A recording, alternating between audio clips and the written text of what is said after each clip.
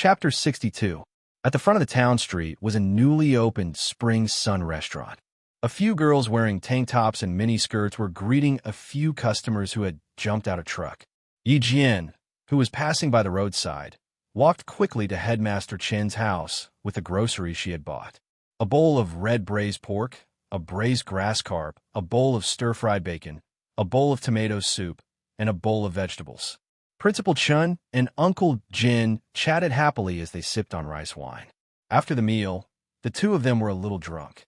Yi Qian packed up his things, carried his backpack, and walked towards the recruit camp with a flashlight. The recruit assembly camp was about 10 miles away from Headmaster Chen's home. When they passed by the Spring Sun Hotel, several motorcycles came from the front. Yi Jian, who was holding a flashlight, turned off the light subconsciously and saw the motorcycles stop at the entrance of the hotel after turning a corner. The strong lights of the motorcycles did not go off immediately. They reflected a blinding light on the restaurant's glass door. The night wind carried with it the pungent smell of diesel fuel and a faint smell of blood. Yi Qian wrinkled his nose and walked away quickly. During the day, a few girls wearing tank tops came out to greet him. The people on the motorcycles all got off one by one. "Get out of my way!" A man shouted angrily and blocked one of the girls. He got off the motorcycle himself. "Send the food to my room and ask Liao Yid to come over." Yi Qian's footsteps paused for a moment. When he lifted his feet again, he walked faster and more steadily. The smell of blood in the air had not faded. Yi Qian did not continue walking forward. Instead, he took a shortcut to the recruit camp. When he passed by a village pond, he suddenly heard rapid breathing coming from under the embankment. Then there was the sound of splashing water, as if someone was climbing out of the pond. The muddy smell mixed with the strong smell of blood made Yi Qian stop in his tracks. His body slowly crawled on the wet ground. The sound of splashing water disappeared, and the breathing became more rapid. Yi Jian pursed her lips even tighter. This person was injured. Was he a villager from the town? No, that was unlikely. If it was a villager, he could have called for help. She, who was used to being cautious, did not move. It was as if she blended into the night. She even held her breath. In the darkness, someone staggered as he stood up. Step by step, he walked towards the camp on the small mountain. The stench of blood became even heavier. When Yi Qian saw the shadow, he jumped up from the ground without any hesitation. He stuffed his flashlight into his bag and ran towards the stumbling shadow.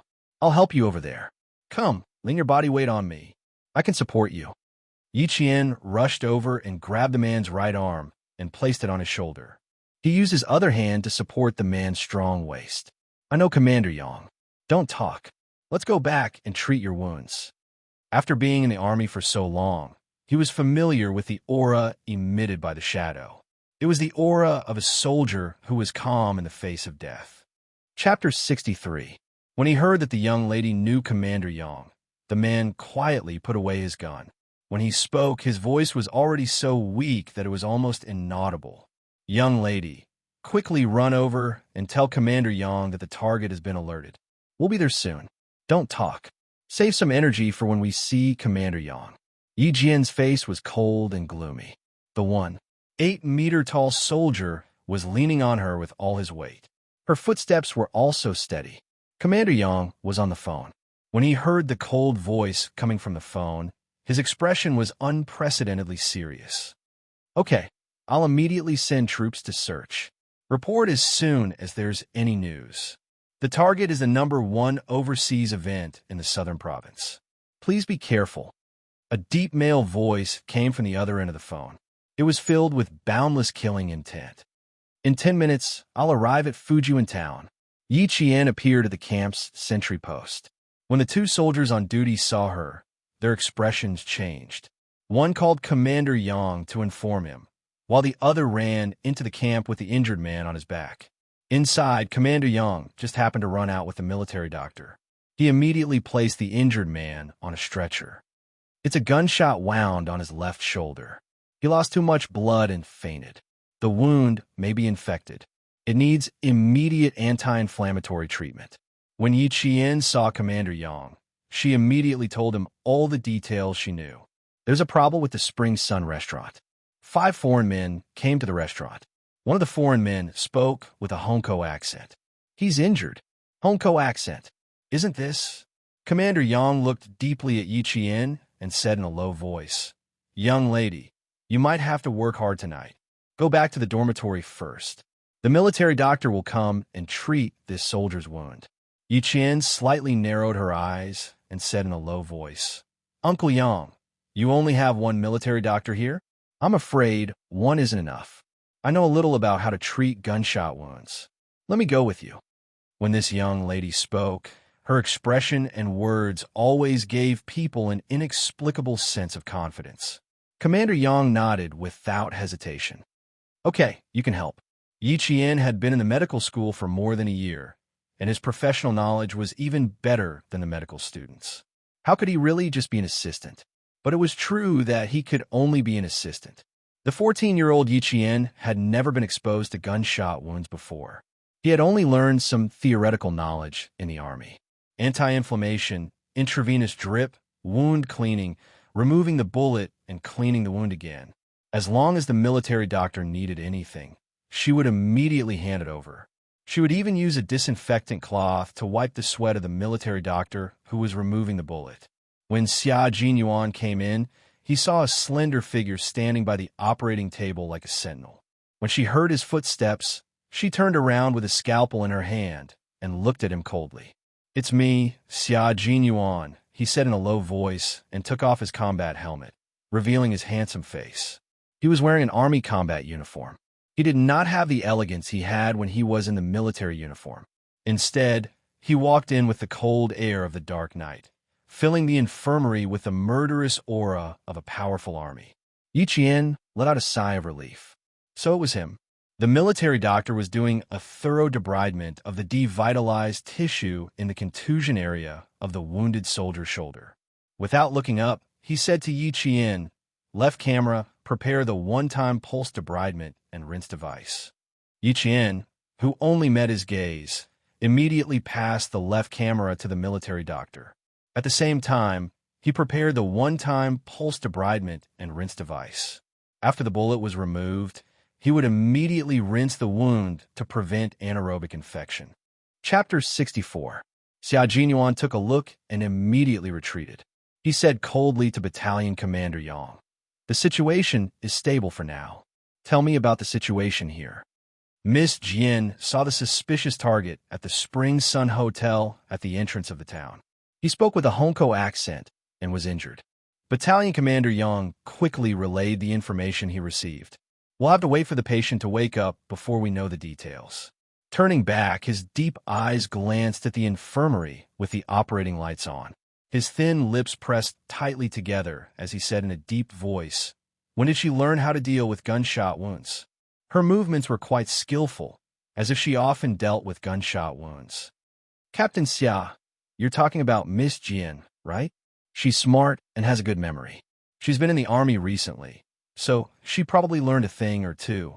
Battalion Commander Yang was afraid that Captain Xia, who had a cold and powerful aura, would be displeased, so he immediately said, The military doctor said she's fine.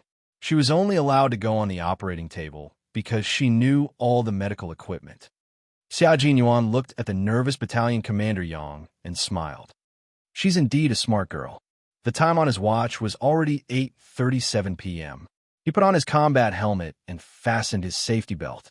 He said to Battalion Commander Yang, Increase the security in the camp tonight. Don't let that girl escape.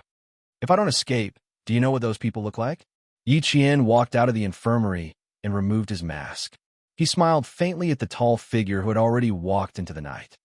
Of course, if you knew what they looked like, I wouldn't have to run out. Why did this girl, ever since he had tested her in school, she had been treating him like a little hedgehog? Xia Jinyuan turned around again and smiled at the girl who looked like a little hedgehog.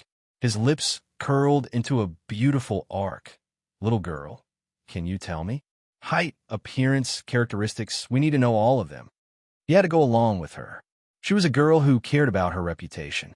As a man, it was gentlemanly of him to go along with her. Yi Qian, who wasn't targeting him, ignored his gentlemanly behavior and said to Battalion Commander Yang, Uncle Yang, please wait for a moment. I'll be there in 5 minutes. After saying that, she ran towards the dormitory where she slept. Yiqian turned on the light, laid out the paper, and picked up a pencil. He closed his eyes slightly and recalled the scene at the entrance of the restaurant around 8 o'clock. Speeding motorcycles, glaring headlights, smiling waitresses, gloomy men, and that heavily accented "get lost." The memories in his mind froze on the faces of the 5 people, and he began to draw on his homework with the pencil. Yiqian had drawn her face, facial features, and even her hairstyle. Her drawing speed was very fast. There was not a trace of stagnation in her drawing, nor was there any sign that she needed to erase and redraw. In 2 minutes, she had already drawn a picture. A pair of slender hands quietly took away the finished sketch for her. The owner of the hands just picked it up and looked at it carefully without disturbing Yiqian. Xiaojunyuan's dark eyes, which were as deep as the sea, lowered slightly. He glanced at the little girl who was seriously focused on drawing under the table lamp and didn't seem to notice his appearance at all. A faint smile flitted across his eyes. This little girl was indeed good-looking. Her thick eyelashes were like the feathers of a crow. When she didn't speak, she was elegant and beautiful with a lively temperament. Chapter 65. Yiqian's drawing skills also surprised him. He only took a second glance at the knight, yet he was able to memorize the other party's face and draw it clearly. This was truly amazing. This portrait is of a man with a Hongkou accent. He has an injury, probably around his waist. When he got off the motorcycle, he consciously covered his right waist. Yiqian handed the sketch to Yiqian. There are 3 more. Give me a moment. Yiqian, who had entered a state of concentration, had a cold look in his eyes. When he drew with the pencil, a cold light flashed across his eyes. I checked the wounded man's pistol. It was a QSE-92 semi-automatic pistol with a total of 15 bullets.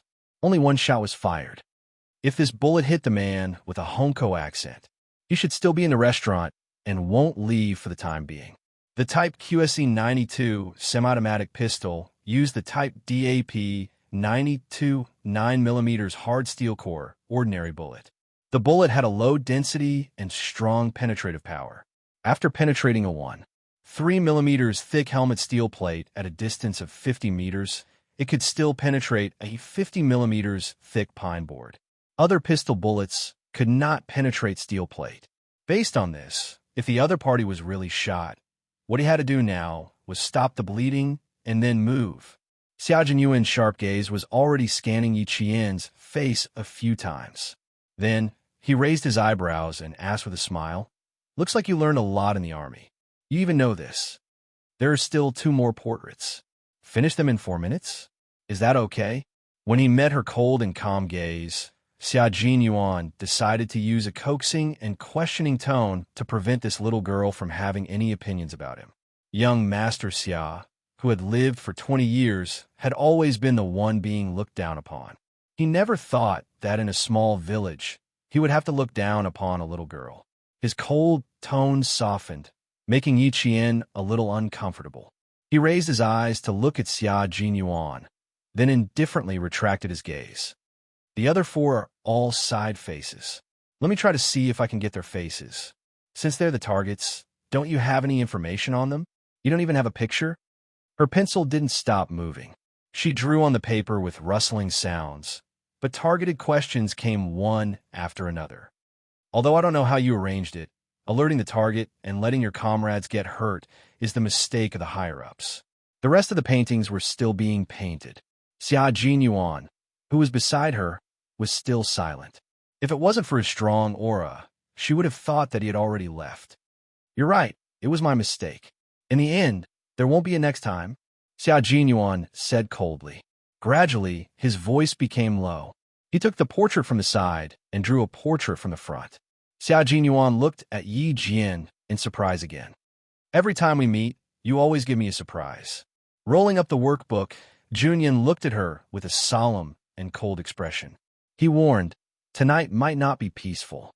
Stay in the barracks and don't walk around."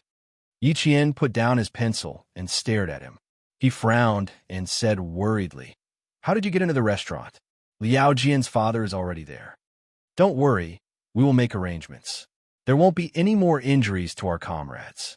Xia Jinyuan nodded slightly at Yi Qian. His tone was cold, firm, and solemn, as if he was making a promise. Chapter 66.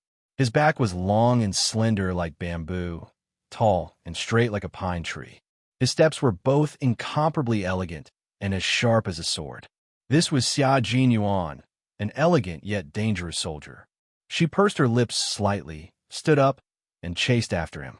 Captain Xia, I promised to go to my classmate's house tonight. Yi Qian, who had chased after him, turned around and disappeared around the corner of the stairs. She raised her voice and said, I'm going out now. My classmate must be waiting for me at home. The footsteps downstairs did not stop, so Yi Qian had no choice but to chase after him again. She had to go out tonight, and Jiaxin's mother was a doctor. If the target's gunshot wound needed to be stopped or treated, he would definitely look for Jiaxin's mother and Auntie Zhou. If he ordered the soldiers in the barracks not to let her go out, she would definitely not be able to go out. The problem was it too late to find Auntie Zhou now? It had been 16 minutes since she found the target. Yi Qian, who could cross 3 or 4 steps in one step, quickly rushed from the 3rd floor to the 1st floor. She was fast, but not as fast as Xia Jinyuan. She could only hear his footsteps disappear on the 1st floor. Xia Jinyuan did not turn a deaf ear to her, but because he heard her, he needed to arrange for someone to escort her there. In order to save time, he did not stop to respond. Arrange for a sentry to escort Yi Jian to her classmates. Before he could finish his sentence, he heard the sound of footsteps behind him. Dong dong. It sounded like raindrops. How fast was this guy? Wasn't he afraid of tripping himself? Xia Jinyuan, whose face had turned cold, did not finish his order.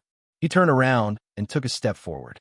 Standing at the bottom of the stairs, he looked up and saw a slender figure coming straight towards him like a swallow returning to the forest. Yi Qian, who had hurried down the stairs, did not expect him to suddenly appear. She reacted quickly and took a step back. Her right hand was firmly holding onto the stairs. Based on her calculations, she could have stopped and not bumped into him. However, according to what Xia Jinyuan saw, she would definitely fall down like a swallow returning to the forest. At the same time, she opened her arms and subconsciously walked up the stairs. Very steadily, she held Yi Qian tightly in her arms like a mountain. When the sentinel walked over, he saw another scene. The woman chased after him reluctantly. The man, who was also unwilling to part with her, felt the same way. He turned around and hugged the woman. It was a completely romantic scene. Soon, Xia Jinyuan realized how abrupt his actions were. He calmly retracted his hand and smiled at Yi Qian, who seemed to be frightened. Be careful next time. What you did just now could easily make people worry that you might get into an accident. The little girl was really thin. Her waist was so thin that he could wrap his arm around her waist. Yi Qian looked coldly at the man, who calmly took a step back. He let out a long sigh and stopped himself from grinding his teeth. Looking at him, he said coldly, I've already steadied myself. You made a mistake. In front of this girl, Xia Jinyuan felt that he was not very good with words. His thin lips curved into a helpless smile. When he turned around and looked at the sentinel again, his handsome face was cold, as if he had never smiled before. The sentinel's expression was a little strange. Xia Jinyuan glanced at him coldly and said in a deep voice, What nonsense are you thinking? Escort her to her classmate's house. Be careful. Chapter 67. After instructing the sentinel, he turned his head to look at Yi Qian, who was still standing on the stairs with a cold expression on his face. He nodded apologetically, withdrew his deep gaze, and quickly left the dormitory. In the Spring Sun Hotel, Liao Yud, who was found on the card table, used a pair of scissors to cut open his bloody shirt. His expression immediately changed. Quick, quick, go to the hospital and find a doctor. If this continues, it'll be bad. The black gunshot wound revealed flesh and blood. Small streams of blood could be seen seeping out of the wound that was the size of a child's pinky finger. A man carrying a steaming stainless steel pot quickly walked into the room. With a click, he locked the door and said to the pale Liao Yud, Brother Da, it's up to you now. Inside the stainless steel pot were scissors and tweezers that had been disinfected with boiling water. Someone also took out gauze, bandages, anti-inflammatory drugs, and anesthetic needles from his bag. When Liao Yud heard this, his face turned even paler. He panicked and said, "No, no, Brother Fei, I'm afraid you're injured somewhere. I can't use this bit of fur at all. It'll kill Brother Fei." Turning his head, he said to the man whose face was as pale as a sheet of paper due to excessive bleeding, "Brother Fei, I can't touch this man of yours. I'm going to find Dr. Zhou in the hospital now. She's treated gunshot wounds before." Even though the man called Brother Fei had a pale face, his expression was still fierce. When he heard this, his gaze darkened. He gave a look to the person beside him and nodded lightly in agreement. The small town, which did not have many nighttime activities, was already as dark as ink. Those who slept early had already turned off their lights and went to bed. Only a few scattered lights were still on. Xianxia, who had already arrived at the town hospital, watched as the sentinel escorted him left. He then walked towards the doctor's office. When he reached the corridor, he heard Liao Jian's father, Liao Yud, say anxiously, "Dr. Zhou, hurry up." He drank too much and climbed a tree. Who would have thought that he would fall and be stabbed in the waist by a branch? Sigh, why did I get involved in this kind of thing? Xianxia observed his surroundings. When he saw that no one was around, he quietly retreated. When she saw Liao Yud leading Dr. Zhou into the dark streets, she chased after them and imitated in Xiaxin's voice. "Mom, where are you going so late at night? I'll go with you." At first glance, it really made people think that it was Xiaxin who had spoken. Xianxia, who had caught up with them, accidentally bumped into Liao Yud, who was walking behind them. She seemed to have dropped something in her hands. She ran over and held Dr. Zhou's arm. "Didn't I tell you to rest at home?" Dr. Zhou, who was in a hurry to leave, did not notice it. Besides, Xiaxin was indeed at home, so he did not think too much about it. Liao Yud rolled his eyes and laughed. "Xiaxin is still up so late, and Liao Jiansheng is still doing math. I know you're good at math, so why don't we go and teach Liao Jiansheng together?"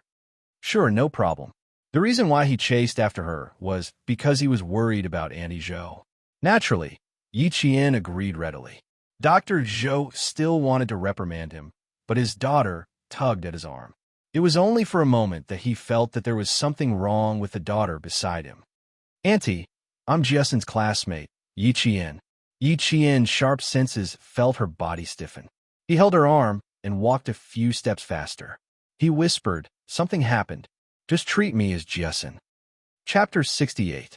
Dr. Zhou still did not understand what was going on, but he started to feel uneasy. Liao Yud, who was behind him, stopped in his tracks. He reached into his pockets with both hands, as if he was looking for something. After touching his pockets, his expression changed. He whispered something to the man who followed him, then turned around and returned to the town hospital. "Let's go, Annie." The corners of Yi Jian's lips curled up into a faint smile. Her dark eyes looked straight ahead. She was calm without a trace of fear. "Just treat me as Xiaxin. Treat me as if I want to accompany you for a walk." Spring Sun Hotel was not far from the town hospital. After making a big turn, they could see Spring Sun Hotel at the entrance of the town from afar. It turned out that the lights in the hotel had suddenly gone out. Xianxia could clearly feel the footsteps of the man who had been walking behind him quicken, but he quickly steadied himself. Spring Sun Hotel was not the only one without power. The entire town was without power. Spring Sun Hotel was a small two-story building. The back of the building was a field, and the front of the building was a road.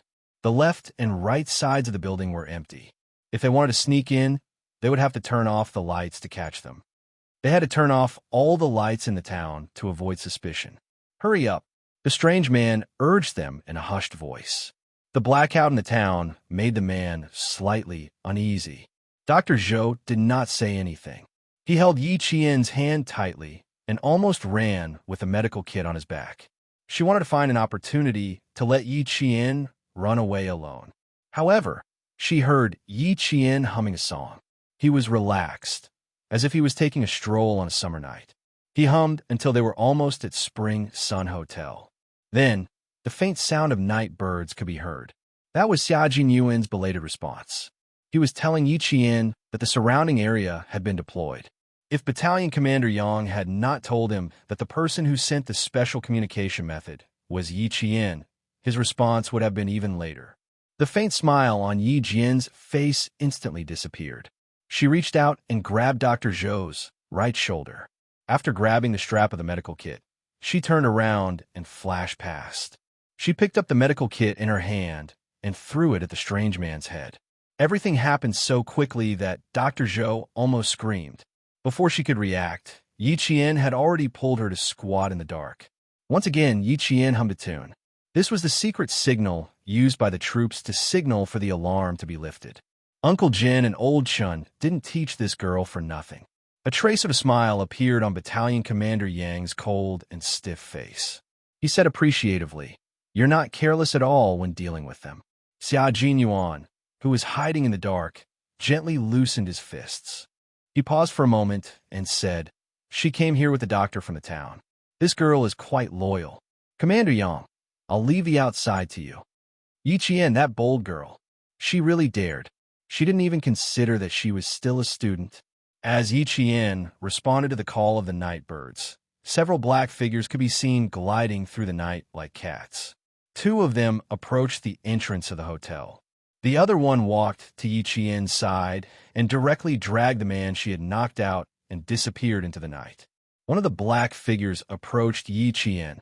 They were so close that they could feel each other's heat. The black figure asked softly, "Student Yi Qian, you're really disobedient. Are you born rebellious?"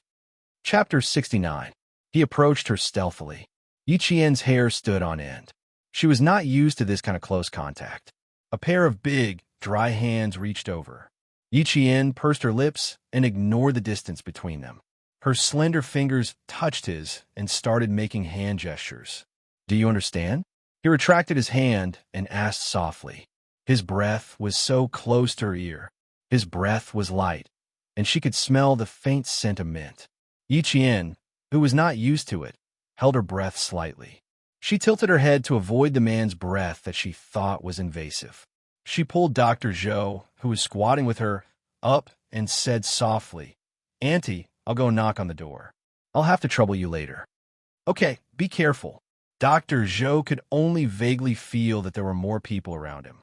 He could not see clearly in the dark, but he felt much more at ease. Yi Qian raised his hand and knocked on the door of the rolling casket. "Who asked my mother to come here for treatment? Where is she? Why is the door locked? There's no one here. Let's go." After he said that, he raised his voice and said, "Mom, let's go. Uncle, you drank too much and is teasing us." Footsteps came from the silent lobby. First, the glass door was opened. When the rolling casket door was pulled up, a man's figure appeared. "What's going on? Is there a patient or not?" Dr. Zhou, who smelled of alcohol, asked. "How are we going to see if there's a power outage? Where are the candles and flashlights?" When she spoke, Yi Qian had already walked into the hotel. "It's dark. Let's wait for Uncle Yud to buy some candles before we take a look." It seemed that she could not see clearly because it was too dark. She tripped over something and fell towards the man who was standing like a door guardian. The man, who was not prepared for what would happen to a young lady, was pushed out of the door by Yi Qian. As he cursed, the soldiers who were hidden on both sides quietly entered through the main door while Yi Qian apologized. Behind the house, another two soldiers leaped onto the second floor as if they were leaping onto the roof. Xiajin Yuan did not go in immediately. He hid in the dark and fixed his eyes on Yi Qian. He listened to her apology and heard her footsteps as she entered the restaurant. The moment the man turned around to bring Dr. Zhou in, Xiajin Yuan charged out like a cheetah. He raised his hand high and struck the back of the man's neck. "Auntie, don't panic." Yi Qian gently comforted Dr. Zhou, whose fingertips were cold. He held her hand and spoke calmly into the darkness. "Why didn't you light up a light? Where's the patient?" Xiajin Yuan, who came in later, suddenly heard a man's voice. "What are you shouting for? Wait a minute. This voice." He abruptly raised his head, and his dark eyes were filled with shock as he looked into the darkness. This voice was clearly the voice of the man he had struck unconscious. He was surprised, and so was Dr. Zhou. Footsteps could be heard from upstairs. Someone immediately said, "Brother Fei, get the doctor up here. And that young lady, Brother Yud, why don't you keep an eye on her?" This young lady insisted on following her mother. "Why don't they go up together? It's good that she's chatting with us." Liao Yud's voice came out of Yi Qian's mouth. In the dark, it made people shudder for no reason. Xia Jinyuan, who understood the situation, did not know whether to laugh or cry. No wonder this young lady was so bold. She was really skilled and daring. Chapter 70. With Yi Qian's words, Xia Jinyuan no longer had to hide his footsteps in the dark. He assumed the role of Liao Yud and hurriedly walked up the stairs. The man who was waiting for them did not suspect anything. He took out a lighter and was about to light the way for them when he said, "Doctor, take your things and watch your step." The lighter lit up for less than half a second. Xia Jinyuan, who was wearing combat gloves, reached out his hand at lightning speed to extinguish the light. At the same time, he quickly covered the other party's mouth. He stepped forward and slithered his left hand behind the man's head like a snake. After a muffled sound, the stairs returned to silence. The light flickered again. Yi Qian, who was waiting, saw Xia Jinyuan with a cold expression make a gesture to move forward. When the light went out, she held Dr. Zhou's hand and said softly, "Auntie, there's one last step." The last step was to rush into the room where Brother Fei was hiding and take control of the suspect. The second floor of Spring Sun Hotel was the accommodation. There were only 5 rooms in total. Xia Jinyuan received a report from the soldiers who had infiltrated the second floor. Several waiters had been taken control of, and the target's room was locked in the second room on the second floor. Yi Qian took the initiative to approach Xia Jinyuan, who was hiding against the wall. Just as she reached out her slender fingers, they were grabbed by a strong hand, and a hand signal was sent over. Second floor, second room, 2 people. Yi Qian's voice changed to that of Njiasen. She came up and complained, "If I knew this would happen, I would have brought a flashlight. Why didn't I light a candle when it's so dark?" Standing in the second room, she sounded even more dissatisfied. "Uncle Yid, where are you going? I brought you a flashlight. Why are you so nosy?" Liao Yud's voice rang out. Then, the sound of jogging footsteps gradually faded away. The soldiers who were hiding in the dark were stunned. Xia Jinyuan pursed his lips with a cold expression. He could not help but chuckle as Njiasen talked about this person and that person. Her acting was indeed very convincing. Dr. Zhou wanted to laugh too, but he could not bring himself to do so at a time like this. He raised his hand and knocked on the door. "Do you want to see a doctor? You didn't even open the door?" He spoke with a town accent. "Of course. Otherwise, why would I ask you to come here?" This time, Yi Qian was imitating the voice of the man who had been killed by Xia Jinyuan. Inside, Brother Fei, who was lying on the bed, finally opened his mouth. "Light the candle and let the doctor in." There was finally a faint candlelight in the dark room. The candlelight illuminated a corner of the room, revealing Brother Fei's pale and weak face. He said to the man who was protecting him 24 hours a day, "Go and keep an eye on the doctor's daughter. Let the bastard bring the doctor in." He gnashed his teeth as he spoke, his eyes filled with ferocity. The moment the door opened, Yi Qian reacted quickly and pulled Dr. Zhou to the side, giving the front of the room to the soldiers who were ready to attack.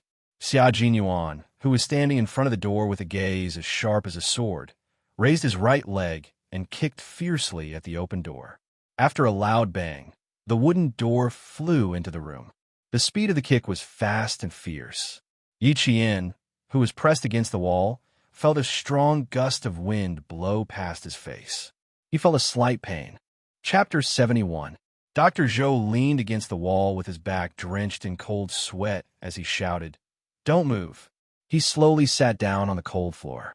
Wind blew out from the room without a door. Yi Qian, who had just heaved a sigh of relief, froze. How could the night wind blow out from the room with the windows tightly shut? She seemed to have thought of something and suddenly shouted, "Xia Jinyuan, downstairs." She dashed out of the room like an arrow. She was so fast that Xia Jinyuan did not even have a chance to speak. He pressed down on his headset and listened to the report from his comrades behind the house. As he chased after Yi Qian, he ordered in a deep voice, "Take control of the target and escort her away overnight. Battalion Commander Yang, notify the Power Supply Bureau to restore the electricity." Less than 10 seconds after he gave the order, the lights flickered briefly and the electricity supply in Fujian town was restored. Xia Jinyuan, who had chased her all the way to the restaurant lobby, slowly stopped under the bright lights. He quietly looked at the slender figure standing at the entrance of the restaurant. After a while, he slowly walked over and said with a smile, "Weren't you very powerful just now? Why do I feel like you're disappointed?" "Sigh. A little girl will always be a little girl. She may be good, but she's still a child." Her little face was just like the weather in June. It could change at any moment. He chased her to the first floor. Yi Qian could already tell whose footsteps it was. After a moment of silence, she sighed softly and looked up at him with her bright black eyes. "I see the difference between us. The difference between us. How old am I? How old are you?" Xia Jinyuan, who was choked by her words, suddenly burst into laughter. He looked at her serious face and could only stop laughing. He coughed dryly and comforted her. "You're already very good. Your ventriloquism stunned my comrades." "How old am I? You'll be scared to death if I tell you." Yi Qian pursed his lips as he looked at Xia Jinyuan, who had suddenly become an understanding soldier. His eyes flickered before a smile slowly appeared on his beautiful face. It's not a matter of age. It's related to the environment. No matter what she had learned, she was still one step behind since she had never received a systematic command education. That was why she panicked when she saw her target jump out of the window. Who was Xia Jinyuan? How could he not have made arrangements? It has something to do with the environment? Xia Jinyuan raised his eyebrows and thought for a while before nodding. He smiled and looked at the little girl in front of him who was very good at reflecting on her shortcomings. He answered her seriously, "It does have something to do with the environment, but in the end, it still depends on one's hard work. Now that you have a first-grade sergeant major and a world-class sniper to nurture you, your environment is already better than many people in this world. They created the environment, and you have to work harder." As he spoke, his voice suddenly became very serious. "They have put a lot of effort into you, so you have to cherish it. Also, I have to remind you that if you want to become a soldier, you have to first understand the meaning of obedience." He was going to settle scores with her. Yi Qian quietly took a step outside. He had only taken one step when Xia Jinyuan grabbed his arm. "Are you trying to slip away?" Chapter 72. Her attitude of admitting her mistake was good, but it was useless in front of him. "You ran down in such a hurry because you were worried that the target would escape. I can understand your intentions." Xia Jinyuan curled up the corners of his mouth and looked at the girl in front of him, who had a pair of starry eyes. His faint smile had a hint of banter. "Your attitude of admitting your mistake is also very good. Are you afraid that I will scold you?" "What am I afraid of? I'm not your soldier." Yi Qian, who had a cold gaze, smiled and said, "Besides, I did go to look for my classmate. I just happened to run into Annie Zhou. So what if she ran down?" He had already set up an inescapable trap. There was no way he would let Brother Fei escape by jumping out of the window. He was just overreacting. Her answer made Xia Jinyuan raise his eyebrows. Then, there was a hint of calmness in his dark and cold eyes. Looking at her, his smile faded a little, and he said calmly, "If you were my soldier, Yi Qian, you would end up in a miserable state. There is a rule in military law that states that soldiers who disobey orders and act willfully will be punished with a warning, a serious warning, a demerit, or a major demerit, depending on the severity of the situation." At the mention of military law, his expression inevitably became stern. After he finished speaking, Xia Jinyuan, who had been paying attention to Yi Qian's expression, slowly smiled again. "So, Yi Qian, if you want to become a qualified soldier, obeying orders is the first thing you need to learn." When he smiled, he looked even more handsome and elegant. His cold temperament also gained the elegance of a noble young master when he smiled. He was a man who could not hide his nobility even though he was wearing a military uniform. How could he have grown up in an ordinary environment? Every place had its own people. That was why the environment was so important. Thank you for your advice. I understand. Yi Qian nodded gently and took his advice to heart. A soldier's duty is to obey orders. Headmaster Chun and Grandpa Jin had both personally said this before. However, she had placed her focus on improving her own abilities and had forgotten about this most basic awareness that she should have. The sound of footsteps could be heard. It was the soldiers upstairs. Reporting, the second floor has been cleared. Inform the police to seal off the scene. His smile faded, and a cold expression appeared between his elegant brows. He turned around, and his straight back already carried the piercingly cold aura of a soldier. Gather, withdraw. Yi Qian looked over his shoulder and saw that the soldier standing in front of him had a cold expression on his face. From his serious and meticulous attitude, he could tell that he was absolutely obedient to Xia Jinyuan's orders. Yi Qian pursed his lips slightly. A soldier's duty was to obey orders. Perhaps she understood.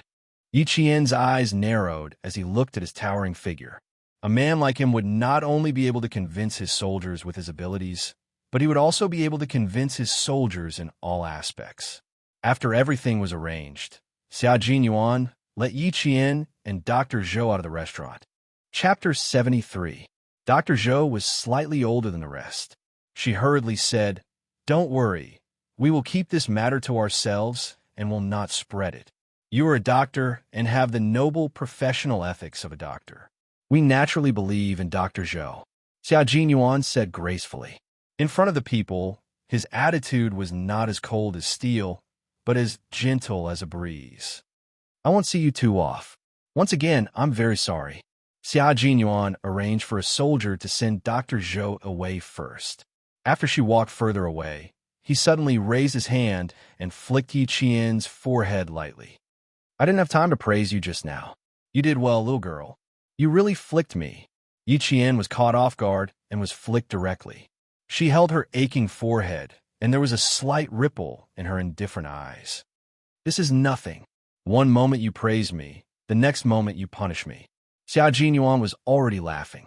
He was a man who was very good at restraining himself. Even if he was happy, his laughter was low and shallow, and it was refreshing in the night. "You're only 14, not 40. Relax, don't show too much indifference in your eyes. 14 years old is the rainy season." I'm guessing that Captain Xia's 14 years old is not the rainy season either. There is no indifference in his eyes, but at least he looks unattainable. Facing the unpredictable Major, Yi Jian decided to give him a taste of his own medicine. Would a 20-year-old Major live a 14-year-old life like a blooming and rainy season? Was it possible? Thinking about his 14 years old, Xia Jinyuan tactfully kept his mouth shut. The girl in front of him was really smart. It was better for him to say less, in case she made him feel angina. He waved at the soldier who was waiting for his orders. Come. Send this student back to the recruit assembly camp." He was only 14 years old. No wonder Old Master Xia and Old Master Xia said he was difficult to deal with every day. The 20-year-old himself met the 14-year-old Yi Qian, who was also a difficult girl to deal with. Sigh. He suddenly wanted to call back to ask about Old Master Xia and apologize. Xia Jinyuan made a phone call to Beijing after they got into the car that escorted the suspects back to the city. In the heavily guarded military compound, in a quaint military compound covered with creepers outside, a guard picked up the phone. After greeting him, he trotted upstairs and gently knocked on the door. "Commander-in-Chief," the Major called and said that he has something urgent to report to you. At 10:30 in the evening, Commander-in-Chief Xia, who had always been on time, jumped out of bed when he heard the call. This guy had never taken the initiative to call. Could it be that something had happened to him and the team?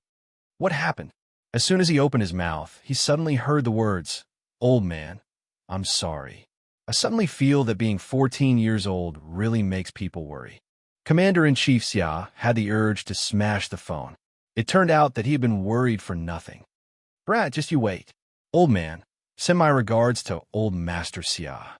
Also, good night." Xia Jinyuan smiled and hung up the phone. Commander-in-Chief Xia was in good health and full of energy.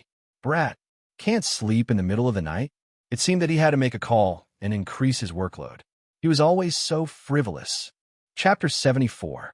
Xia Yuan had always been difficult to deal with. When he was young, he would ask all sorts of questions, and when he grew up, he would still ask all sorts of questions. It was fine if he asked, but he would always ask questions that were difficult to answer. In the eyes of everyone in the family Xia Yuan was the little demon king of family Xia. However, this little demon king was admitted to the military academy in one go, and had performed meritorious deeds several times.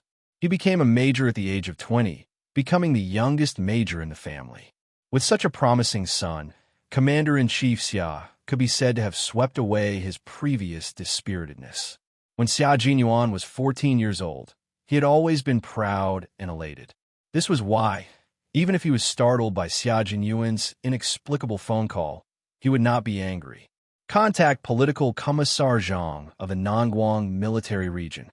Commander-in-Chief Xia turned around, went into his room, put on his military jacket, and then went to the study. The troops deep in the mountains of Fujian town belonged to the Nangguang military region. The night grew darker, and in the latter half of the night, fog began to appear.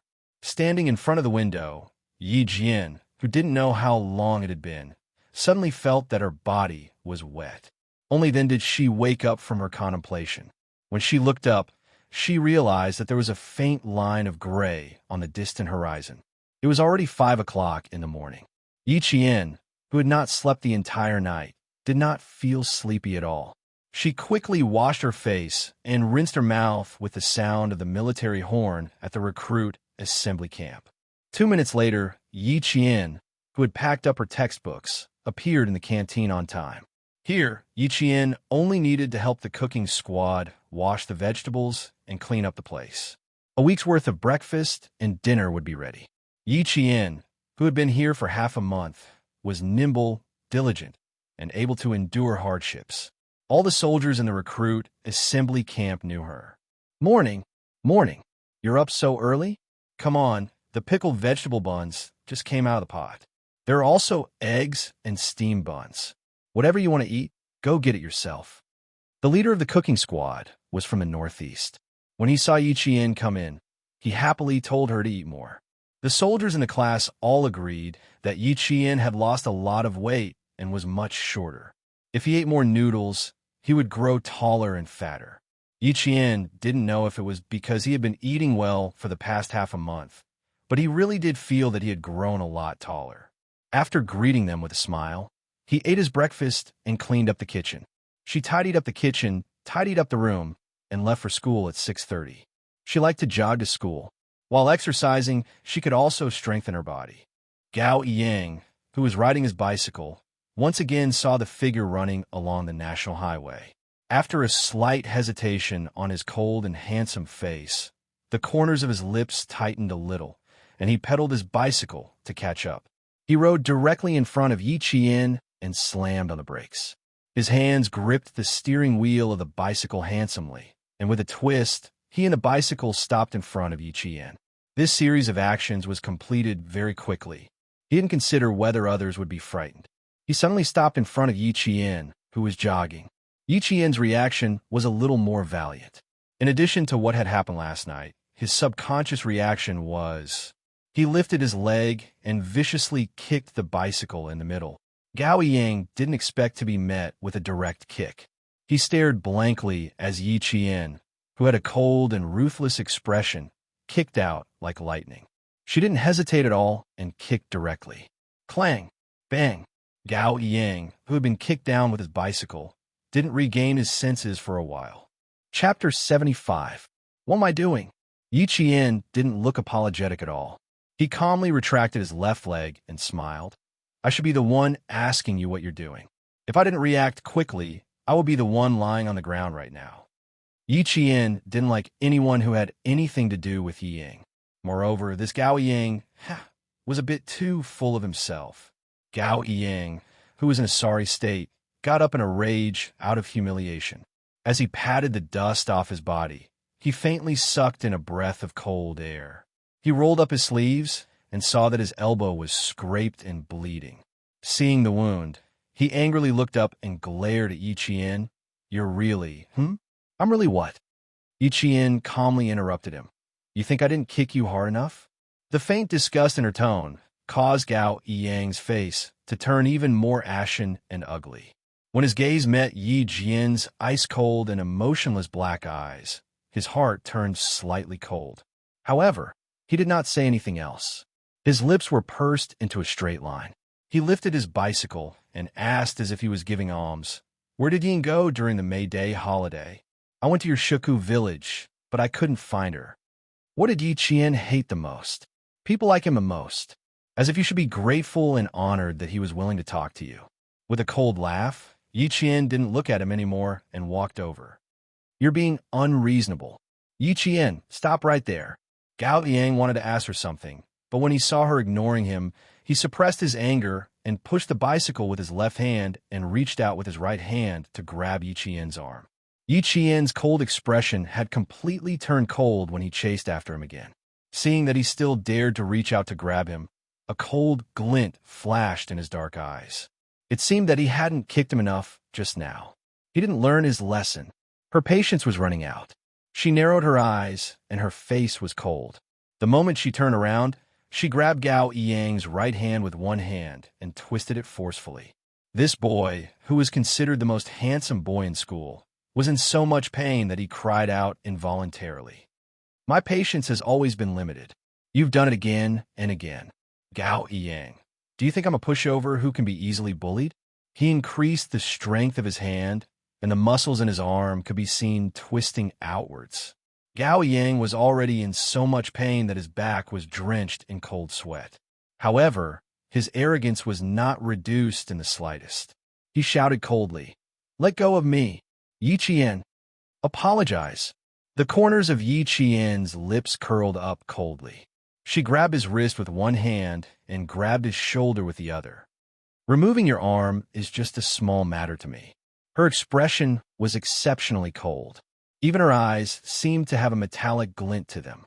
Her calm tone made it clear that she wasn't joking. Gao Yang's heart froze.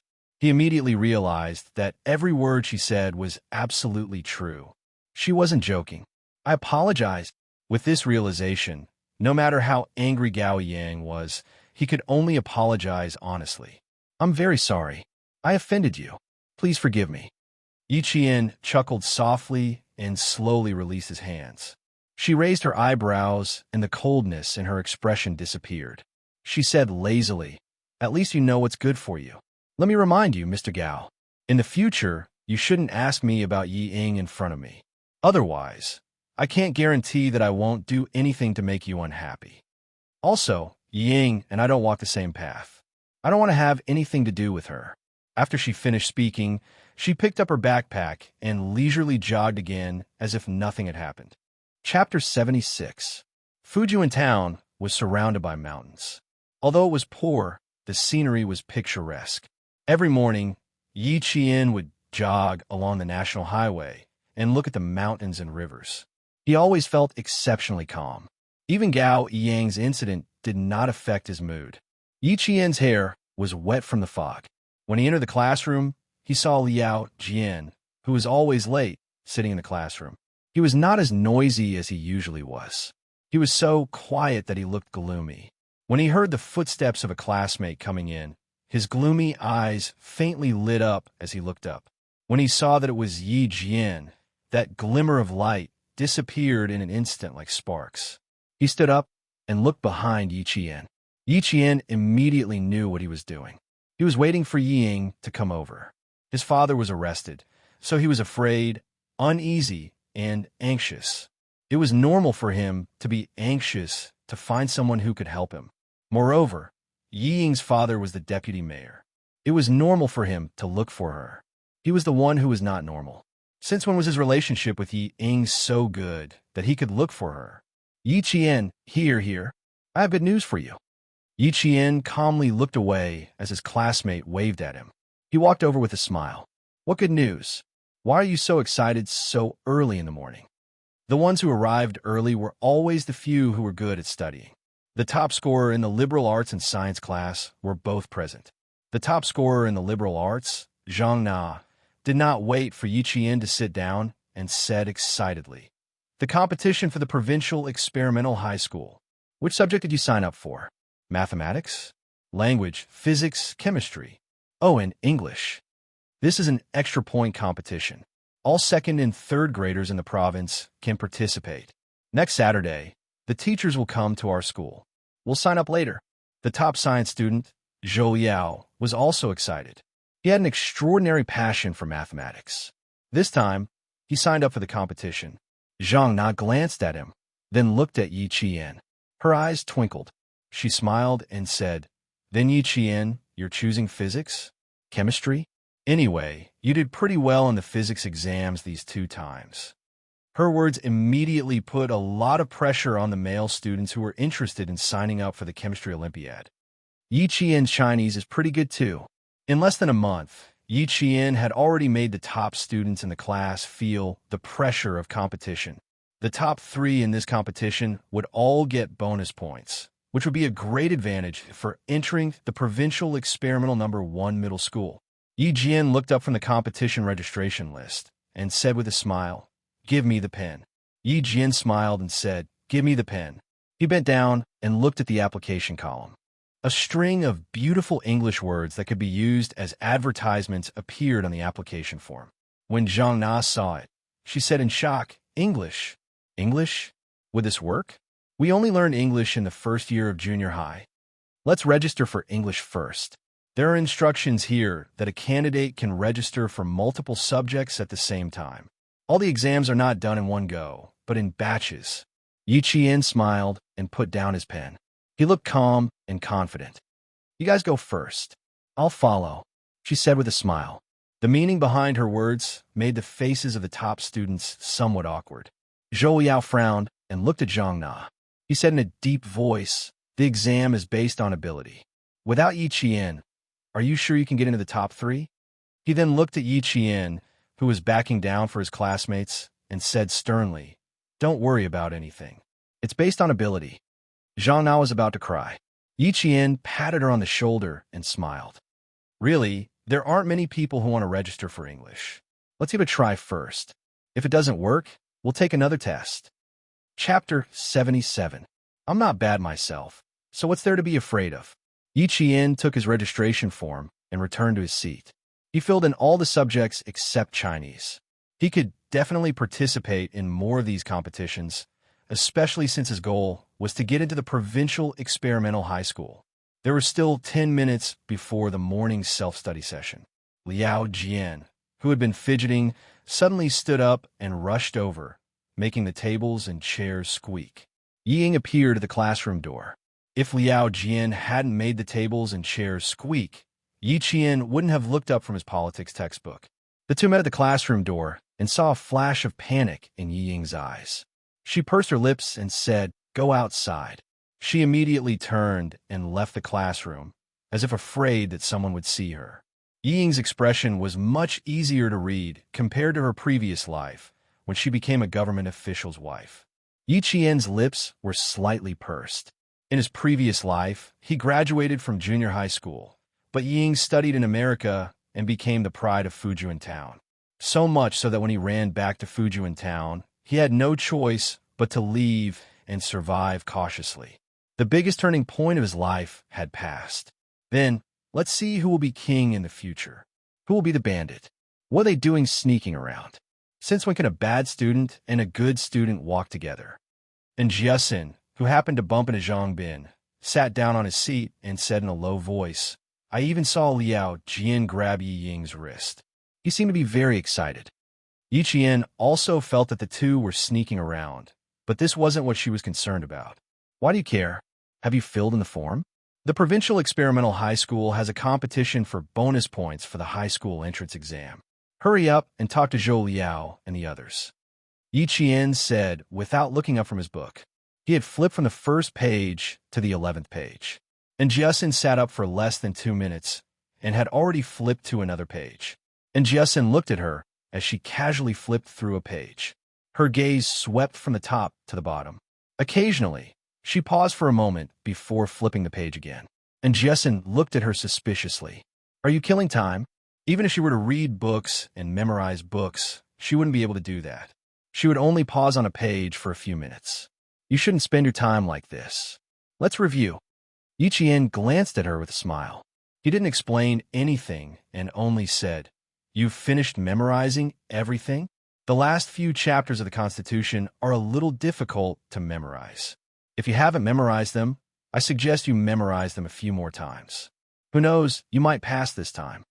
And Jessen was a top student in mathematics, so she was not interested in liberal arts. Hearing this, he yawned and stood up lazily. No. Also, it's not a good thing for Ying to be close to Liao Jian. You should be careful. Ying had always targeted Yiqian, and a few weeks ago, Yiqian had even embarrassed the narrow-minded Liao Jian. Now that the two of them had walked to the side, it was better to be careful. I know, don't worry. Yiqian smiled disapprovingly and ended the conversation when the self-study class bell rang. In the city detention center, Xia Jinyuan received a report from the police. His gaze fell on one of Liao Yu's statements. After a long pause, his handsome face darkened as he asked, How true is it? Chapter 78. Xia Jinyuan waved the statement in his hand and pursed his thin lips. His voice had already deepened. I need to make a copy of this statement. Don't inform the local police station about the missing pistol for now. Wait for my news. Liao Yu had mentioned that the pistol was still with him when he went to the town hospital to look for Dr. Zhou.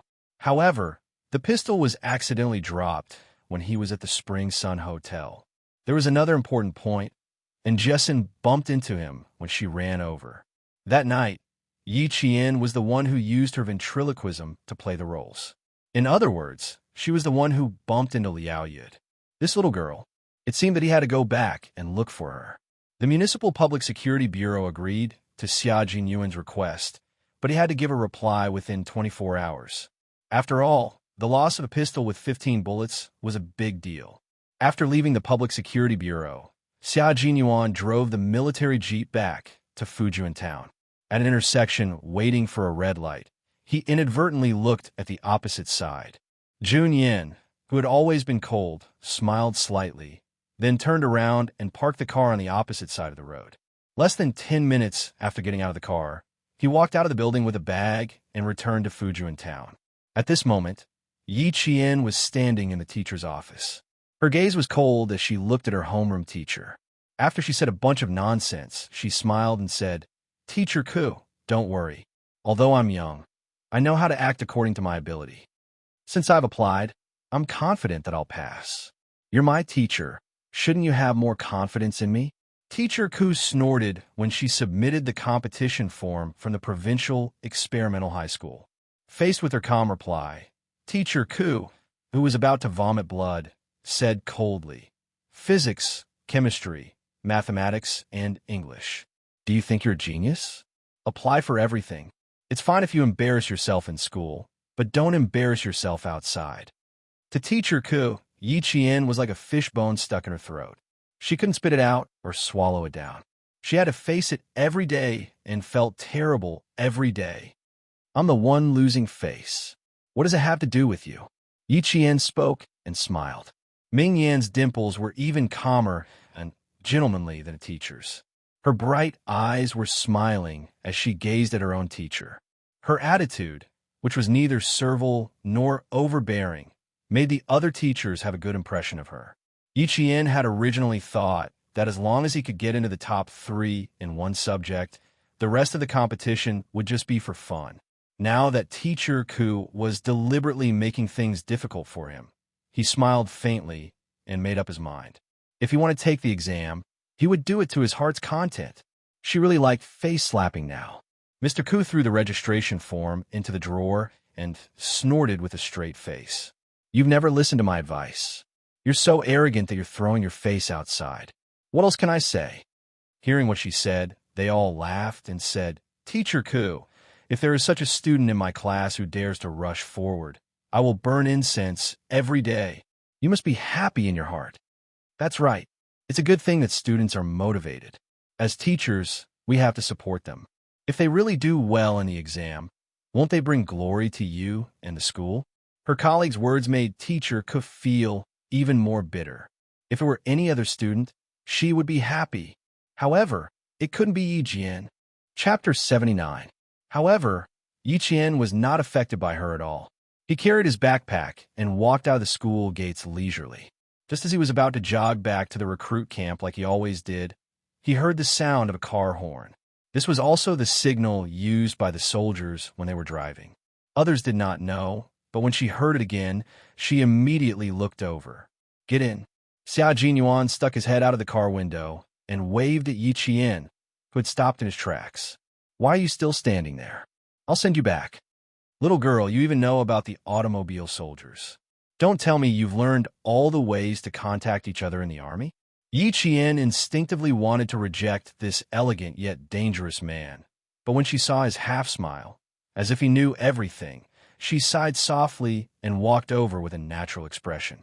She opened the door to the front passenger seat and got into the car with a light step. When she smiled at him, her expression was open and honest. This made Xia Jinyuan laugh. "You really don't know? Or are you pretending not to know? Or are you deliberately pretending not to know? This little girl is so calm. I don't believe that she doesn't know why I'm here. I don't know. Since Captain Xia specially came to look for me, it must be something important."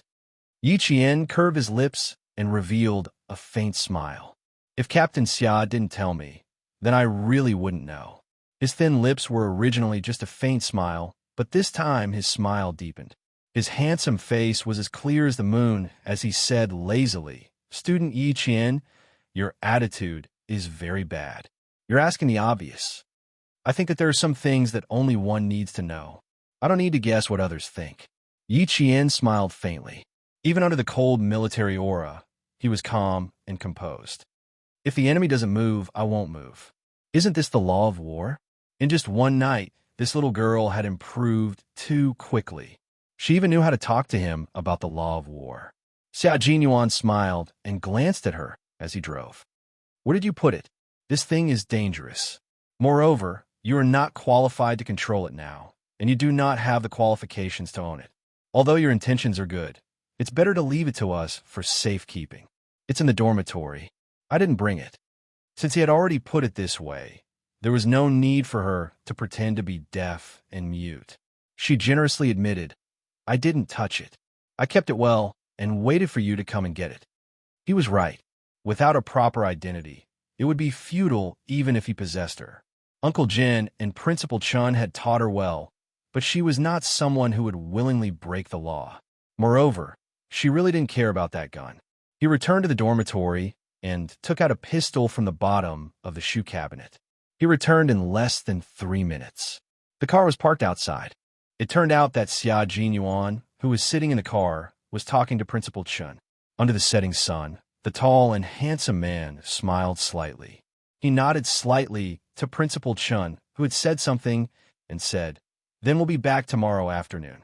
Chapter 80. Go to the city to buy a few sets of test papers. If not tonight, come back tomorrow afternoon. That was making a mountain out of molehill. Most importantly, she did not want to travel with Xia Jinyuan at all. She was rejecting him wholeheartedly. How could the perceptive Xia Jinyuan not notice? However, going to the city was unavoidable. He had to take her to the Public Security Bureau to identify her. Xiu raised his eyebrows slightly. The smile on his face was a little reckless. "I started driving when I was 11 years old. It's been 9 years since then. So, you can rest assured." When he spoke to Principal Chun, his carefree attitude disappeared and was replaced by a serious expression. "Uncle Chun, don't worry. I promise to send you back safely tomorrow afternoon." Yi Qian was still in a daze even after the car had driven dozens of kilometers. She sat there with a cold expression and did not even look at him. Xia Jinyuan was not angry. Instead, he glanced at her from time to time. Xia Jinyuan waited until the car drove out of the winding national highway in the mountains and got on the highway to the city. He then said slowly, "It seems that I have offended you again. Your little face is as tense as a bullet. I'm not angry. I just don't want to talk to you." Yi Qian rubbed his eyebrows and leaned against the pillow. He said indifferently, "I gave you the gun. Why do you have to make me go to the city? Moreover, You didn't ask for my permission before this. So that was the reason. Xia Jinyuan smiled and apologized to her. I didn't need to take you to the city. I'm really sorry for not telling you in advance. But, Captain Xia, I don't like someone making decisions for me when I don't know anything.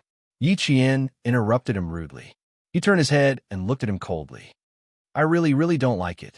At this moment, Xia Jinyuan realized that he had stepped on this girl's minefield. The smile on Junyan's face faded slightly.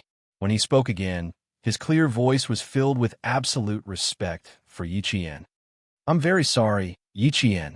I only cared about considering things from my own perspective and did not consider your feelings. That's right. I can't look at this little girl as if she's a minor. I have to treat her as an adult. About the pistol, I still need you to go back to the Public Security Bureau with me. Don't worry, you won't be implicated. If the Public Security Bureau wants to know where the pistol went, they need a record. The Municipal Public Security Bureau only gave me 24 hours, so I have to take you back tonight, Xia Jinyuan said seriously, explaining the whole thing very thoroughly. And his apology and respect made Yi Qian understand his position. Although his expression was still cold, at least they could continue the conversation normally. I also need to apologize. I should have handed it over in time. Yi Qian was not an unreasonable person. On the contrary, she had a very clear personality. Actually, when she heard that he had to go to the city, she had already guessed something. The coldness she displayed was only to let the other party know what her persistence and her principles were. Her predecessor had suffered a loss because of her lack of persistence, so she had been defeated her whole life. In this life, she had to let everyone who knew her know that she had her own persistence and principles. No one could change her. Chapter 81. They set off at 6 in the evening and didn't enter the city until 11 at night. Xia Jinyuan looked at the city's night sky. There were flashes of lightning in the clouds at the end of the sky. It seemed that there would be a heavy rainstorm in the sky. He didn't wake up Yi Qian, who had already slept for a few hours. He smiled and drove into the gas station. When the car stopped, Yi Qian woke up with a start. His eyes were clear, and there was no hint of drowsiness in them. This was a sign of alertness. The moment he opened his eyes, his mind was absolutely awake. Looking at the flashing clouds in the sky, Yi Qian frowned and said, "There's going to be a storm. How long until we get to the police station?" "We'll be there in 20 minutes. The bathroom is in front and the convenience store is next door." After turning off the engine, Xia Jinyuan took out his wallet and handed it to Yi Qian. "We need something to fill our stomachs. The police station is famous for being stingy. We won't even get a meal when we get there." He was indeed hungry. Yi Qian took the black wallet that still had his body temperature and went to the convenience store. He bought 2 bottles of milk and 2 packets of wafers and walked out with the bags. In front of her, a man and a woman pushed the door open, talking and laughing. Yi Jian had already retreated to the side, but the man who was flirting with the woman did not avoid her at all. His shoulder directly bumped into Yi Jian. A faint smell of gunpowder wafted over. Yi Qian saw a small black handle in the man's flipped sports jacket. It was a Ruger KP-94 handgun made of stainless steel and fired 9 by 19 mm bullets. Yi Qian could tell what kind of gun it was just by looking at the handle. The unique characteristic of the gun was that its parts, from the sleeve, barrel, handle, and socket holder, to the small parts inside, were all made of stainless steel. Illegal gun possession. Yi Qian couldn't help but take a second look. As soon as they walked out of the convenience store, a flash of lightning appeared in the sky, followed by a sudden clap of thunder. The power of nature instantly shook people's hearts. The torrential rain fell without warning. Pa, pa. The sound of the rain hitting the ground could be heard. In the blink of an eye, the entire city was shrouded in a curtain of rain. When Yi Qian returned to the car, he whispered to Xia Jinyuan, who had gotten into the car after him, "I met a man and a woman in the convenience store just now. The man had a Ruger KP-94. I've memorized his appearance. Do you have a pen and paper? I can draw him for you to see." After a pause, he continued, "The man looked a little similar to Brother Fei. The only difference is that he's a little younger. The way he speaks doesn't sound like a Chinese. Instead, he sounds like he grew up overseas."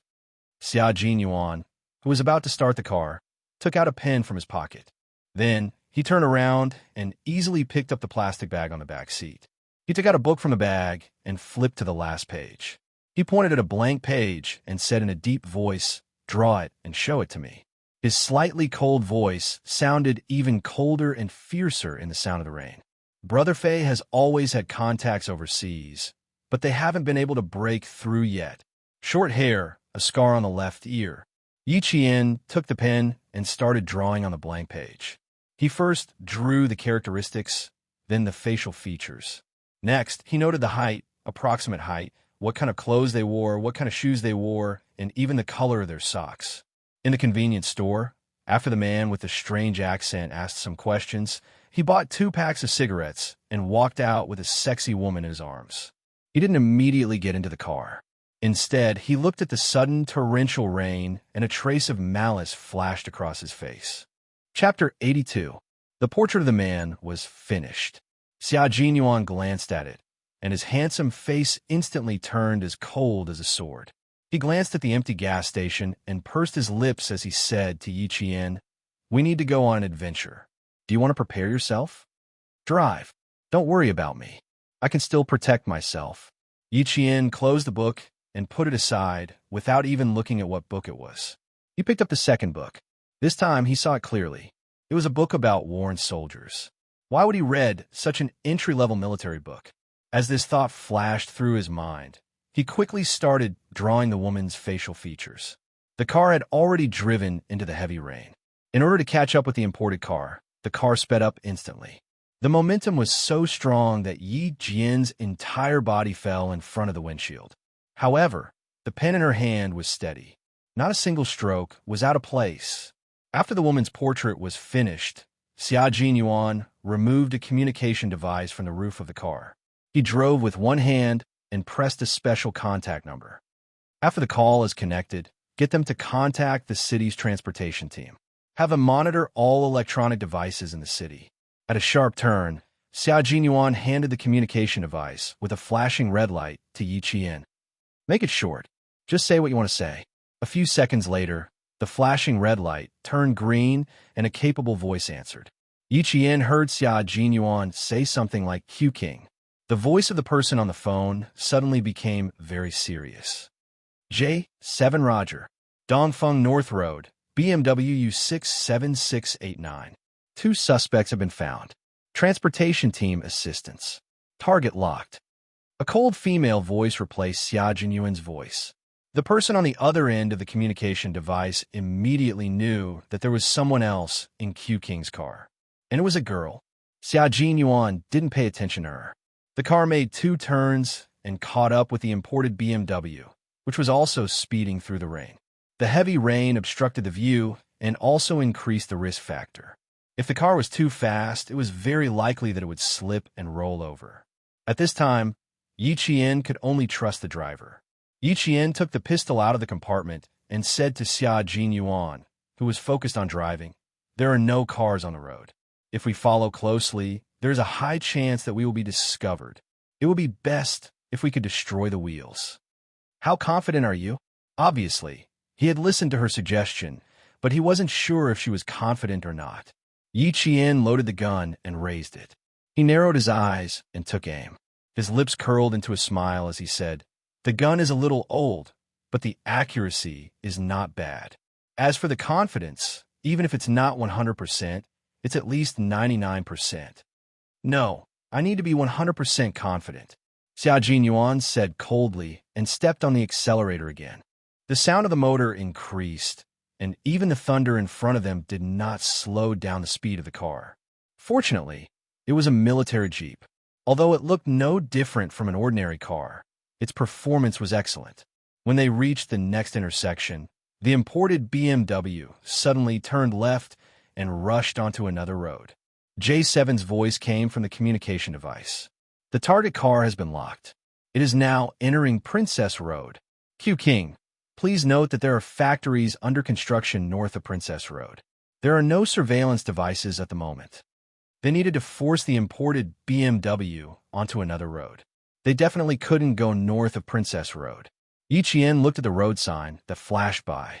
His delicate lips pursed and his eyes darkened. It's too late.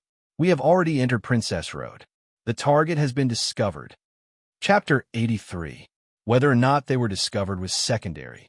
The most important thing was that they had to apprehend the suspect in the car. Regardless of whether he was Fei Ji's overseas contact or not, he still had to be arrested for illegally carrying a gun. North of Princess Road was an area that had been redeveloped in the city over the past 2 years. It was also an electronic industrial zone. Not only were many buildings still under construction, but some residential areas were also under construction.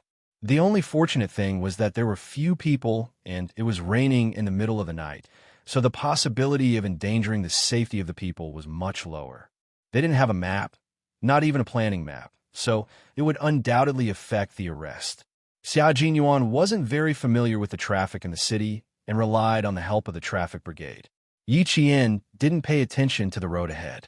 Instead, she stared at the road signs on both sides of the road. The speed of the car and the torrential rain didn't affect her. In the blink of an eye, she had already accurately reported the road sign that she had just seen clearly. Princess Road North Avenue, Huanzhong intersection. The road sign standing in the heavy rain was at least 500 meters away from them. In the blink of an eye, Yi Qian accurately reported the location. 5 kilometers, Chu Yuan intersection. Right, Chuli Road is Broken Head Road. Both sides are flattened bases. As J7's report came through the communication device, Xia Jinyuan, who was tailing the suspect's car, accelerated to 250 kilometers per hour. The entire car was like an arrow released from a bow, rushing out in the rain with a fierce momentum. Yi Qian, who was still fearless, gripped the communication device tightly. Her clear and childish voice contained a calmness that shouldn't be present at 14 years old. She said calmly, "Please dictate all the traffic plans north of Princess Road." Xia Jinyuan glanced at her from the corner of his eye. This girl wants to draw a map in her mind. If it were someone else, Xia Jinyuan would definitely smile faintly and not take it to heart. But for Yi Jian, even though she was only 14 years old, her calm demeanor that was as deep as water and as clear as water made people think that there was nothing that could stop her. This girl had a coldness that surpassed her peers. She wasn't impulsive, only calm and indifferent. Her splendor that was like water and mountain was already eye-catching enough to make people look up to her. As J7 spoke, Yi Qian's brain worked like a high-speed computer. What she needed, as well as what Xia Jinyuan needed, appeared in her mind. A map. The speed of the BMW is 256. The distance is 800 meters. Increase the speed to 280. We can catch up in 2 minutes. Not only did a map appear in his mind, but he also calculated accurately in his mind and reported a set of data. In 5 minutes, speed 280 kilometers per hour and forced the other party into Tsuli Road. What did Yi Qian do the most in his previous life? He was running away. The only way to escape safely was to memorize every street in every place. How could carrying a computer be more convenient than carrying one's own brain? She had to familiarize herself with the streets, exits, and small paths once she was in a place. Her many years of habit had finally become the capital she relied on to survive. It had also become an ability that ordinary people could not compare to. Xia Jinyuan's immature voice was firm and confident. Xia Jinyuan's choice was to trust him. Remember, Yi Qian, I need you to be 100% sure. Xia Jinyuan reiterated again and began to increase the speed of the car. Chapter 84. The maximum speed of the modified military jeep was 290 kilometers per hour. If it reached 280 kilometers per hour, the slightest problem at the front would cause the entire car to overturn. The corners of Yi Jian's lips curled up slightly as she said indifferently, 100% confident. If you believe in it, then I believe in it. Her indifferent voice was still calm, and even a little indifferent and lazy. She was really not afraid. Facing the possibility of death, she would face it calmly. Xia Jinyuan's lips curled up, and his dark eyes were full of admiration for her.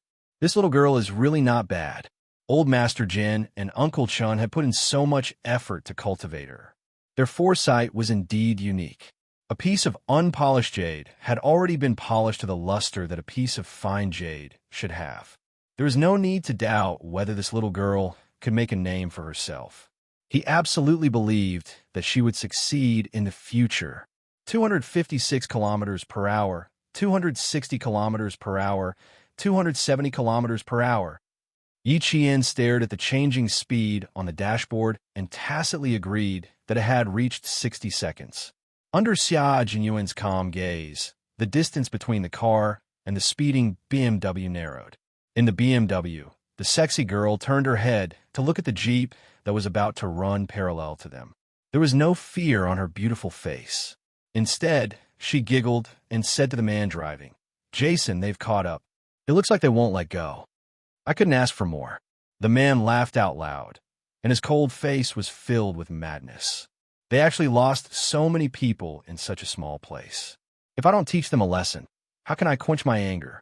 The girl's laughter grew louder. Her hand with bright red nail polish gently stroked Jason's thin face. There was a trace of coldness in her beautiful eyes, like that of a venomous snake. Jason quickly glanced to his left, gritted his teeth, and cursed, "Damn it!" Without slowing down, he made a sharp right turn and rushed into Chu Yuan Road. The tires screeched against the ground, and water splashed everywhere. Under the high pressure, the water was compressed in a mist, instantly blurring the line of sight of the cars behind. The two cars sped up to the highest speed on the empty road. They were both ruthless and willing to risk their lives. Yi Jian loosened the safety buckle on the front passenger seat and bent over to the back seat. She looked like a soldier who had calmly walked onto the battlefield. She was counting softly with a cold expression on her face. 1, 2, 3. The car window was lowered, and the rain poured into the car. In a second, Yi Qian's face and hair were all wet. With a cold expression, she stuck a loaded pistol out of the car window. At the same time, Xia Jinyuan accelerated to 290 kilometers per hour and rushed in from the right side of the BMW. This was the second time the two of them had worked together. With the prior communication and the trust they had built, the tacit understanding throughout the entire process was as natural as flowing clouds and flowing water. Yi Qian aimed at the BMW's rear wheel. Her dark eyes were filled with cold tears. The speed of the car, the impact of the wind, the impact of the drag.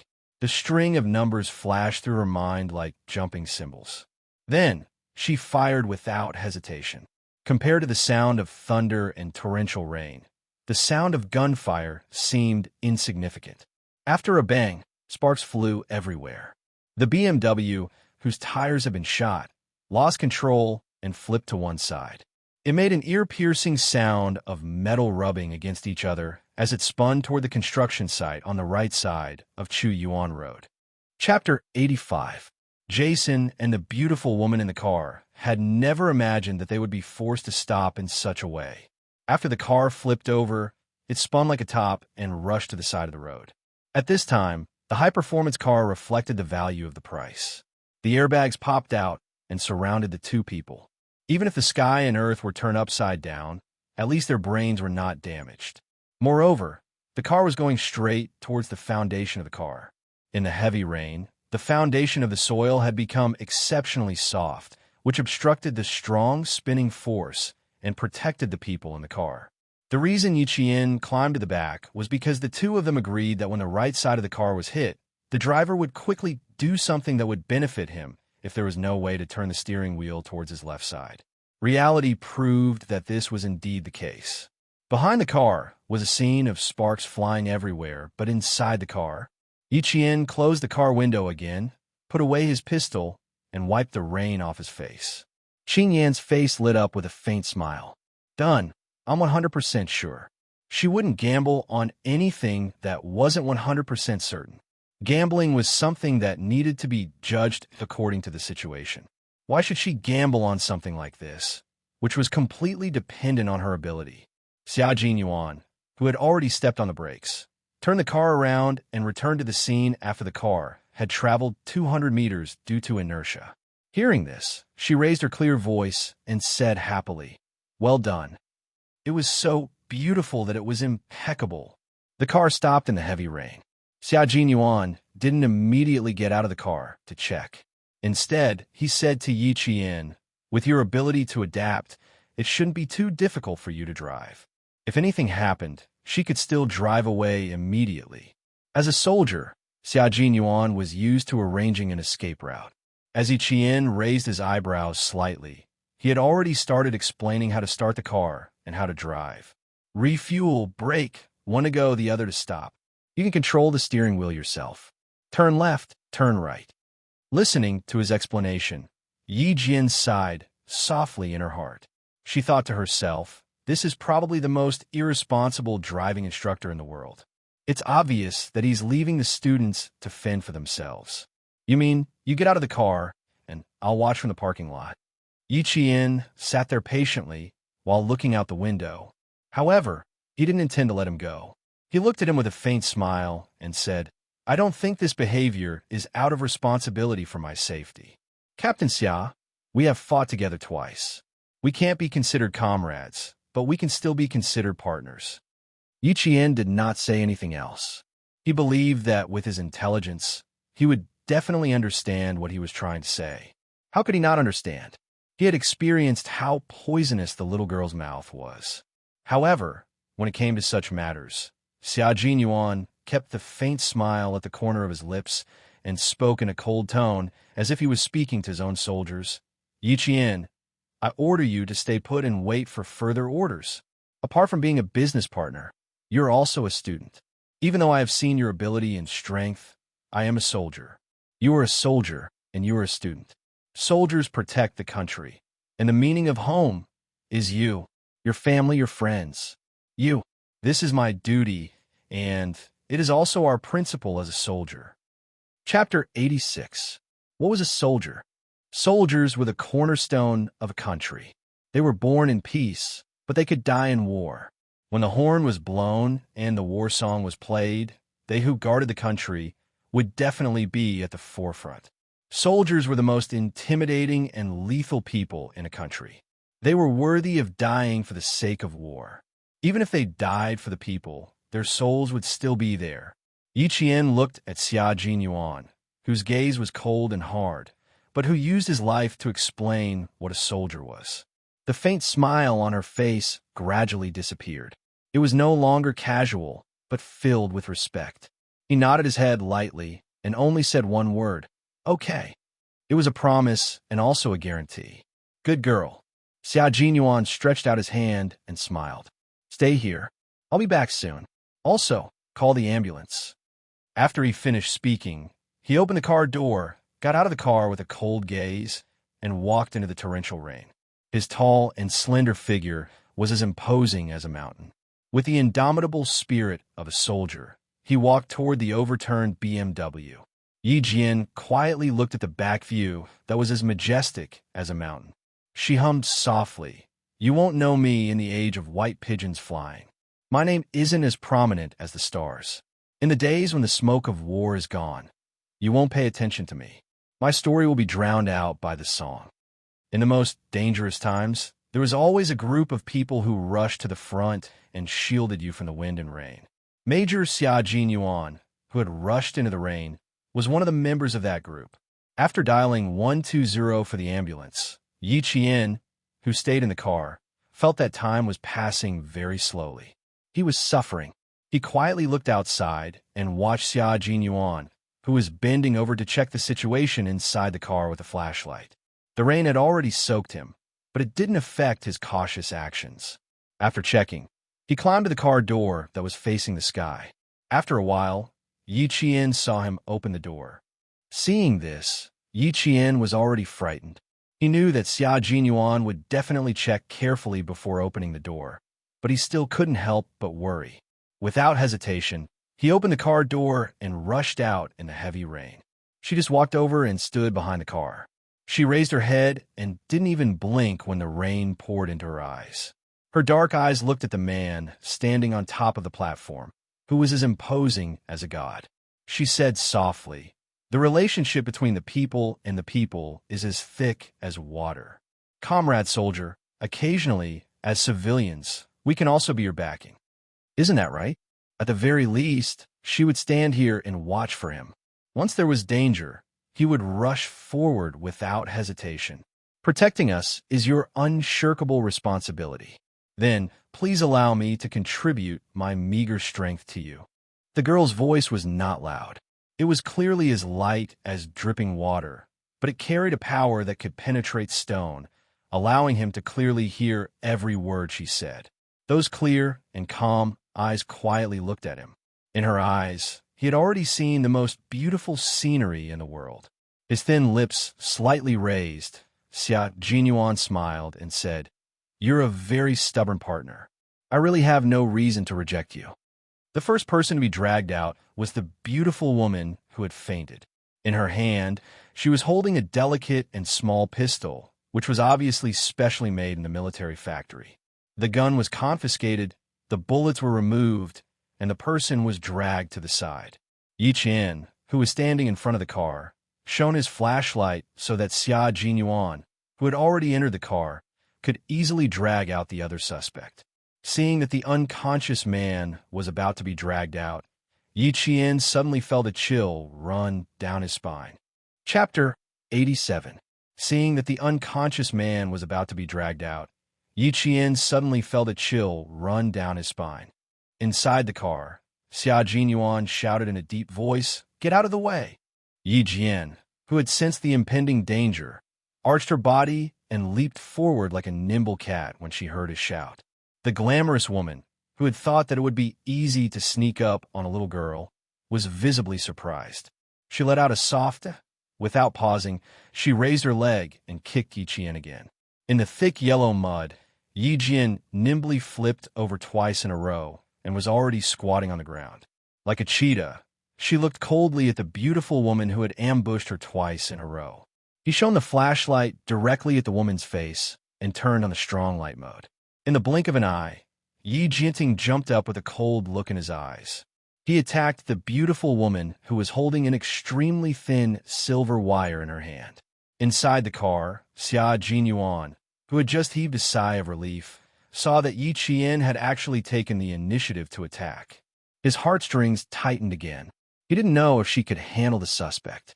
He was still dragging the other suspect, so he let go without hesitation. He bent his body and retreated outside, intending to help Yiqian. It turned out that the unconscious Jason had opened his eyes groggily after being dragged, pulled, and let go. They weren't injured, but they had fainted due to the lack of oxygen in the high-speed rotation. Now that he had woken up, his first instinct was to pull out his gun and shoot at the side of the car door. Xianxia saw Yiqian fighting outside. Seeing that she was fierce and fierce, he relaxed slightly and punched the man who was still trying to pull out his gun. His fist landed on the man's nose, easily causing him to bleed. The car flipped sideways. The fight between the two adult men in the car caused the whole car to shake. With a bang, the car fell and flipped back. The tremor made Yiqian feel as if the entire ground was trembling. She didn't look back, but focused on dealing with the glamorous woman who was holding an extremely tough silver wire. In the army, she had fought with soldiers before, but this was the first time she had fought with criminals. She wasn't afraid, only slightly excited. The restless fighting spirit in her body became restless, and it struggled even more with Yiqian's punches. Standing in the rainy night, Yiqian, who hadn't even had her period, was no different from a child in the eyes of the other party. There was no need to be afraid of her. The glamorous woman flipped the wet hair on her forehead and smiled coquettishly. "Little girl, why aren't you properly in school? Why are you joining the fight with a soldier? I'm not your teacher. Little girl, you're really unlucky to have met me." As she spoke, she narrowed her eyes slightly, and a trace of coldness flowed out from the corners of her eyes. The silver wire in her hand, which was made of a special material and was usually used as a hair band, was gently pulled between her two hands. Yiqian seemed to hear the zhung-zhung sound of the silver wire. The corners of Yiqian's mouth curled up slightly. Although he was small, his aura was not small. He smiled coldly and said, "Sister, You're old, and I happen to be the kind of person who doesn't want to respect old people. So, you're really unlucky to have met me. Chapter 88.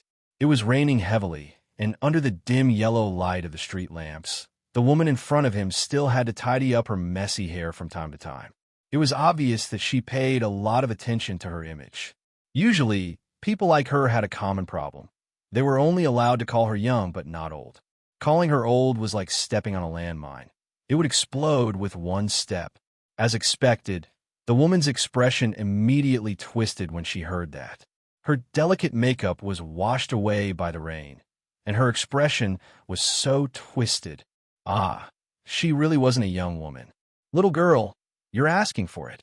The woman took a step forward with her long legs, pulled the silver wire in her hand, and wrapped it around Yiqian's neck. She wanted to use the shortest time possible to get rid of this silly little girl who mocked her for being old. This was a woman who was used to killing people and had no sense of guilt. Her indifference to human life could be seen from her twisted expression. Little did she know that this silly little girl was a thorn that couldn't be touched. Yiqian calmed down slightly. His gaze swept past the silver wire in the woman's hand that could be wrapped around his neck at any time. The moment she rushed over, he kicked the woman's thigh fiercely. Then, using her big foot as a support point, she stepped on the other party's leg and soared into the air. Using her right knee, she fiercely hit the girl's chin with a majestic force. His agile body spun like a swallow, then landed nimbly on the ground. The moment he appeared, he dealt a heavy blow to his opponent. If Xianxia didn't want to capture Jason alive, he would have clapped his hands and cheered. The beautiful woman was hit by Yiqian on the spot. Her chin hurt as if her bones were fractured, and she saw stars in front of her eyes. Damn it, I'm going to kill you today. Knowing that she had underestimated her opponent, the woman covered her chin and spat out a mouthful of bloody phlegm. She looked at Yiqian warily and took off her tight denim jacket. Yiqian was someone who wasn't afraid of threats. He wasn't afraid in his previous life, and he definitely wouldn't be afraid in this life. Hearing this, her delicate lips curved slightly. I don't think there's a chance that you can kill me. If you don't believe me, you can try. He purposely added a hint of provocation in his words. His gaze was locked on the silver wire in the other party's hand that occasionally flashed with a cold light under the street lamp. Her gaze was heavy and cold, and the rain-stained face of Ming Yin contained a ruthlessness that did not match her age. When the girl, who was originally extremely confident, met her gaze, it made her heart tremble for no reason. If we can win, then we don't have to give them a chance to rebuild their confidence. While Uncle Jin's words echoed in his mind, Yiqian, who had seen clearly and remembered how his opponent nimbly pulled the silver thread in his hand, was like a cheetah in its first battle. It flashed its sharp claws and attacked again. Although it was his first battle, he had trained with the elite soldiers in the army. Perhaps it was because she had been tainted with the ruthlessness of a soldier in battle, but her clear eyes were also filled with ruthlessness. The best defense was an offense.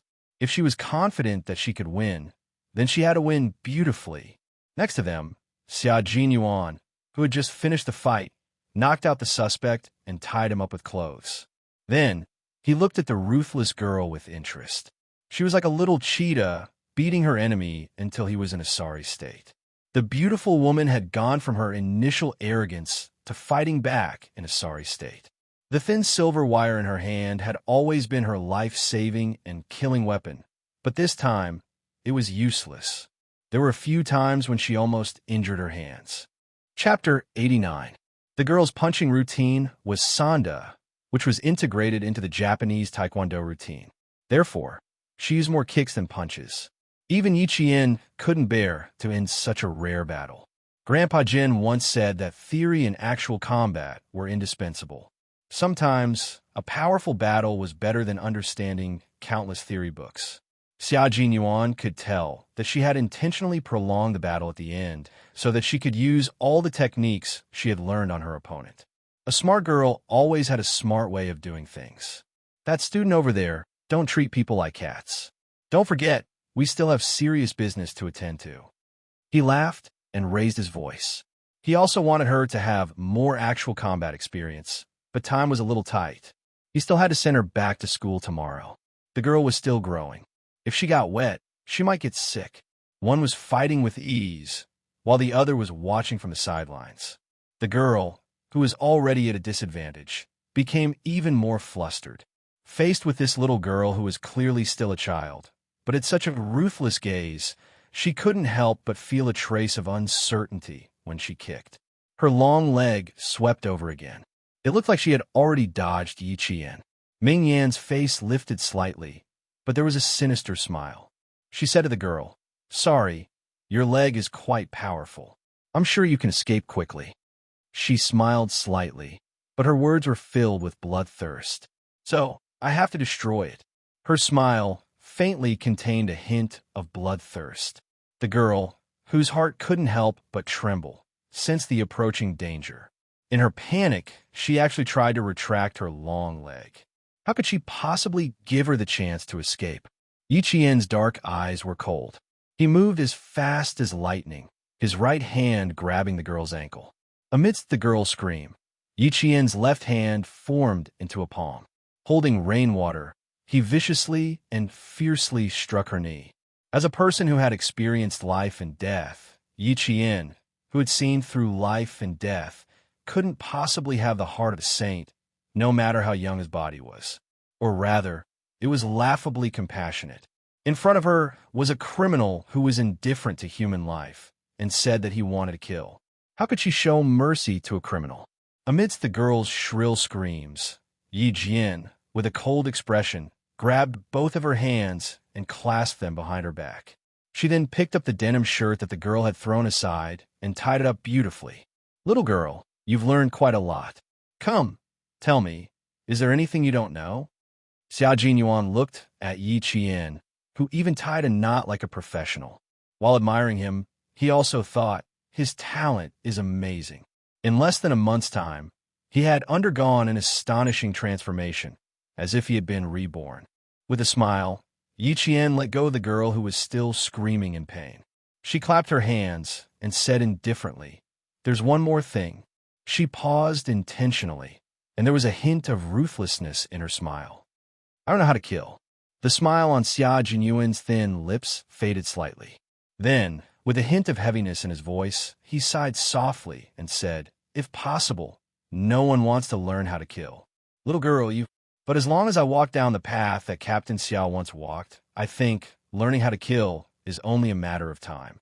Compared to the heaviness in his voice, Yi Qian was clearly much more relaxed. Chapter 90. The reason why she was so relaxed was because she had come to terms with her past and knew what her goal was. Yi Qian looked up and smiled. "What's there to be afraid of? Even if my hands are stained red with blood, if I kill to protect the peace of the country."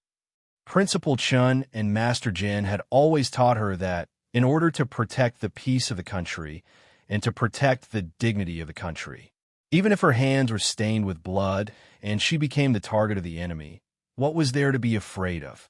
Xia Jinyuan, who did not speak immediately, patted her shoulder gently. He stared at her with his deep dark eyes and said word by word, "Student Yi, remember what you said tonight. When you have a legal gun license, I look forward to fighting alongside you again."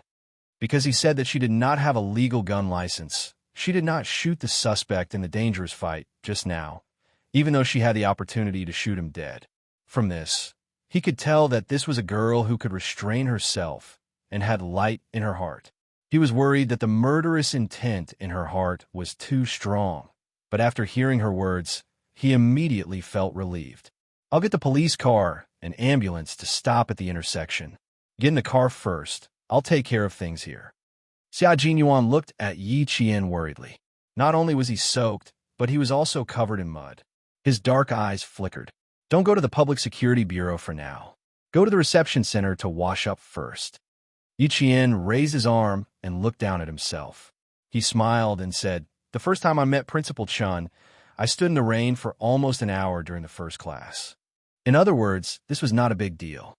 She was not as delicate as the girls in the capital, nor as arrogant as the girls in the city. Instead, she had the pride to endure hardships, a beautiful heart, and a pair of bright eyes that could see through the vanity of the world. It was a pleasure to talk to such a girl.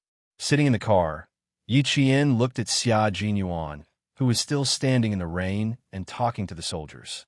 His majestic back subconsciously fell into her heart.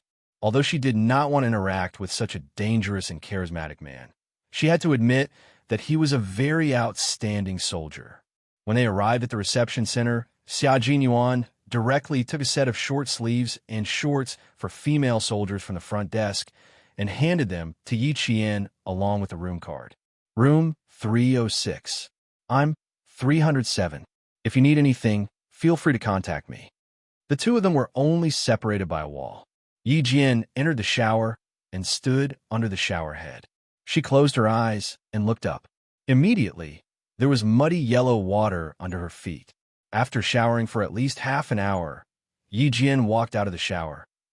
Xia Jinyuan. Xia Jinyuan. Yi Jian, whose hair had not even dried, immediately opened the door. Aren't you going to rest? I'm here to give you this. He raised his hand, and a pair of white sneakers fell into Yi Qian's eyes. You definitely can't wear your shoes tomorrow. I just bought them. See if they fit. Not only did he have shoes, he even prepared socks. Xia Jinyuan did not know if they fit. He lowered his gaze and looked at Yi Qian's feet. After a glance, his Adam's apple moved slightly. He immediately looked up and quickly stuffed the shoes and socks into Yi Qian's hands. This little girl's feet are really beautiful. Her skin was so fair that it was like a pink pearl. Stop, what are you thinking? Chapter 91. Major Xia, who had always kept a low profile, quickly hid the slight awkwardness in his eyes. There was no trace of abnormality on his elegant face. Go back to the room and try it on. If you want to change, there's still time. He lowered his gaze slightly again, but he didn't dare to look directly at Yi Qian's beautiful bare feet. Instead, he looked at her fair and slender calf. His thin lips were already pursed tightly. Her skin was extremely fair and had a milky, porcelain-like luster. It was so delicate that it seemed as though a slight pressure could leave a scar on it. But now, there was a slight flaw in her fair skin. A bruise that was already purplish-black had appeared very conspicuously on her right calf. Xia Jinyuan glanced at it. His gaze froze, and he suddenly bent down. Don't move. As Yi Qian stepped back, he said coldly, Let me check if there's any bone damage. Not only was the bruise dark, but it was also very large. He didn't know how this little girl could endure it. His sudden action really stunned Yi Qian. She instinctively took a step back, but in the end his large hand grabbed her ankle and even ordered her not to move. Although she was only 14 in this lifetime, but in her previous lifetime, she was at least 28. Yi Qian, who had never been in a relationship before and had her first kiss in both lifetimes, was stunned. She had never been held by a man before. Now that Major Xia's large hand had suddenly grabbed her ankle, even though Yi Qian, who had seen through life and death and was indifferent by nature, had a visible flush on her face. She had just taken a hot shower, so her skin was as white and delicate as a peeled egg. That gorgeous flush was like a blooming flower. It was so beautiful that it could take one's breath away. Fortunately, Major Xiao's attention was focused on her injury, and he didn't notice anything else. The hand that held Yi Qian's ankle had slender fingers, and his palm was burning hot. The skin that he was holding seemed to have a higher temperature, so hot that it made Yi Qian want to run away. No. Yi Qian finally calmed himself down, but he was once again stunned by his next action. He actually knelt down on one knee, his expression focused and serious as he checked his injured calf. Yi Qian's slender, jade-like fingers gently pressed on the wound, starting from the outside, then moving to the middle. Yi Qian was so embarrassed that his whole body was tense. Xia Jinyuan was holding her ankle, so he knew her body's reaction very well. He knelt on one knee and checked her body. Amused, he said, You're just a child. Why are you so nervous? I'm just checking for you. It would have been better if she hadn't said anything. The moment she did, Yi Qian felt his face burn even more. There's absolutely no way to do so. Can you just ignore it? This was the first time a man had held her ankle. She, who had never felt awkward before, really wanted to run away. If you back off again, I don't mind carrying you to the bed to check. Xiao Yuan looked up and glanced at her with a smile. A sentence that could cause misunderstandings slowly came out of his thin lips. Yi Qian, Major Xia, how could you say something like that in front of an adult like me? Are you trying to take liberties with me? Do you understand? Major Xia didn't understand. At the age of 14, it was as though her soul had been blessed. In 2 years, she had skipped grades from middle school to high school. At the age of 16, she had gotten into the best military school with excellent grades and a grand slam in physical fitness. From then on, she had mingled with men. Throughout the year, she had seen more sows than women. Chapter 92. Major Xia didn't understand. At the age of 14, it was like a blessing to her soul. In 2 years, she had skipped all the grades from junior high to senior high school. At the age of 16, she had gotten into the best military school with excellent results and a grand slam in physical fitness. From then on, she had mingled with men. Throughout the year, she had seen more sows than women. He said it jokingly without a trace of disrespect. It was as if he was casually facing Yi Qian. Yi Qian sighed softly in his heart. Dangerous men really should be kept away from. If he wasn't careful, he would be taken advantage of. She lowered her head and looked down as if she was looking down at him. She could see his clear forehead and his thick eyelashes that were even thicker than a woman's, and under his elegant and tall nose, his thin lips that were sometimes sexy and sometimes fierce. When he spoke, his exquisite and elegant features were accompanied by a faint smile. He was so leisurely that it made people reluctant to end the conversation with him. When he held the gun, his gaze was sharp like a sword that could cut through the darkness. His enemies feared him, but as his comrades, they felt safe and trusted him wholeheartedly. After sizing him up for a while, Yi Qian quietly looked away. Dangerous men must not be looked at for too long. The longer he looked at him, the more he felt that he was a rare commodity. He would admire him more and more. Girl, even if you can tolerate it, you shouldn't tolerate it like this. Xiao Yuan was pressing his fingers around the bruise. He was already pursing his lips. One look, and it was obvious that he was in a bad mood. A large area of soft tissue contusions and the bleeding under the skin is spreading. Don't you feel pain? You've been tolerating it until now. Whether it was his expression or his words, they all expressed his cold displeasure. The middle part is purplish-black and swollen. He pressed his thumb gently and immediately heard Yi Qian's soft gasp from above. He looked up and stared at her with his deep, dark eyes. Go to the hospital for an X-ray. Be careful of fractures. Fractures? It wasn't that serious. No need, I know. Yi Qian politely refused with a smile. There are no fractures, but it does hurt a little. Okay. Major Xiao's gaze was so cold that it could scratch her skin. She completely refused. Don't think about sleeping tonight. She, who had always known how to survive, immediately softened. She didn't want to be forceful and used a different method to reject him. Indeed, if Yi Qian insisted that he was fine, Xiao Yuan would have carried him to the hospital without another word. Getting up, Junyin was still serious as he looked at the little girl who was so strong that it made people's heart ache. After a long time, he smiled and said, Go back to the room and wait for me. I'll get the medicinal oil for you to rub. She didn't have parents who could shelter her from the wind and rain. She had to deal with everything by herself. That was probably why she was so strong. Perhaps it was because of the intense fight in the rainy night, but Yi Qian's cerebral cortex was still excited even after he finished applying the medicinal oil. Lying on the bed, Yi Qian closed his eyes and the scene of him fighting with the girl appeared in his mind. That silver thread was indeed a very good weapon for self-defense, but he didn't know where to get one. As he thought about it, he gradually fell asleep. At 7:30 in the morning, they finished their morning run and had breakfast together before driving to the Municipal Public Security Bureau. The car that was dirty last night had been cleaned, and there was still a faint mint smell in it.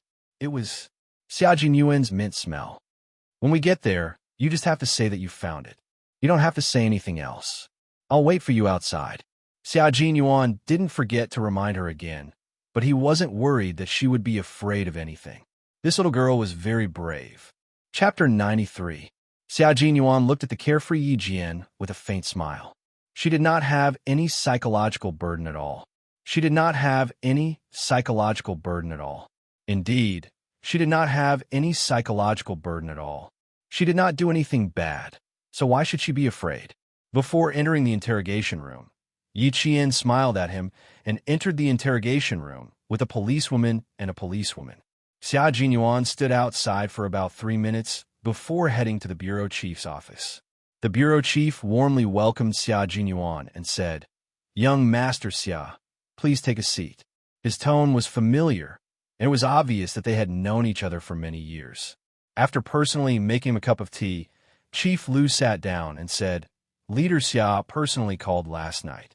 I happened to mention that I saw young Master Xia at the bureau yesterday." Leader Xia smiled and asked young Master Xia to call him when you have time. The Bureau of Public Security was under the jurisdiction of the Provincial Public Security Bureau, and the Provincial Public Security Bureau was under the jurisdiction of the Ministry of Public Security. "Sorry to trouble you, Chief Lu." Xia Jinyuan took the tea that the director personally handed to him. He was born with dignity. Facing the director of the Municipal Public Security Bureau, he was still calm. He took a sip of tea and looked up at Chief Lu's smile. He smiled and said, "There's one thing that I need you to do." He did not say please or trouble. His need was enough to express his attitude. He had to do it. When Chief Lu heard this, the smile on his face deepened. "Young Master Xia, you are too polite." "Haha, young Master Xia has been here for half a year, but this is the first time you need me to do something." Everyone knew that young Master Xia, who was in the military, was the most difficult person in the capital to do favors with. Ever since young Master Xia came to them, many people have been hoping that one day, young Master Xia would open his mouth and ask for something. Who would have thought that after half a year of silence, such a great opportunity would fall into his lap? After Xia Jinyuan finished speaking, Chief Lu laughed heartily. "So that's what you want? No problem at all. I will go get it later. Young Master Xia, please prepare it for me." "Okay, thank you, Chief Lu." Xia Jinyuan, who didn't like to be courteous, stood up when he saw that the matter was settled. "I have to go and see that girl. She's still a middle school student and is timid. I'm going to give her some courage." He stood up, and Chief Lu naturally had to send him off. However, Xia Jinyuan waved his hand, indicating that he would not allow others to refuse. But Junyin still smiled elegantly and said, "I still know the way in the bureau. Director Lu, please continue with your work." He had never been a person who liked to be courteous. Director Lu had only come to find him after investigating. Otherwise, he would never have come if there was even the slightest problem. Come. In less than 5 minutes, Director Lu had settled the matter. He did not let him send the girl off just now, because he wanted him to deal with it as soon as possible, so that he could make it in time to give the girl a surprise. "Thank you for your hard work. I am very sorry. I do not think that something I did would cause trouble for you." Yi Qian was a sincere person. Whether it was her words or her expression, they could feel her sincerity. In this aspect, she was very similar to Xia Jinyuan. After saying goodbye to the police, Yi Qian saw Xia Jinyuan, who was standing at the end of the corridor with a cold and arrogant aura. He quickened his pace and walked over. Chapter 94. Xia Jinyuan smiled as he looked at the girl walking towards him. His deep and dark eyes were filled with gentleness. "Let's make a trip to the library. We should be back in town before 10. Seeing how she was still chatting and laughing as she said goodbye to the 2 police officers, he knew that this bold girl was not afraid at all. She did not panic like a commoner, nor did she break out in a cold sweat. Yi Qian had never been to the city library before. In her previous life, she had only been to the city bus station. She smiled and said, "It shouldn't be too far. I want to buy more materials." She wanted to bring back all the textbooks and test papers for the 3rd year of junior high school. 10 minutes. Xia Jinyuan took a file from Chief Lu and walked slowly and elegantly ahead of her. "My personal chauffeur is here. Student Yi, you can give me your orders at any time." Personal chauffeur. Yi Qian thought to herself. She was afraid of causing public outrage if she let a major be her personal chauffeur. When they arrived at the library, Yi Qian went straight to the middle school revision area on the third floor. She picked out 5 sets of relatively difficult second-year comprehensive test papers. Next, she picked out the key knowledge for the third year of junior high school and various test papers. Xia Jinyuan, who was standing next to her, wanted to give her some advice. However, when he saw her long and slender fingers swiping across the stack of test papers and comparing them, he knew that his advice was unnecessary. When Yi Qian picked up the third-year revision questions, Xia Jinyuan was not surprised either. He raised his eyebrows slightly, and the interest in his dark eyes intensified. "Do you plan to finish all the revision this year?" Xia Jinyuan asked with a smile as he came out of the library with all the materials and test papers. "Do you plan to study a bunch of revision materials during the summer break?" Yi Qian got into the car and turned to look at the huge stack of materials on the back seat. The corners of her mouth curled up slightly as she said casually, "Yes, I'll give it a try. If I can devote all my time to training in the third year of junior high school." Xia Jinyuan, who was starting the car, paused for a few breaths. When he looked at her again, there was a hint of surprise in his dark eyes. "The third year of junior high school? You mean you plan to finish all the second and third year textbooks by yourself in the first half of the year?" Although he started working hard when he was 14 and was admitted to military school at 16, he did not completely study on his own. "I do have such a plan. At present, it isn't a very difficult thing to do. I want to enter the provincial first high school. It's far from town." How could she waste her time? Yi Jian's arrangement for herself was almost harsh. What was hard work to her? How could she let down Grandpa Jin and Principal Chen's painstaking efforts? Xia Jinyuan looked at her deeply. A pearl would always shine, and an unpolished jade would eventually become something useful. Her perseverance and patience were the foundation of her success. It would allow her to walk steadily to the peak of her life step by step. Work hard. Don't disappoint the efforts of the 2 seniors. If you can take each step steadily, it will be the greatest reward for them. Xia Jinyuan, who had already steadily driven the car to the city, spoke to Yi Jian in a gentle voice.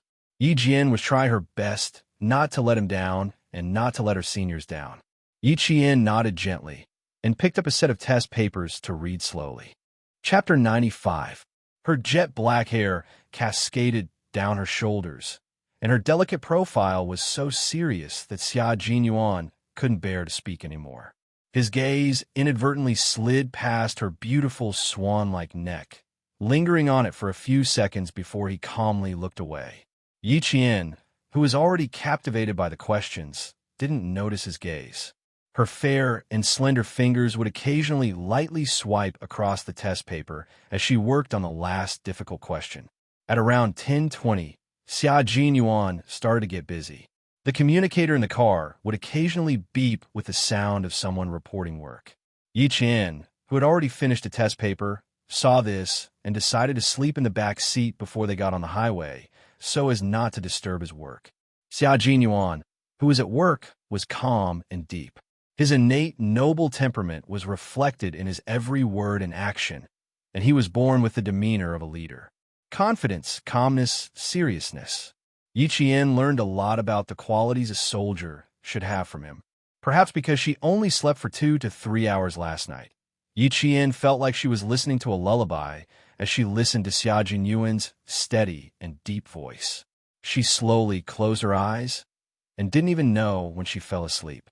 By the time she woke up, the car had already exited the highway and entered the national highway, heading towards town.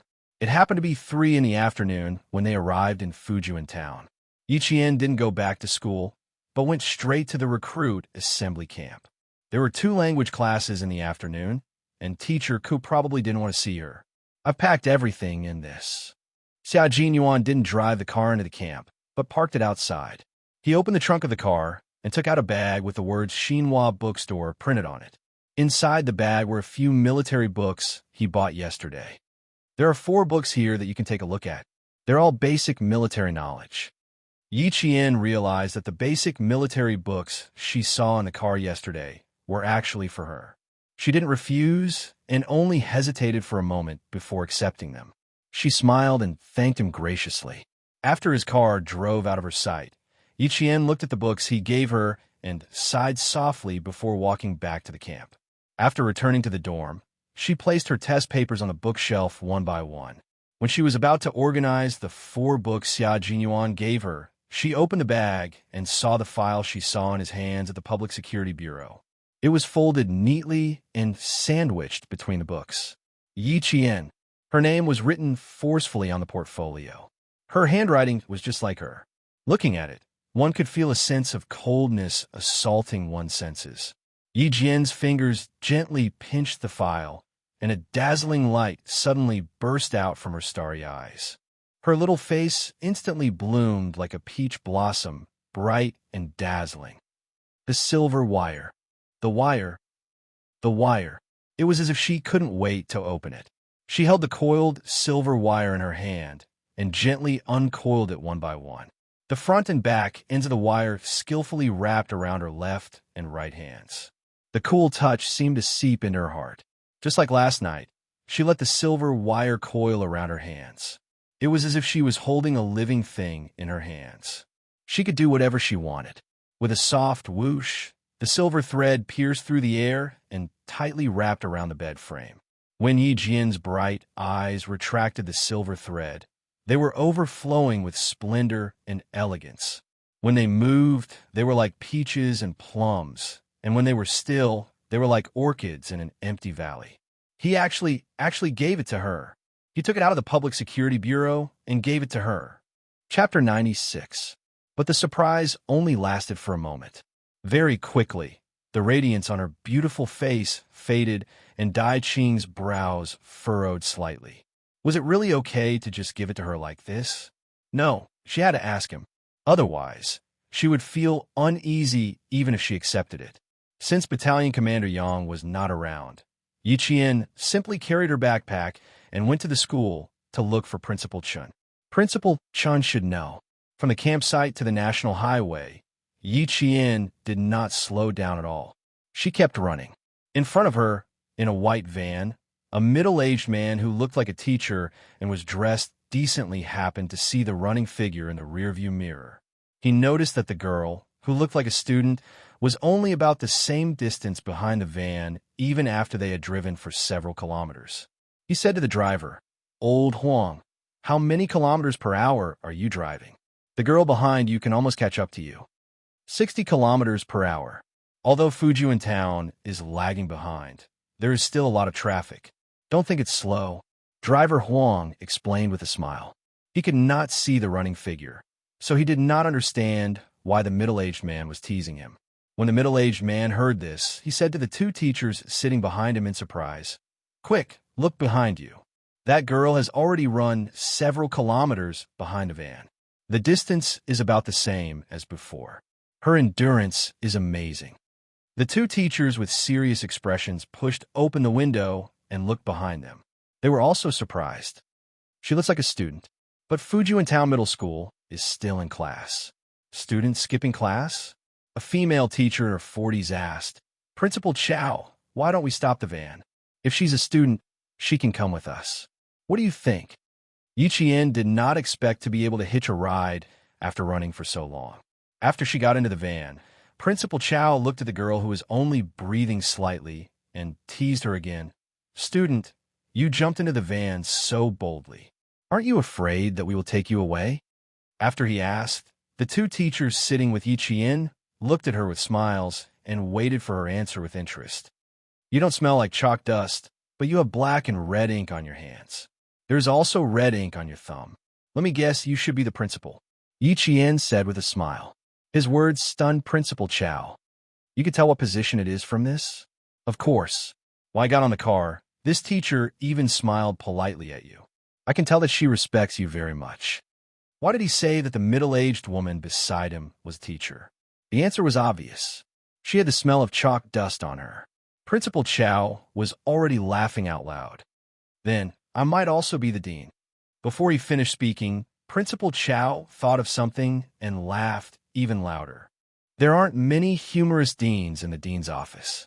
I say, student, your observation skills are pretty good. Since they had already guessed that he was the principal, there was no need to guess who Song Laoshi and Zhu Laoshi were. Actually, Yi Qian had not only guessed that he was the principal, he could also vaguely guess which school he was from. The person who came to Fujian Town Middle School at this time should be the principal of the provincial first high school. Principal Chun was already waiting at the school gate. When Yi Qian got out of the van, he was shocked. Why did the little girl come with old Chow? The two principals were already exchanging greetings. Yi Qian bowed slightly to the two teachers. It seemed that he would disturb Principal Chun after he was done with his work. He did not go to the classroom. Instead, he went to Xianxia's dormitory and waited for the last class to end. Chapter 97. I just bumped into a student from your school. She's not bad. As soon as he entered the office, Principal Chow mentioned Yi Qian, who he had bumped into in the car. He looked very interested. Her endurance is not bad. Is she a sports special student? He admired Yi Qian. Principal Chen also felt proud. He smiled and said, Yi Qian. Her name is Yi Qian. Old Chow, your taste is still as sharp as ever. He turned around and handed a cup of tea to Principal Chow. Try this. It's a new tea from the mountains. The two principals had known each other for many years, so there was no need for formalities. They were more familiar with each other like old colleagues. It's good tea. It's not any worse than the tea outside. Principal Chow took a sip and smiled at his old colleague who wanted to change the topic. Come, let's continue talking about Yi Qian. Our country has achieved good results in sports competitions in the past 2 years. However, we still have some regrets in track and field, long-distance running, and sprinting. I think Yi Qian is a good seedling in this area. She can definitely develop in this direction. Principal Chow, who is an athlete, had always liked to explore the potential of students in sports in various secondary schools. If he nurtured them well, they would not only bring glory to the school, but also to the country. As the top high school in the province, the sports special students from First High School had all achieved good results in various competitions. A few students had even made it to the university games and achieved amazing results. However, Principal Chun was not very interested in this. He took a sip of tea and smiled. This child is indeed not bad. She is excellent in all aspects. However, I don't plan to let her achieve good results in sports. Why is that? Principal Chow said in surprise. This is not your style, old Chun. Downstairs, in the office. The arrival of the two teachers from First High School made the teachers in the office very happy. This showed how much importance First High School placed on this competition. The stacks of test papers that were brought over from the province's #1 high school were distributed to the class teachers of the second and third year classes. Suddenly, the entire office was filled with the smell of books and ink. It really became a sea of learning. When Teacher Cook came in, he saw Class 1's homeroom teacher, Teacher Liu, actively recommending several top students in his class.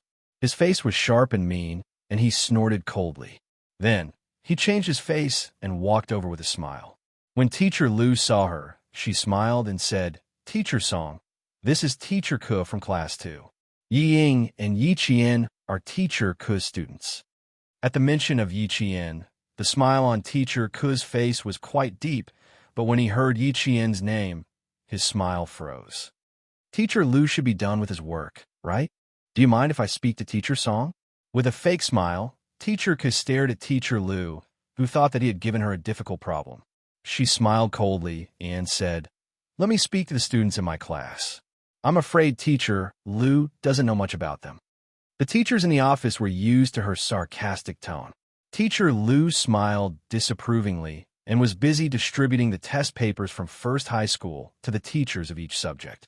Mr. Song from First High School frowned slightly. His impression of Mr. Ke suddenly became much worse. As a teacher, he didn't say much, but his attitude was a little cold. Chapter 98. Yi Qian, who was in the dormitory, had no idea that Teacher Ke was trying her best to discredit her. She said to Xianxia, I bought a few sets of test papers. Let's do them together tomorrow.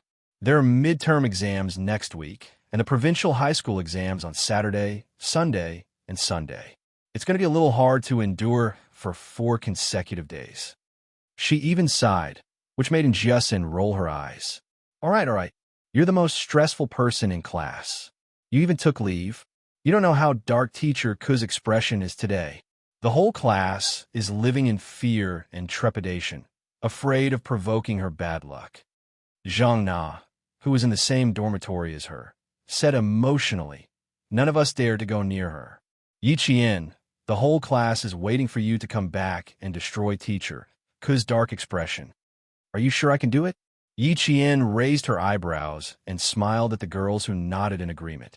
"I didn't go to the classroom because I was afraid that you would be washed away by the storm. That's why I waited for you in the dormitory." The students more or less knew that Yiqian and teacher Ku did not have a good teacher-student relationship. Hearing this, they all laughed coquettishly. Sometimes they really admired Yiqian. She was the only one who could withstand teacher Ku's gaze. If it were any other student, their legs would have turned to jelly, or they would have transferred classes. Ying's voice came from outside. She was still full of confidence. The girls in the dormitory snorted at the same time and said to Yiqian, "Recently, Gao Yang has been coming to the classroom from time to time to tutor us. The two of them are sitting together openly. In the end, teacher Ku even told us to learn from them. It can't be helped. Those two have always been in the top 5 of the cohort." Xianxia snorted in dissatisfaction and rolled her eyes. It's obvious that they're in love at a young age. The pettiness of a little girl could be seen at a glance. Yiqian pursed her lips and laughed softly. It was already dinner time for the school. When they reached the cafeteria, and Xianxia gently poked Yiqian's forearm with her finger. Do you see? She's smiling like a flower. I also suspect that the two of them are dating." At the entrance of the cafeteria, the smiling Ying and the tall and cold Gao Yang walked in together. The two of them immediately attracted countless gazes with various meanings. The people involved did not seem to care at all. They chatted and laughed as they walked towards Yiqian and the others. It was inevitable that they would bump into each other. As soon as Gao Yang saw Yiqian, he remembered how she had kicked him and his car. His cold face revealed a trace of uneasiness as he said to Ying, "Go line up over there. There are fewer people." Ying, who had always been scheming, glanced at Gao Yang's face and narrowed her beautiful eyes. "Why do I feel like he and Yiqian are hiding something from me?" He smiled naturally and generously. "It's okay. It's the same no matter where you line it up. Didn't the head of teaching say that?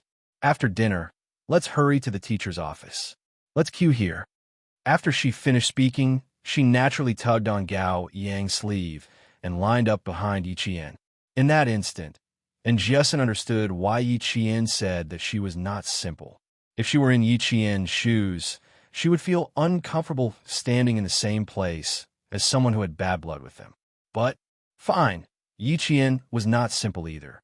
Seeing her nonchalant expression, and Xianxia shrugged, indicating that she did not care either. Chapter 99. Principal Chun, Principal Chow, and the teachers from the provincial first high school were all sitting in the meeting room after dinner. At the same time, there were also the homeroom teachers from the 2nd and 3rd grades. No one said anything. They were all waiting for the two principals to finish reading the list. Teacher Ku, who was sitting in the middle, froze when he saw Headmaster Chen flipping through the registration form for the 2nd year of middle school. He had never seen the headmaster attend any competitions in the past. Why was he looking at it this time? There were 7 grades in the 2nd grade. 5 to 6 students from each grade would sign up for the competition. They were all the top 10 students in the class. Headmaster Chun flipped through all the registration forms for the 2nd year of junior high school, but he didn't see Jian's registration form. "Teacher Ku, can I see the name list of Yiqian students?"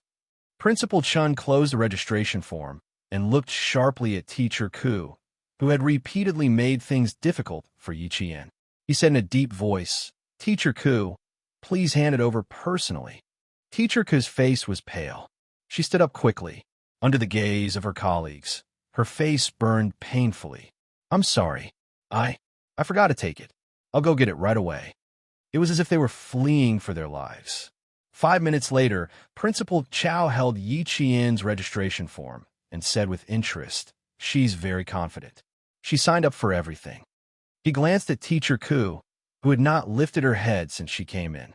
He chuckled and said, "If she's really an all-rounder, it's not impossible to make an exception and admit her. She doesn't know anything."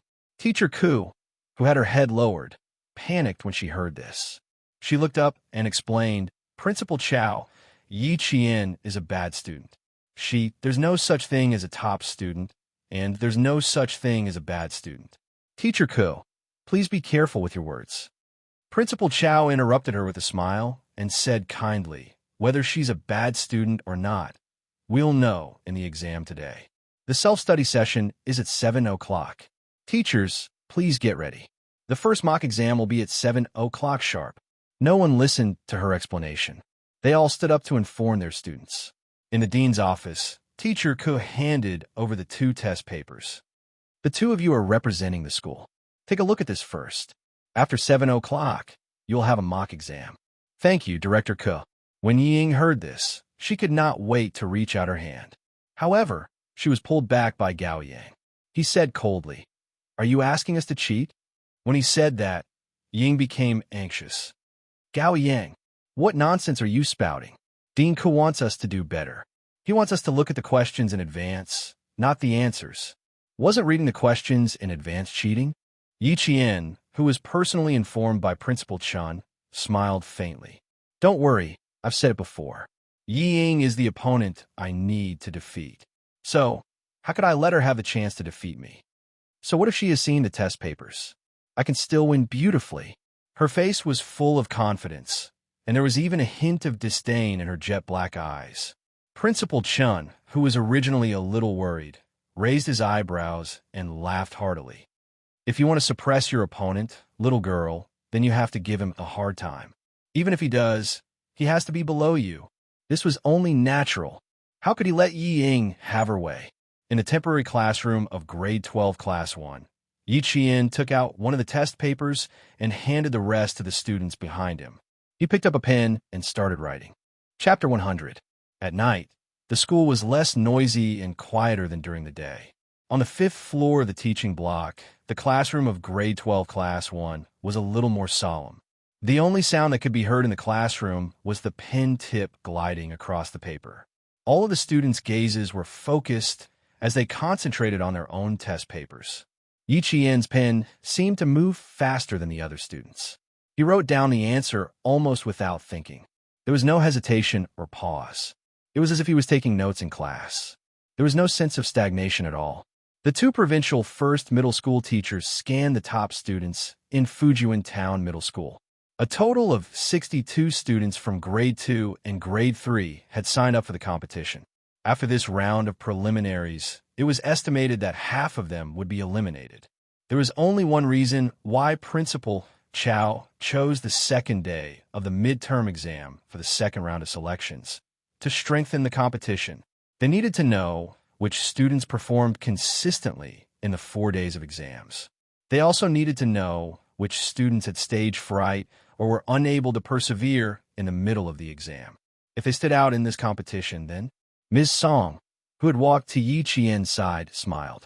No wonder Principal Chun didn't give face to Ms. Ku. It was unbelievable that such an outstanding student was suppressed by his own form teacher. She had been teaching for more than 20 years, and this was the first time she had encountered such a situation.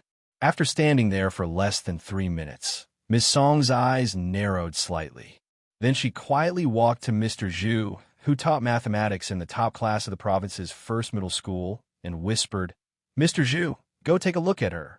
To be able to attract the attention of a teacher on the spot, one had to either be cheating or a top student.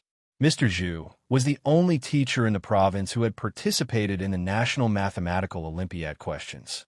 He had also taken students overseas to participate in mathematical Olympiad competitions. When he walked to Yi Qian's desk, his legs seemed to have grown roots, and he couldn't move. The 2 teachers took turns standing in front of a student's desk. They had inadvertently attracted the attention of some students. Ying was one of them. Seeing this, the light in her beautiful eyes was like dirty well water, full of gloominess and coldness.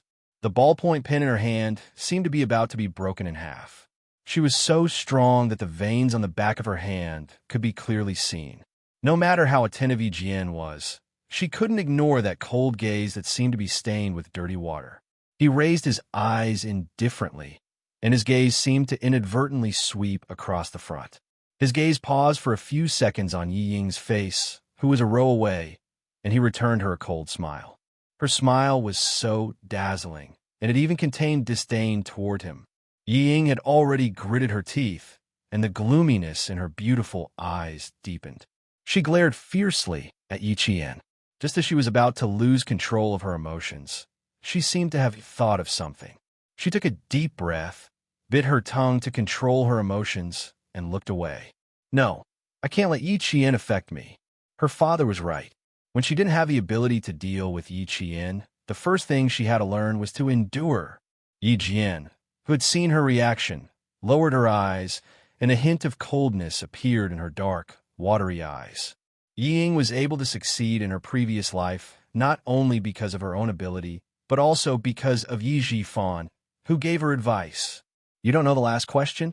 She hesitated for a long time, and this made Mr. Zhu, who was standing next to her, anxious. This question is a little difficult, but it's all learned in the second year of middle school. Think carefully. Chapter 101. The last question, geometry, was from the Provincial Math Olympiad 2 years ago. It was difficult, but not difficult. Yi Qian did not expect her teacher to be so anxious when she exchanged glances with Yi Ying. She put her pen down again and wrote down the steps she had in her mind. Finally, she wrote down the correct answer. She had just written down the answer when the paper in front of her was taken away. The teacher's voice came from above. Sit here and don't move. You can leave after I correct it. Being the first to hand in the paper always gave the other students a lot of pressure. Gao Yiyang, who was sitting at the back, already pursed his lips. Did she finish it so quickly? Or did she get caught cheating? No, that couldn't be right. If she was caught cheating, the teacher wouldn't be so agitated and she wouldn't be sitting quietly in the classroom. Then, she must have finished it. Gao Yang could not hide the surprise in his cold eyes. He frowned and looked in the direction of Yi Ying. Seeing that the girl he admired was focused on the questions and was not affected at all, his frown eased. Teacher Zhu, who was marking the papers at the podium, was already cheering in her heart. She took very little time and got it 100% correct. No wonder Principal Chow had to come personally. This town's middle school was really talented. The rest of the students were still in the middle of the exam, but Teacher Zhu had already finished marking Yi Qian's paper. Not bad. You can leave the exam room. There was no mention of the score, but it could be seen from Yi Qian's expression and words that she had done well. She was in a hurry to find Principal Chun. She politely said goodbye, teacher. Then she picked up the only ballpoint pen she had brought into the classroom, got up, and left quickly. Behind her, Yi Qian's footsteps and expression did not change in the slightest, no matter how surprised she was being. Today, she was not just here for the exam. The most important thing had not been done yet. Is this a gift from Captain Xia? In the office, Principal Chun held a long and thin silver wire made of special material that shimmered coldly under the light. Soft tough. This special material was really rare. Why would he give her a gift without any reason? Why would he give the girl a weapon from the suspect's hands? Not to mention the lass, even this old man wanted to know. Since such a good thing has been given, just accept it. Wouldn't it be a waste of Captain Xia's good intentions if we return it? Principal Chun chuckled and gestured for Yi Qian to reach out and wrap the silver wire around Yi Qian's slender and fair wrist. This is a good thing. Take it since I've given it to you. It was a good treasure. Even if it was a bracelet, it would still be beautiful. Most importantly, it's not against the law. Yi Qian was dumbfounded. He stammered this isn't power. Ha ha, silly girl. Principal Chun saw the unconcealable surprise on her little face and the faint worry in her dark eyes. His laughter grew louder. Girl, this is from Captain Xia. Keep it well. You don't have to worry about anything else. If Principal Chun said he would accept it, then he would definitely accept it. She replied with a smile. Then I'll accept it. I'm not afraid of being laughed at, but I really like it. I'm just afraid that if I accept it, it will affect Captain Xia. So I came to ask you for a peace of mind. Clever girl. Principal Chin's laughter became even louder. Little girl, you're right. After laughing, he asked about the exam.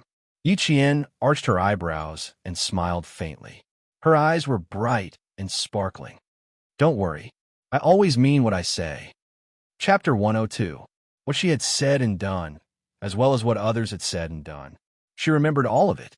Since Principal Chao was still around, Yi Qian had to complete tonight's training by himself. After bidding farewell to Principal Chun, she jogged out of school and rushed to the recruit camp. Gao Yang, who was pushing his bicycle, saw a slender figure jogging past the yellow lights of the school gate and disappearing into the night without stopping. It was Yi Qian. 2 minutes later, the person he was waiting for, Ying, jogged over. Unlike Yi Qian's swift and decisive movements, she was like a flower that needed to be cared for. She had to pause for a moment before continuing. She had a heart problem, so running and strenuous activities were not suitable for her. What kind of person is Yi Qian normally? After Gao Yang, who was sitting on the back seat of the bicycle with Ying, had driven some distance away, the young man's low, hoarse, and slightly puzzled voice could be heard in the cool night breeze. I didn't notice any strong points in her before, but now it seems like she's been hiding it on purpose. He didn't have any other intentions. He was just asking his own question. Yi Ying's expression changed. She gripped his shirt tightly and smiled. I don't know. I've never been on good terms with her. You'll have to ask for yourself to see if she's hiding them. What's going on? Gao Yang had been paying more and more attention to Yi Qian these past few days. Forget it. I'm just asking. He answered indifferently and didn't ask any more questions. She had been kicked. She had been beaten. She had to leave a deeper impression. From Monday to Wednesday, Yi Jian's figure would appear in the classroom of grade 12 class 1 for every exam in the 3 subjects of mathematics, physics, and chemistry. After 3 days, it had caused quite a stir in the entire grade. Bad rumors began to spread around the school. The general idea was, bad students make more trouble. Did you hear that? Bad students make more trouble. Heh, I have to add, ugly people make more trouble. As soon as Yi Qian entered the classroom, he heard He Jiamin gloating over his misfortune. He could tell that she was deliberately saying it for him to hear. Tan Wei frowned and tugged at He Jiamin's sleeve. Lower your voice. Why should I speak softly? I'm telling the truth.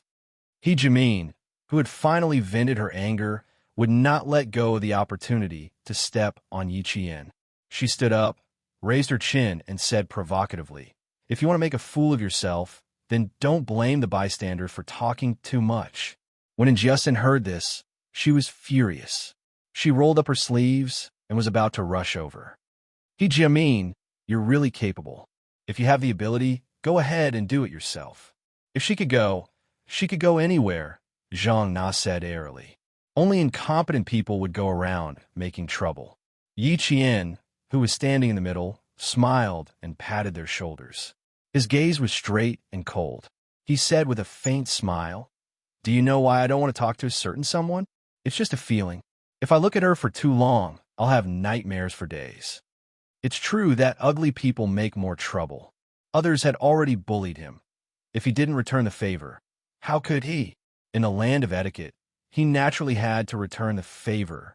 When He Jiamin heard Yi Qian call her ugly, her face instantly twisted.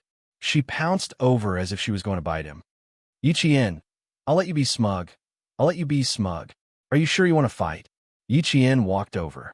His cold gaze had a hint of ruthlessness. He smiled and said, I realize that you have a bad memory. That's good too. Let's fight and you'll remember.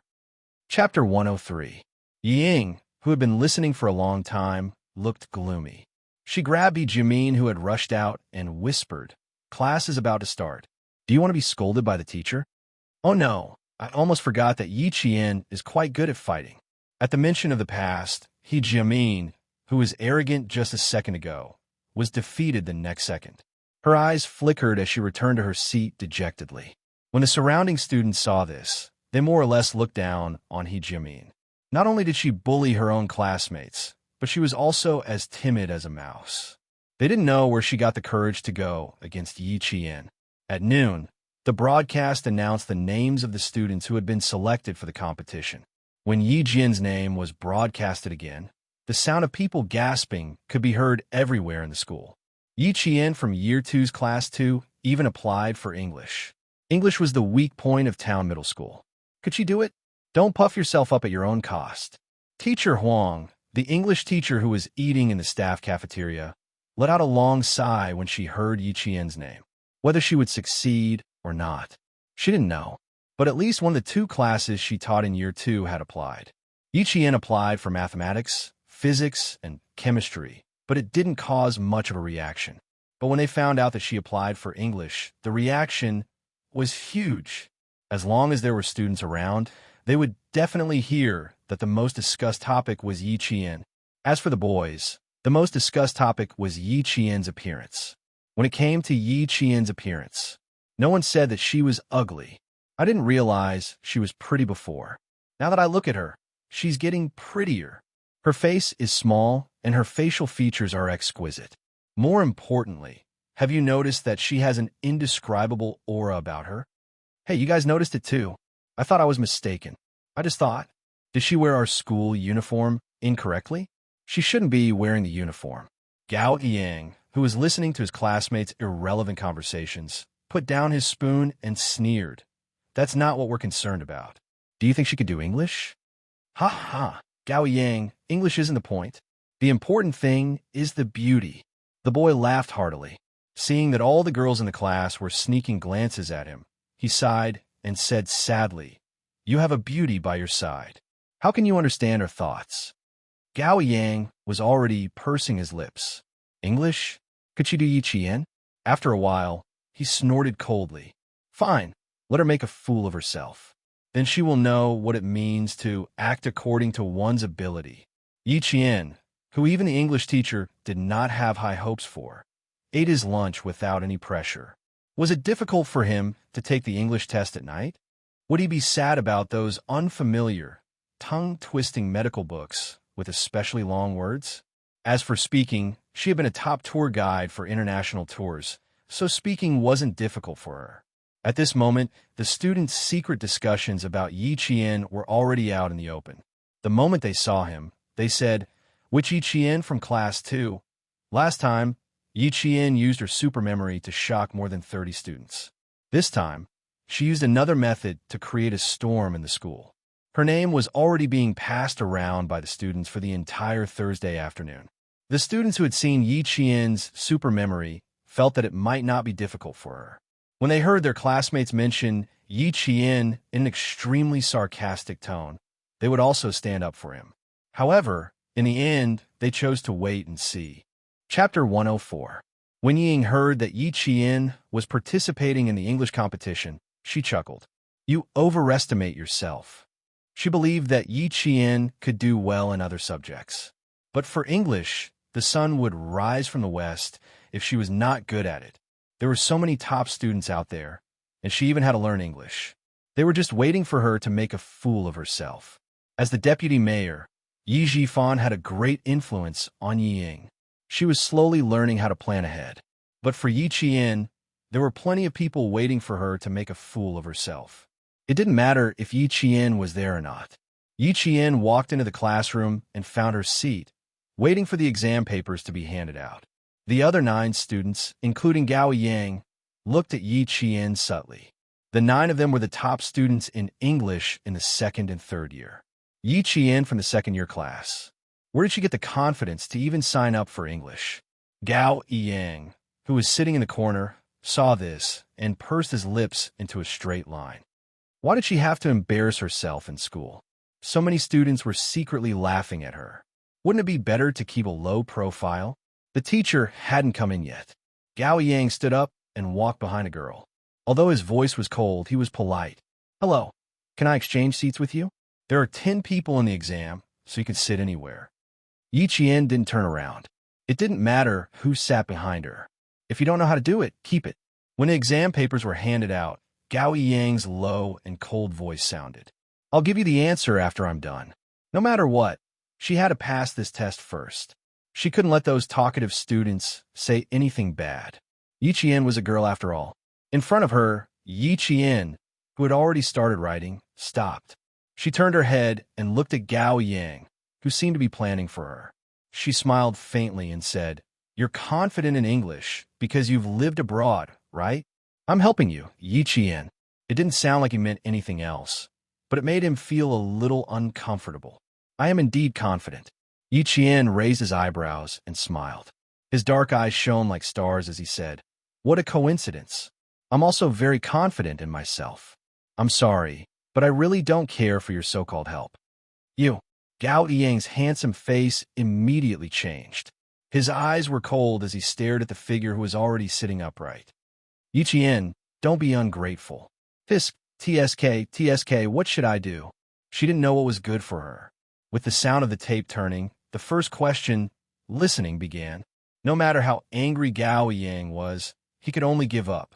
After the listening test was over, Yi Qian's pen flew across the paper. When it came to the last reading question, Yi Qian directly handed the paper to Teacher Song and politely said goodbye. He left the 9 students who were still taking the exam. He didn't return to the classroom. Instead, he went straight to Injusin's dormitory to pick up his bag and leave the school. Tonight's training was to train the arm's stability. Yi Qian, who didn't even put down his bag, immediately rushed to the training room.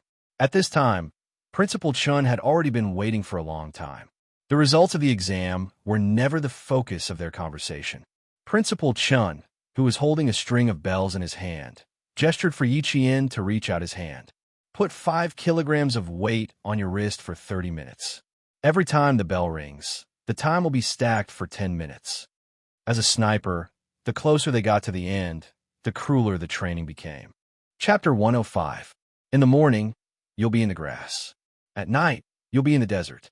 The next day, you'll be in the snow forest. No matter where you are, you'll need to have an extremely stable arm to hold up your sniper rifle. You'll need to lock onto the crosshairs of your target and fire with a bang. Principal Chun not only had a cruel training plan for how to train Yi Qian into a top-notch sniper, but at the same time, he would optimize the training according to Yi Qian's own conditions. Women were weaker than men in terms of strength, but Principal Chun would never allow that to happen. The soldiers he trained had to be better than men in all aspects, because on the battlefield, the enemy would never show mercy just because you were a woman. On the contrary, once a female soldier was captured, what awaited her was even crueler and more inhumane torture. Starting from the body, all the way to the depths of her soul, she would be brutally tortured by the enemy until she was neither human nor ghost. After choosing this path, as long as he thought about what would happen if he fell into the hands of the enemy, then he would have to accept the cruelty of the day. A metal ball weighed, too, 5 kilograms. Both her hands weighed 5 kilograms. Yi Qian could clearly feel her hands sinking under the weight of the metal balls. "Raise!" Principal Chen's stern voice came from the training room. "Both hands parallel to your shoulders. Maintain an angle of 90 degrees under your armpits. The silver bell is not allowed to make a sound for half an hour. 1, 2, 3. Begin." From this moment onwards, Yi Qian's sniper training had advanced from beginner to intermediate. The silver bell on her wrist was strung together with extremely thin fish wire. It was so light that even a small breeze could blow it and make a clear ringing sound. 10 minutes later, Yi Qian was already gritting her teeth. Fine sweat seeped out her forehead. The metal balls in her hands seemed to be getting heavier. They were so heavy that her hands were about to sink down uncontrollably. Sniper training required silence. Every time this happened, the training room would become a restricted area. Even Battalion Commander Yang could not enter and leave as he pleased.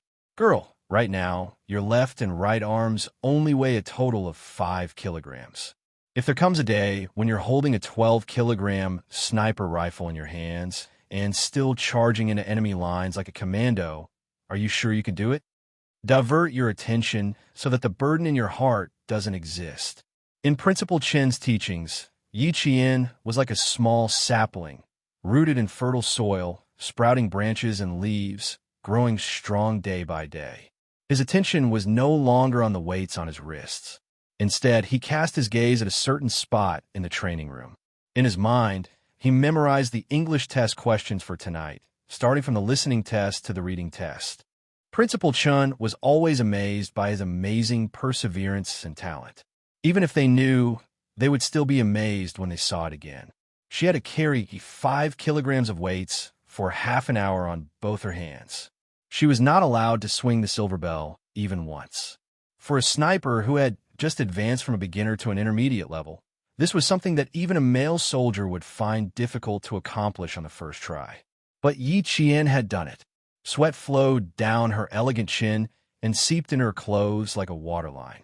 Large patches of wet clothes were proof of how hard this slender girl worked. Principal Chun watched the time pass by with a gratified gaze. Once half an hour was up, he prepared to stop training. Going too far was as bad as not going far enough. Chapter 106. With little Ye's intelligence, there was nothing to worry about. She just needed to follow the original plan and train as usual. She removed the metal ball from her wrist. The sudden ease made her feel a little uncomfortable. Yi Qian shook her wrist and smiled without even wiping her sweat. If you didn't remind me, I really wouldn't have noticed that half an hour has passed. It was as if she had just gotten into a good mood and suddenly pulled away. She still felt a little empty. You're doing very well now. There's no need to rush. Principal Chun took out a bottle of medicinal oil and poured it into his palm. Stretch out your hand. It's not bad to be able to last for half an hour on your first try. The sudden weight on her wrist might seem fine now, but there would be repercussions later. Using the medicinal oil to promote blood circulation would reduce the repercussions. After the exam on Saturday, I'll go back to the village with you. You must learn from the old man. He's a first-rank sergeant major. You won't be able to learn all his skills in your lifetime. After the training, Principal Chun taught Yi Qian like a father. If you can apply what you learn, you'll benefit from it for a lifetime. Endure 5 kilograms of weight for 3 months. After 3 months, I'll increase the weight. You'll only stop when your hands can carry 20 kilograms. When he was able to walk as if he was flying while holding a 20-kilogram gun in his hand and was able to lay down immediately to snipe the target, Yi Qian already had the reflexes of a top sniper. Yi Qian had always gritted his teeth and persevered. Hearing this, he smiled and said, 20 kilograms is the end. It's just the end of a phase. If you can continue, right? The medicinal oil was specially supplied by the army. When applied, it burned brightly and the effect was excellent. As long as you can persevere, you can. Principal Chun poured almost half the bottle and rubbed Yi Qian's wrist until it turned red. These 2 hands, I'm afraid you'll suffer a little in the exam tomorrow. The next day, when Yi Qian got out of bed, his hands were so sore that it was difficult to even hold a cup of water. Only then did he understand why Principal Chun said he would suffer a little in the exam.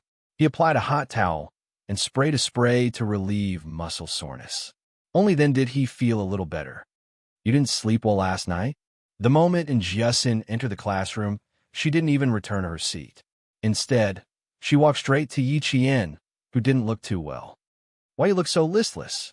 It wasn't that he didn't sleep well, but his entire arm was aching unbearably. Yi Qian placed his arm on the table and said to her, Come, give me a massage. The pain has gone all the way to my bones.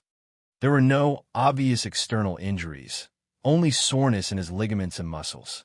If he hadn't applied the ointment last night, he probably wouldn't have been able to lift his head. You scare me to death. I thought you messed up on your English test last night. And Xianxia immediately started massaging. As she massaged, she asked softly, How was it? How was your English test yesterday? Yi Qian, who was making comfortable noises with his mouth, curled his lips into a smile. He closed his eyes slightly and replied, When have I ever disappointed you? Just wait, there will be a surprise for you. Damn! And Xianxia almost jumped out of her seat. You're really something. Are you planning on doing a grand slam? Yi Qian raised his eyebrows and replied handsomely, Why not? Although I don't take gossip to heart, I'm still annoyed by those mosquitoes buzzing around all day long. Shut their mouths and speak with your abilities. Chapter 107. If she spoke with her abilities, no matter how many mouths there were, she would be able to shut them up and prevent others from gossiping in the future. But then again, I have to say something. Don't you think the school is taking this competition very seriously?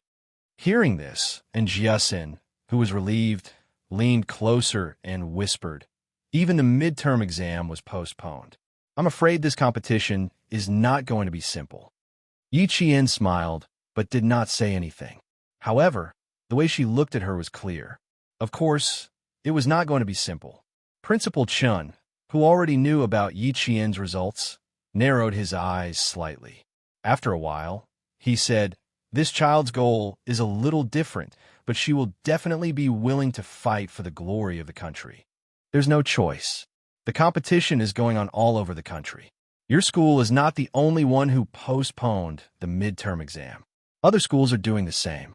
Principal Chao, who was always smiling, had a serious expression on his face. He said in a deep voice, "We failed 3 years ago. This time, we will not allow ourselves to fail again. There are only 12 student representatives in the country. Yi Qian has a high chance of making it big." As of yesterday, there were a total of 6 students who scored a Grand Slam in the preliminary exam. Not only did Yi Qian score a Grand Slam, but she also took the most time in the entire country. "Old Chun, you have to persuade Yi Qian." From Principal Chao's expression and words, it was obvious that this competition was just as Xianxia had said. It was not going to be simple. Yi Qian and Xianxia were not the only ones who felt it. Most of the students had their guesses. This was the first time they had encountered a competition where the midterm exam had to be postponed. During the exam, Yi Qian handed in her papers a little slower than usual. Her hands were sore, and she was indeed at a disadvantage. Seeing this, Yi Ying's lips curled into a contemptuous smile. How could she still perform normally after taking so many exams? As if the invigilator stood beside Yi Qian, who was concentrating on the exam. They would more or less pay attention to this girl, who was the talk of the town, to see if she was really capable. After 2 days of exams, the invigilators had an answer in their hearts. After the politics exam in the afternoon, all the students in the school began to compare their answers as if a burden had been lifted off their shoulders. Come. Let's compare our answers. I feel like I've made a lot of mistakes. I still have 2 fill-in-the-blank questions to do. I forgot the date and month." While the rest of the students were still comparing their answers, Yi Qian's paper had already been graded and handed over to Principal Chun. Even Teacher Ku, the homeroom teacher, didn't have the chance to look at him. Yi Qian, who was not used to the answers, was also dragged into the discussion. "Wow, you're right. I didn't even memorize it. Ying, you're amazing. Ying did well in the exam this time." He Jimin, who copied a lot of her, was already praising her exaggeratedly. Then, she rolled her eyes in Yi Qian's direction and chuckled mockingly. "Look at how arrogant some people are. Let's just wait for her to cry. Let her be proud. When the results are out, she'll cry." He Jimin didn't dare to mock her in public anymore. But behind her back, she was even more scheming. "Did you see that? She's been taking exams these past 2 days. Every time she takes an exam, she shakes her hands. Heh. One look, and you can tell that she doesn't know how to do it." Yi Ying, who saw this, didn't stop her. Instead, she calmly watched the situation develop. She didn't want to suppress Yi Qian, but there would naturally be people who would stand up for her. "Let's just wait and see. When the time comes, we'll talk about her until she's too ashamed to go to school. She'd better get out of school obediently." Chapter 108. Sifeng chimed in, her voice thick with jealousy. "Let her know that she can't go around showing off just because her grades are a little better." At the same time the bell rang, Teacher Ku's heavy footsteps appeared at the classroom door. Seeing that the classroom was still in a mess even after the bell rang, she was furious. Where her gaze swept over Yi Qian, her eyes revealed a disdainful sneer. Teacher Ku stomped to the podium, slammed the blackboard brush down, and pointed directly at He Jiamin, who was still talking loudly. "He Jiamin, stand up. You made a mess of the exam, and you still have the cheek to shout?" He Jiamin, who had been arrogant just a moment ago, instantly looked as if she had been hit by frost. Her face turned green, then white, and she stood rooted to the ground, not moving a single step. "Get up here." She had hit the muzzle of the gun well. Her public resistance made Teacher Ku's face turn ashen. "Stand there until school ends. Rebellion, rebellion." Both of them were rebelling. Where was the dignity of a teacher? Yi Qian glanced coldly at Teacher Ku, who was obviously trying to find fault with him. A trace of mockery flashed across his eyes. He sat there leisurely, enjoying the confrontation between the teacher and the student like a spectator. In the end, it was naturally He Jiamin who stood at the podium with a red face. Tomorrow, these students will come to school as usual for the final exam. When the names were read out, Yi Ying's name was the first to be called out. Teacher Ku also looked proud. There were a total of 7 students in the class, but Teacher Ku only called out the names of 5 students. Yi Qian and the boy who was taking the chemistry exam were not among them. Xie Sifeng laughed softly and said to her deskmate, "How embarrassing. If it were me, I would be too embarrassed to come to school." The meaning behind her words and laughter was clear. Mockery, indifference, and sarcasm could be heard in Xie Sifeng's laughter. He Jiamin, who had been standing with her head lowered, had already raised her head. Her eyes were full of schadenfreude. Embarrassing, how embarrassing. Now that the whole school knows, let's see how she can enter the school gates. Ying also lowered her eyebrows and smiled faintly. Ha ha ha, this is really interesting. This person doesn't know the immensity of heaven and earth. He even wants to learn from others and soar into the sky. Huh, I won't let you fall to your death. Yi Qian, who was sitting in his seat, was not affected by the mockery at all. He was calm and collected, and had the demeanor of a gentleman who stood aloof from the world. The night before, Principal Chun had said that he would go back to the village with her on Saturday. He had already told her that she didn't have to take the exam on Sunday. She left the school easily, but in Jiaxin, Zhang Na, and Zhang Bin were worried. When Yi Qian came to school on Monday, he was greeted by people pointing at him as he walked. Very good. The whole school knew that she didn't take the exam on Sunday. That meant she had made a fool of herself and failed a single subject. When she entered the classroom, the ones who were worried about her were still her classmates who were on good terms with her. In the classroom, He Jiamin and Xie Sifeng's voices were even louder, especially when they saw Yi Qian walk in. Their laughter was as sharp and piercing as the birth of a fairy. Unfortunately, their laughter didn't last long. When Yi Qian's name didn't appear on Saturday, Teacher Ku's expression was a little smug. This time, when she entered the classroom, her face was as black as the bottom of a pot. She started scolding the moment she arrived, and she didn't stop for at least 10 minutes. Yi Qian, who had noticed the classroom door, stood up and said with a faint smile, "Teacher Ku, if you continue scolding like this, Principal Chun will probably get angry." Chapter 109. She was about to lash out at Yi Qian, but when she heard this, she turned her head and saw Principal Chun standing at the door with a cold expression. Teacher Ku was so flustered that her knees went weak. She forced a smile and said, "You're here. You're here for... I didn't come at the right time. Sorry to disturb Teacher Ku's lecture." Principal Chun replied faintly as he walked into the classroom. His intimidating gaze swept across the faces of all the students in Class 2. Finally, his gaze paused on Ying, Xie Sifeng, and He Jiamin for a few seconds. Unity, love, harmony, and friendliness. You can see these words when you look up. But to my disappointment, I don't see these qualities shining like gold in some of the students in Class 2. As the principal, he naturally wouldn't mention who it was. However, whoever his gaze lingered on would know in their hearts. Yi Ying's face turned red.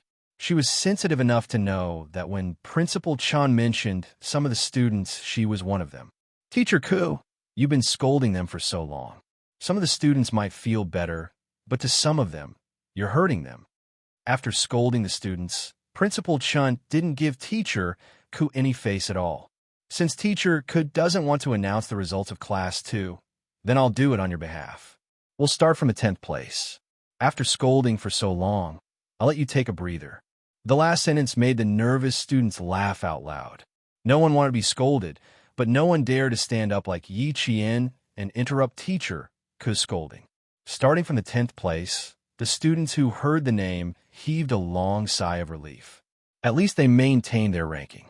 When it came to the top 3, when Yi Qian's name didn't appear, He Jiamin, who was in 9th place, couldn't help but laugh. Wen Ying was in third place. Her applause was louder than anyone else's. Her hands were red from clapping. But she didn't know that Yi Ying, who had always been in first and second place, had already glared daggers at her countless times. Zhou Liao was in second place, and the applause was even louder. Principal Chun didn't continue. Instead, he said to Teacher Ku, "Let Teacher Ku take the first place." Didn't she want to say it? Then, he would let her do it. Under his cold gaze, Teacher Ku, whose knees were weak, finally said the name she didn't want to say the most. First place, Yi Qian. Except for the essay, 5 marks were deducted. Full marks for every subject. The noisy classroom quieted down. The mocking laughter turned into gasps, and the mocking gazes turned into disbelief. Shock was written all over their youthful faces. The name of Yi Qian, who had scored full marks in all her classes, exploded in their minds like thunder. Full marks! Full marks! And Jiasin was so happy that she screamed. She even lost her composure and rushed out of her seat. She hugged Yi Qian and shouted, "Damn! Hold your head high! Hold your head high!" A tidal wave of applause rang out in front of Yi Ying's pale face. It rang out in front of He Jiamin, who was so shocked that her eyeballs were about to pop out of their sockets. It rang out in front of Xie Sifeng, who couldn't accept it and was stunned for a long time. When the homeroom teachers of the second year announced the name of the first place in the midterm exam, all the strangeness disappeared and was replaced by shock. Yi Qian's results were like a slap to their faces. It made those who had mocked Yi Qian and were waiting for him to make a fool of himself lower their heads in shame. Chapter 110. First place in the entire cohort, 76 points higher than second place, 78 points higher than third place, fourth place. 80 points, fifth place. 82 points. Not only did she rank first, but she also showed the entire school the gap between the top 5 and the top 1. A gap that was as wide as a chasm. A gap that was difficult to cross. The students who had mocked her this week were so embarrassed that their faces were as red as if they were not wearing pants. They lowered their heads and did not say anything else. Amidst the thunderous applause, Principal Chen raised his hand to signal for the students to quiet down. When the classroom was so quiet that only the sound of shallow breathing could be heard, he continued with a smile. As for why Yi Qian did not participate in the provincial competition, it was not because she did not do well. It was because she did not need to take the exam again. After the exam, Yi Qian will go to the provincial high school for half a month of intensive closed-door training. Once she stands out, she will represent our country in the middle of July to participate in the World Mathematical Olympiad. If the results of first place in the cohort shocked the students, then representing the country in the World Mathematical Olympiad was like a sudden clap of thunder, exploding the students until they were collectively stunned. I'll go. And Jiasin, who was so shocked that her eyeballs froze, murmured to herself.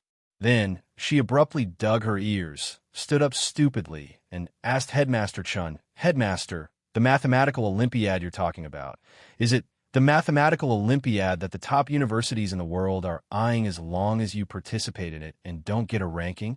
As a math enthusiast, and Jiasin had some understanding of this. Principal Chun, whose gaze fell on her, nodded approvingly. This student seems to have understood it. That's right, it's the Olympiad that you know. The World Mathematical Olympiad is held once every 3 years, and all the participants are the top students in each country. As for Yi Qian, as long as she passes the national selection, she will be able to represent the country in battle. This time, there was no applause, only shock. In the 2 school buildings, there were a total of 20 middle and intermediate classes. All the students were shocked by the news that their teacher had just announced. Represent the country in battle. Who would have thought of this? No one would have thought of this. Some students didn't even know there was such a competition. Yi Qian didn't even think about it. Compared to her classmates' shock, she frowned slightly and her expression became indifferent. His expression was calm, but his heart was a little anxious. If it weren't for the fact that they were still in class, she would have walked over and asked for an explanation. Training? What about her training? Wouldn't they fall behind? That's right, Yi Qian was considering her 4-year training plan, not the World Mathematical Olympiad. As the homeroom teacher, Teacher Ko looked at Principal Chun in disbelief. She looked at the principal, and then at Yi Qian. Could it be that she already knew? Thinking of this possibility, Teacher Ko felt a sharp pain in his heart. Even Teacher Ko was like this, Lilong Ying. Her beautiful eyes were so shocked that her eyeballs were about to fall out. The expression on her small face was so twisted that it looked ferocious. Go abroad and participate in the World Olympiad. What right did she have? What right did she have? Just because he got first place in the midterm exam? Just because he solved the questions in the provincial first school? He thought he could represent the country in the competition? Headmaster Chun, you're being too biased. Do you think the World Olympiad is a game? Chapter 111. Jealousy grew like wild grass. Even though Yi Ying's head was lowered and no one could see the expression on her face, the gloominess she exuded was like a swamp full of animal carcasses, dark and cold. It made one's hair stand on end. Tan Wei, who was sitting to her right, subconsciously turned to look at her. Before he could speak, he was frightened by the expression on her face, and his eyelids twitched. Tan Wei's heart sank. Unlike Xie Sifeng and He Jimin, who always followed Yi Ying's lead, Tan Wei quietly looked away. This Yi Ying was so unfamiliar that she felt terrified. Principal Chun, Teacher Ko suppressed the panic in her heart. She didn't care that they were in front of the students and asked, "Is this decision yours, or the decision is in the province's #1 middle school? It's up to the students' grades, not up to me." Principal Chin glanced at Teacher Ko indifferently, blocking all her questions. Of course, don't be happy too early. Whether or not you can go abroad for the competition, you still have to go through 2 rounds of screening before you can truly enter the closed-door intensive training. The noisy classroom fell into a brief silence. It turned out that they still had to go through 2 rounds of screening before they had a chance. It was so difficult. They didn't know if Yi Qian would succeed. But whether or not he succeeded, Yi Qian skipped the first round of screening, which meant that he was strong enough. Thinking of this, they secretly looked at Yi Qian with a hint of awe. Before I leave, I have one more thing to say to the students of Class 2. Headmaster Chen's eyes, which were as vast as the sea, looked at the young faces and said meaningfully, "I still stand by my words. Results don't mean anything. Character is what separates nobility and lowliness. Character is the difference between nobility and lowliness." Yi Ying, who hadn't raised her head, felt her vision darken and she almost fainted. Was he referring to her? Was he referring to her? Yi Qian, Yi Qian. Yi Ying gritted her teeth and cursed viciously in her heart. It seemed that this was the only way to get rid of the hatred in her heart, but she didn't know that the more she did this, the more detestable she looked. To Yi Qian, this was just an insignificant thing in her life. It wasn't worth being happy about. Of course, using grades to shut the mouths of the students for a long time saved a lot of trouble. After the language class, Teacher Ko, who had lost her dignity as a teacher, almost ran away. She couldn't do anything to Yi Qian now. She couldn't scold or hit. She didn't even Yi Qian's. Looking at her fleeing figure, Yi Jian, whose eyes were slightly cold, sneered coldly. She would never forget how Teacher Ko's in collusion with Sun Dongqing's in the past. She would never forget how she had slapped her hard in front of the entire class and scolded her. "You're a disgrace and a loser. You don't deserve to be her student." In this life, she would make sure that Yi Qian never stood in front of the lecture table again, because she didn't deserve to be a teacher. For the whole morning, Yi Qian was bathed in the subtle gazes of her classmates. Those rumors disappeared instantly, as if they never happened. On the way to the cafeteria at noon, and Jiasin was proud of herself. She lowered her voice and gloated. When Principal Chin appeared, Teacher Ko was so scared that her legs turned to jelly. Oh my, you don't know how I felt at that time. It was like drinking honey water. My whole body felt comfortable. Chapter 112. Yi Qian glanced at her with a smile and said calmly, "You still have more than a year to live under her. Student N, restrain yourself. After all, she's still our old." A student suddenly walked over and interrupted Yi Qian. "Student Yi, I'm sorry." The boy suddenly apologized. After that, he bowed deeply. I hope you can get better results in the upcoming exams so that you can represent our country in the competition. This unforeseen event made Yi Qian's lips curl up slightly. Starting over, everything was so beautiful. He smiled and said, "Thank you, I will work hard." After experiencing the storm, the rainbow had appeared. From the school building to the cafeteria, Yi Qian had already received countless apologies from his classmates. At the same time, he had also received kindness from his classmates. The corners of Xianxia's eyes were slightly moist. Yi Qian, from now on, no one will say anything. No one will dare to doubt you. I'm not afraid of being doubted, nor am I afraid of being talked about. Yi Qian's eyes were cold as he looked at the horizon. The sun pierced through the clouds like a sharp sword, splitting the darkness and welcoming the endless light. I'm only afraid that if I stay where I am, I will eventually disappear from the world like a speck of dust. My efforts are not to prove anything to them, but to live a better life for myself. To live, do you understand?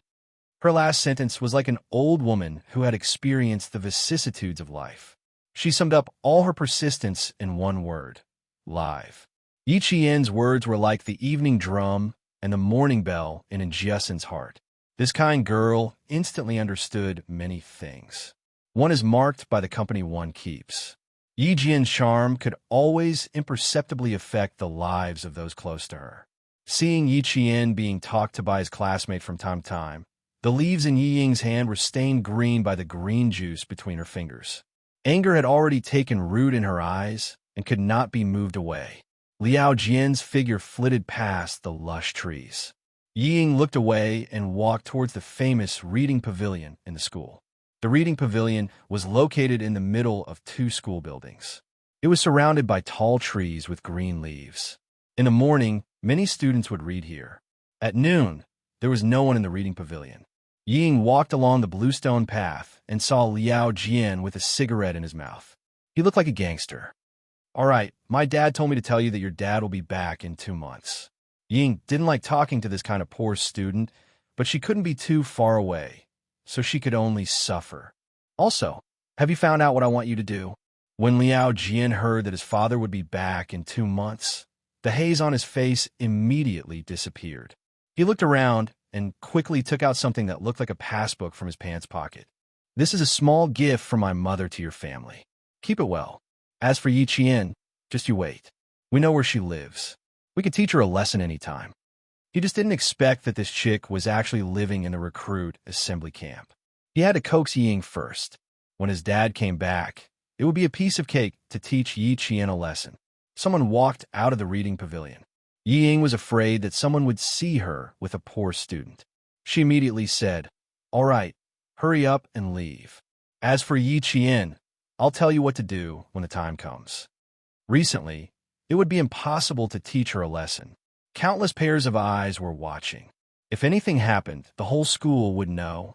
Chapter 113. Liao Jian couldn't wait to leave. When he heard this, he scurried away like a mouse and disappeared from Yi Ying's sight. Yi Qian from Class 2 is really amazing. She even has the chance to represent the country in a competition. How enviable. That's because she's really capable. Let's see if you still dare to speak ill of her behind her back. Gao Yang's cold voice came from the other side of the tree. "She's just a girl. You guys said so much about her before. If you're a man, you should go and apologize." "I should go and apologize. Why don't you come with me?" Hearing this, Yi Ying, who was about to leave, stopped. She wanted to hear Gao Yang's reply. After a moment of silence, Gao Yang laughed self-deprecatingly and said, "You want me to go with you?" "I'm afraid she'll run away even faster." She didn't hide her disgust for him. Yi Ying's pupils constricted. After the footsteps left, she laughed softly and left the reading pavilion expressionlessly. Once Yi Qian found out about Gao Yang's family background, would she still run away? She would definitely be like a housefly and keep a close eye on him. In the entire school, wherever students gathered, Yi Qian's name would always be heard. This storm continued until June. After June, the weather was so hot that people just wanted to soak in cold water to cool off. For Yi Qian, no matter how hot the weather was, it couldn't stop her from studying. In the teacher's meeting room, Yi Qian, who had already started a study room, began to systematically study the first year's curriculum. When the third-year teachers found out that Yi Qian had a 50% chance of representing the country in a competition, they spontaneously organized to sacrifice their lunch break and take turns tutoring for Yi Qian. As a teacher, it was their duty to teach their students. They were very willing to give Yi Qian private lessons. No teacher would dislike a student who could self-study all the third-year subjects in a month and achieve high grades.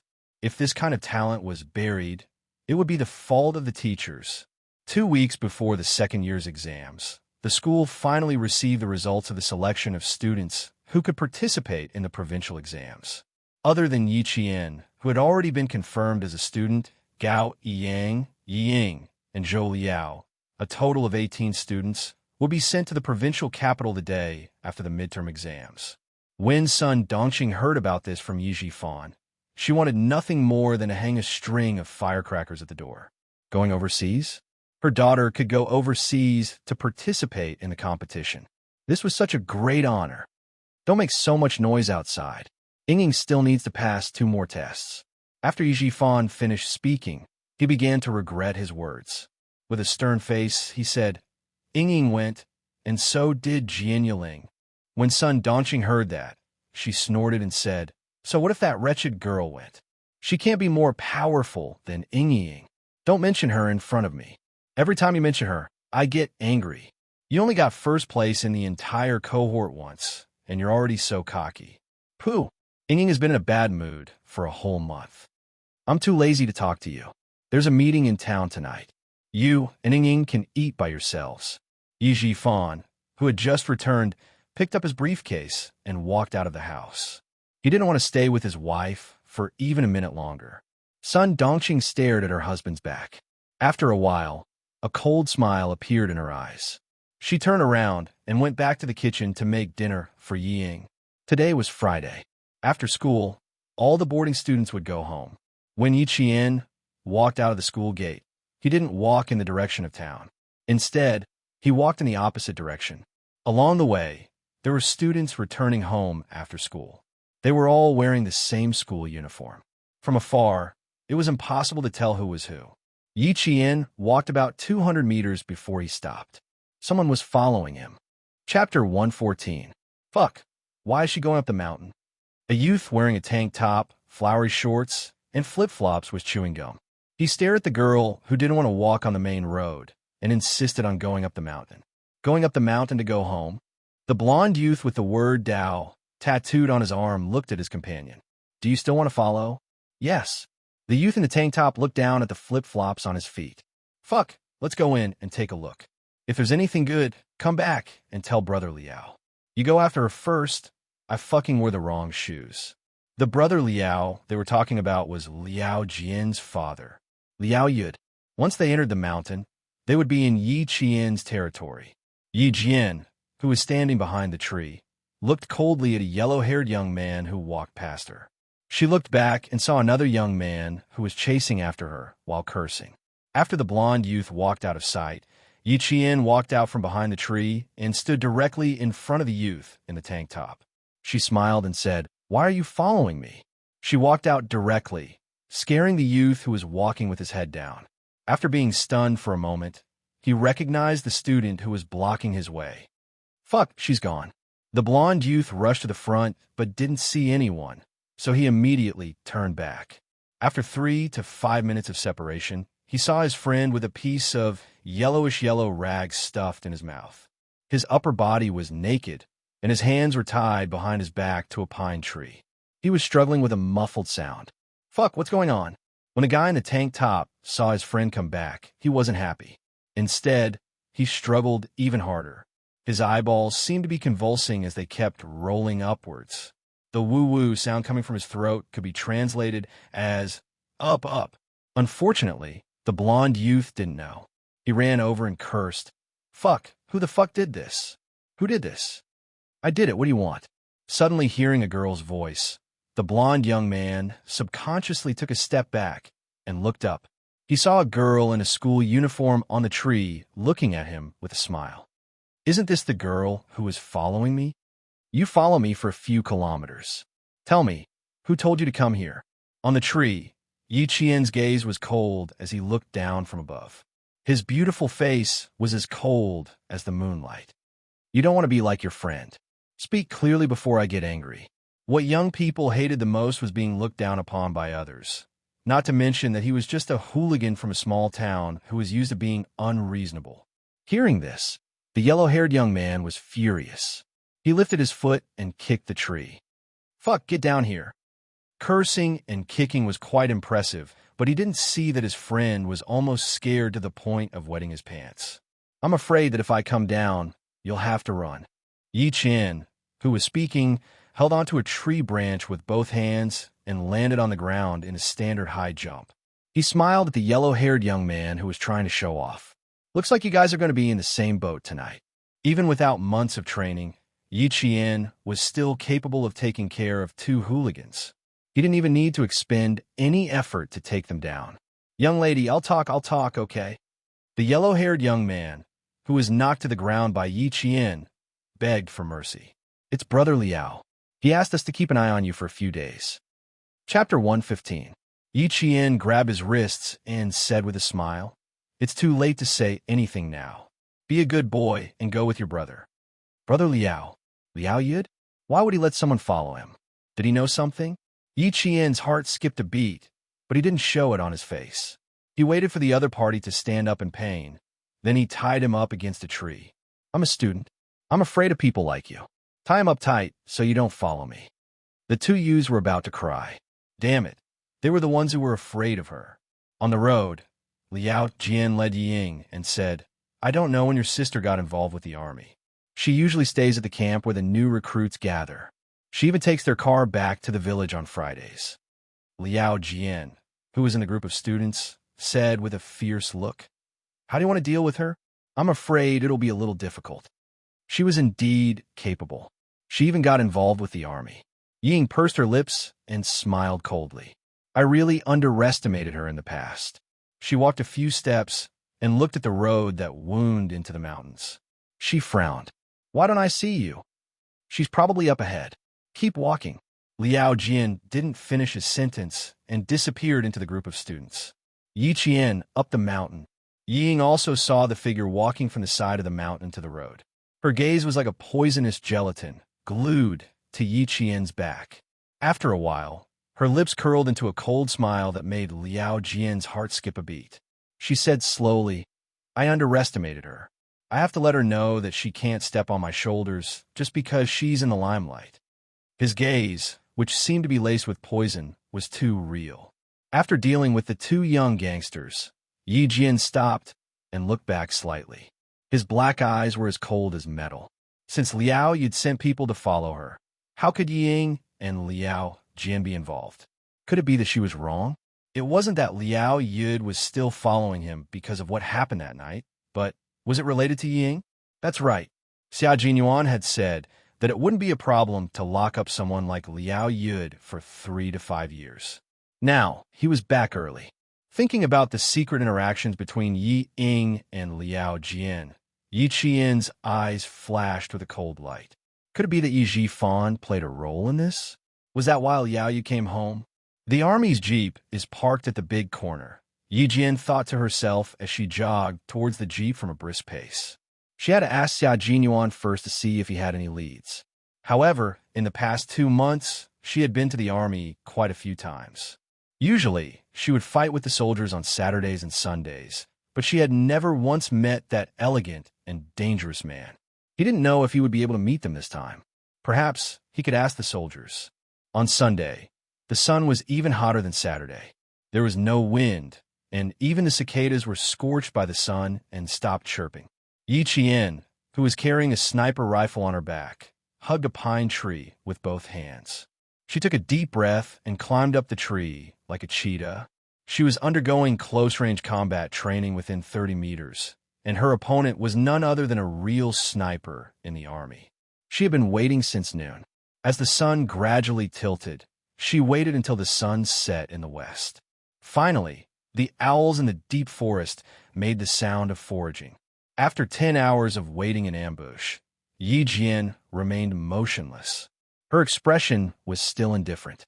Some ants fell from the leaves and landed on her sweaty neck, causing her skin to itch.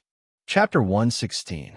Yi Qian did not move and allowed the ants to crawl up his neck and into his hair. The target would appear in this area. Now, it was a standoff between snipers. It was a contest of patience, perseverance, and who could shoot faster. The starry sky was beautiful tonight. The bright stars hung in the sky, and the boundless beauty made the soldiers resting in the small, open space reluctant to look away.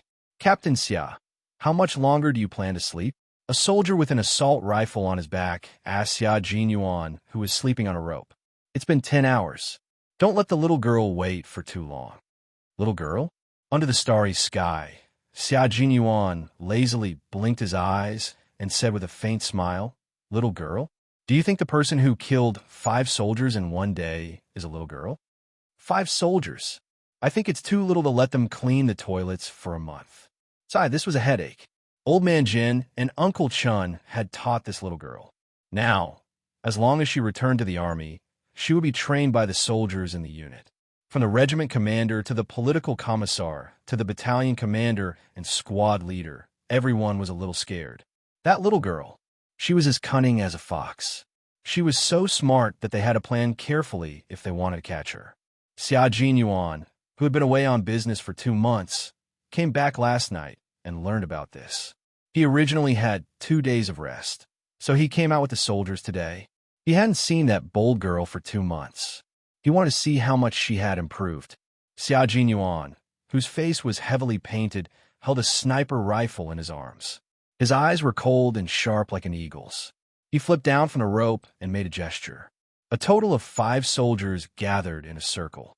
11 hours later, the bushes began to shake. Yi Qian opened the night vision scope and put his eyes on it. A figure swept through the bushes and disappeared in an instant. Yi Qian, whose finger was already on the trigger, paused for a moment and gently moved his eyes away from the scope. He was teasing her. No movement. Is there a mistake with the target? Let's wait and see what's going on with Captain Xia. 2 figures flitted through the bushes and hid close to the tree. They whispered to each other in the darkness, cross interference, try again. In order to lure out the sniper, the crosshair interference would be carried out at the same time. Using a tree branch to prop up the helmet, he then used a thin fishing line to wrap around the tree branch. As he released the line, he quietly began to interfere with the grass and trees. The shrubs shook again, but Yi Qian put away his sniper rifle and continued to stand in his original position on the tree, motionless like a statue. She only had one goal, which was to find the sniper in the troop. The rest of the soldiers were not her target. Through the night vision goggles, the whole world was green. Not only were there moths and mosquitoes in the forest in June, but there were also poisonous snakes, rats, and ants. A colorful, venomous snake that was only as thick as a little finger slithered through the leaves and quietly hid in the bushes. Xia Jinyuan carefully stepped over it. With a sniper rifle in his hand, he carried a cold and bloodthirsty aura. He appeared in the forest like a beast foraging for food at night. Captain Xia, the target was not found. Team A's voice came from the earpiece. Team B and Team C's voices came one after another. Neither of them had found the target. Xia Jinyuan, who had already passed Yi Qian's position, ordered lazily before hanging up. Go back and wash the training uniforms of the 2 squads for 2 weeks. Chapter 117. The 6 soldiers almost burst into tears. Last night, when they came back, they punished their comrades from Class 5 to clean the toilets. Today, when they came back, they punished Class 2 to wash their training uniforms. They might as well have run 10 laps around the field. It was 9 o'clock in the evening. It had been 13 hours since the ambush began. Finally, about 400 meters away, the leaves rustled softly. It was very soft, like the sound of a wild rabbit running through the forest. But Yi Qian knew that it wasn't the sound of a rabbit. It was her target, the other sniper, who was moving. During the day, Yi Qian could accurately hit a target within 370 meters if he had a wide field of vision. But sniping in the forest at night was much more difficult. Half an hour later, the leaves rustled softly again. Yi Qian moved his eyes closer to the scope. In that green world, it was still quiet, without a trace of movement. Xia Jinyuan, who was hiding behind a tree, gently pulled back his camouflage helmet. A gunshot came from his 4 o'clock and hit his camouflage helmet. In a split second, Xia Jinyuan moved his sniper rifle and shot at a tree about 6 meters away from his 4 o'clock. There was a faint smell of chemicals in the air. Yi Qian's shot had failed, and, at the same time, his counterattack had failed. The guns in their hands weren't real sniper rifles loaded with bullets. They were sniper training rifles designed to be identical to a real sniper rifle. Similarly, the bullets weren't real bullets either. There was a sound like a snake slithering through the leaves. In a flash, Xia Jinyuan jumped and dodged Yi Qian's first sneak attack. Since the 30-meter sniper had failed, it was time for a close-range attack. Yi Qian held an unopened military dagger in his hand. When the opponent jumped and dodged, Yi Qian didn't hesitate. He closed in on him, raised his dagger, and attacked again. Her attacks were all deadly moves that could kill her opponent once they were successful. Fast and fierce, with a murderous aura, it made Xia Jinyuan's heart skip a beat. This girl, the energy in his body was as if he had killed countless enemies. There was a faint, bloodthirsty aura around him.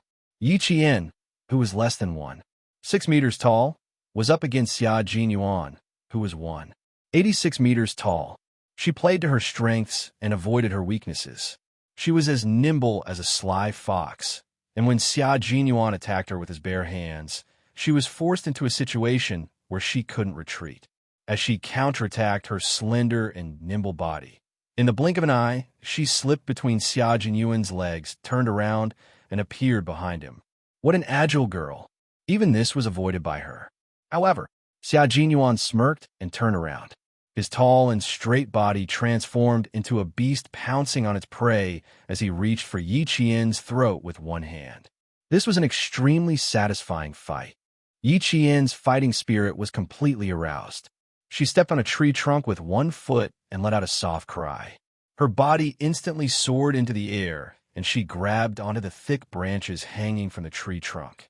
Her slender body seemed to have transformed into a bird in the forest, but her legs were sharp and fierce as she kicked straight at Xia Jinyuan's chest. Bang! Bang! Xia Jinyuan, who had kicked his chest twice, raised his eyebrows and dodged for the third time. His lightning-fast hands were like iron pliers as he grabbed onto Yi Qian's slender ankles. Then, with a forceful pull, Yi Qian was pulled down along with the vines. Then, with a twist, Yi Qian was pinned under a thick layer of withered leaves. He purposely chose the ground so that Yi Qian, whose chest was on the ground, would fall on the thick layer of withered leaves to reduce the pain caused by the impact. Chapter 118. Little girl, you're the first person to kick me twice in the chest in recent years. Xia Jinyuan chuckled softly. His clear voice broke the atmosphere of the fight. You're very strong, too. I'm afraid there will be 2 bruised footprints tomorrow. During the fight, Yi Qian felt like Xia Jinyuan. However, he thought that it was unlikely that Xia Jinyuan would practice with him. So even if he had doubts, he didn't say anything. When he heard Xia Jinyuan's voice, he let out a long sigh. Captain Xia, are you trying to bully me? It's a waste for an all-round soldier to fight me. She was still struggling, trying to escape from under his body. Xia Jinyuan looked at her youthful face through the night vision goggles. The smile in his eyes deepened. For now, no one can escape from me. Save your energy. You're a bold girl who defeated 5 of our soldiers in one go. Hey, could it be that he had specially come here to seek revenge? Shouldn't you be more grateful to me? The feeling of being pinned down in the dead leaves was not an ordinary, kind of uncomfortable, especially when his iron arms were holding her hands. He was so strong that if she moved a little, he would tighten his grip. Look at this little fox. She really knows how to talk. She hit the nail on the head. They were indeed thanking her. That was why the 5 soldiers had to clean the toilets every day to reflect on themselves. Xia Jinyuan raised his eyebrows and smiled. Indeed, we have to thank you. That's why I came here personally. Do you admit defeat? Even though he felt that he had an unfair advantage, He found it interesting when he saw the bright and beautiful expression on the little girl's face. Admit defeat? Why not admit defeat? Yi Qian didn't struggle and sighed. I admit defeat. Of course I admit defeat. It doesn't matter if you're an all-round soldier or not. I didn't win against you. This is the difference between our abilities. Every time she met him, she would see the difference between them. The little girl had always been able to accept her shortcomings and didn't avoid them. He admired this very much. The difference between our abilities is a few years of training. It's the difference between an underage girl and an adult man. But little girl, you can kick me twice in less than half a year. That's enough to make the soldiers in the army blush with shame. There are a lot of ants in the dead leaves. Get up first. Xia Jinyuan loosened his grip and pulled her up from the dead leaves. Yi Qian, who was about to get up, suddenly chuckled and launched another sneak attack. He jumped up and wrapped his elbows around Xia Jinyuan's neck from behind. He stepped on Xia Jinyuan's knee with one foot and pushed Xia Jinyuan, who was 186 meters tall, to the ground in an extremely valiant manner. This time, their positions were reversed. It was Yi Jian who straddled Xia Jinyuan's muscular waist. The dagger in her hand was directly placed beside his throat. Captain Xia, all's fair in war. Are we even? Xia Jinyuan's voice was cold. What do you think? With the dagger at his throat, Xia Jinyuan smiled warmly. His gaze slowly slid down Yi Qian's face and stopped between the two of them. Look down, little girl. Yi Qian lowered his gaze. Oh my God. A black pistol was pointed right at his chest. Putting away the dagger, Yi Qian shrugged and said in a carefree manner, I still lost. But he blinked his dark eyes and smiled. It feels good to have an all-round soldier under me. Chapter 119. After saying that, Yi Qian even raised her hand and patted him lightly on the chest.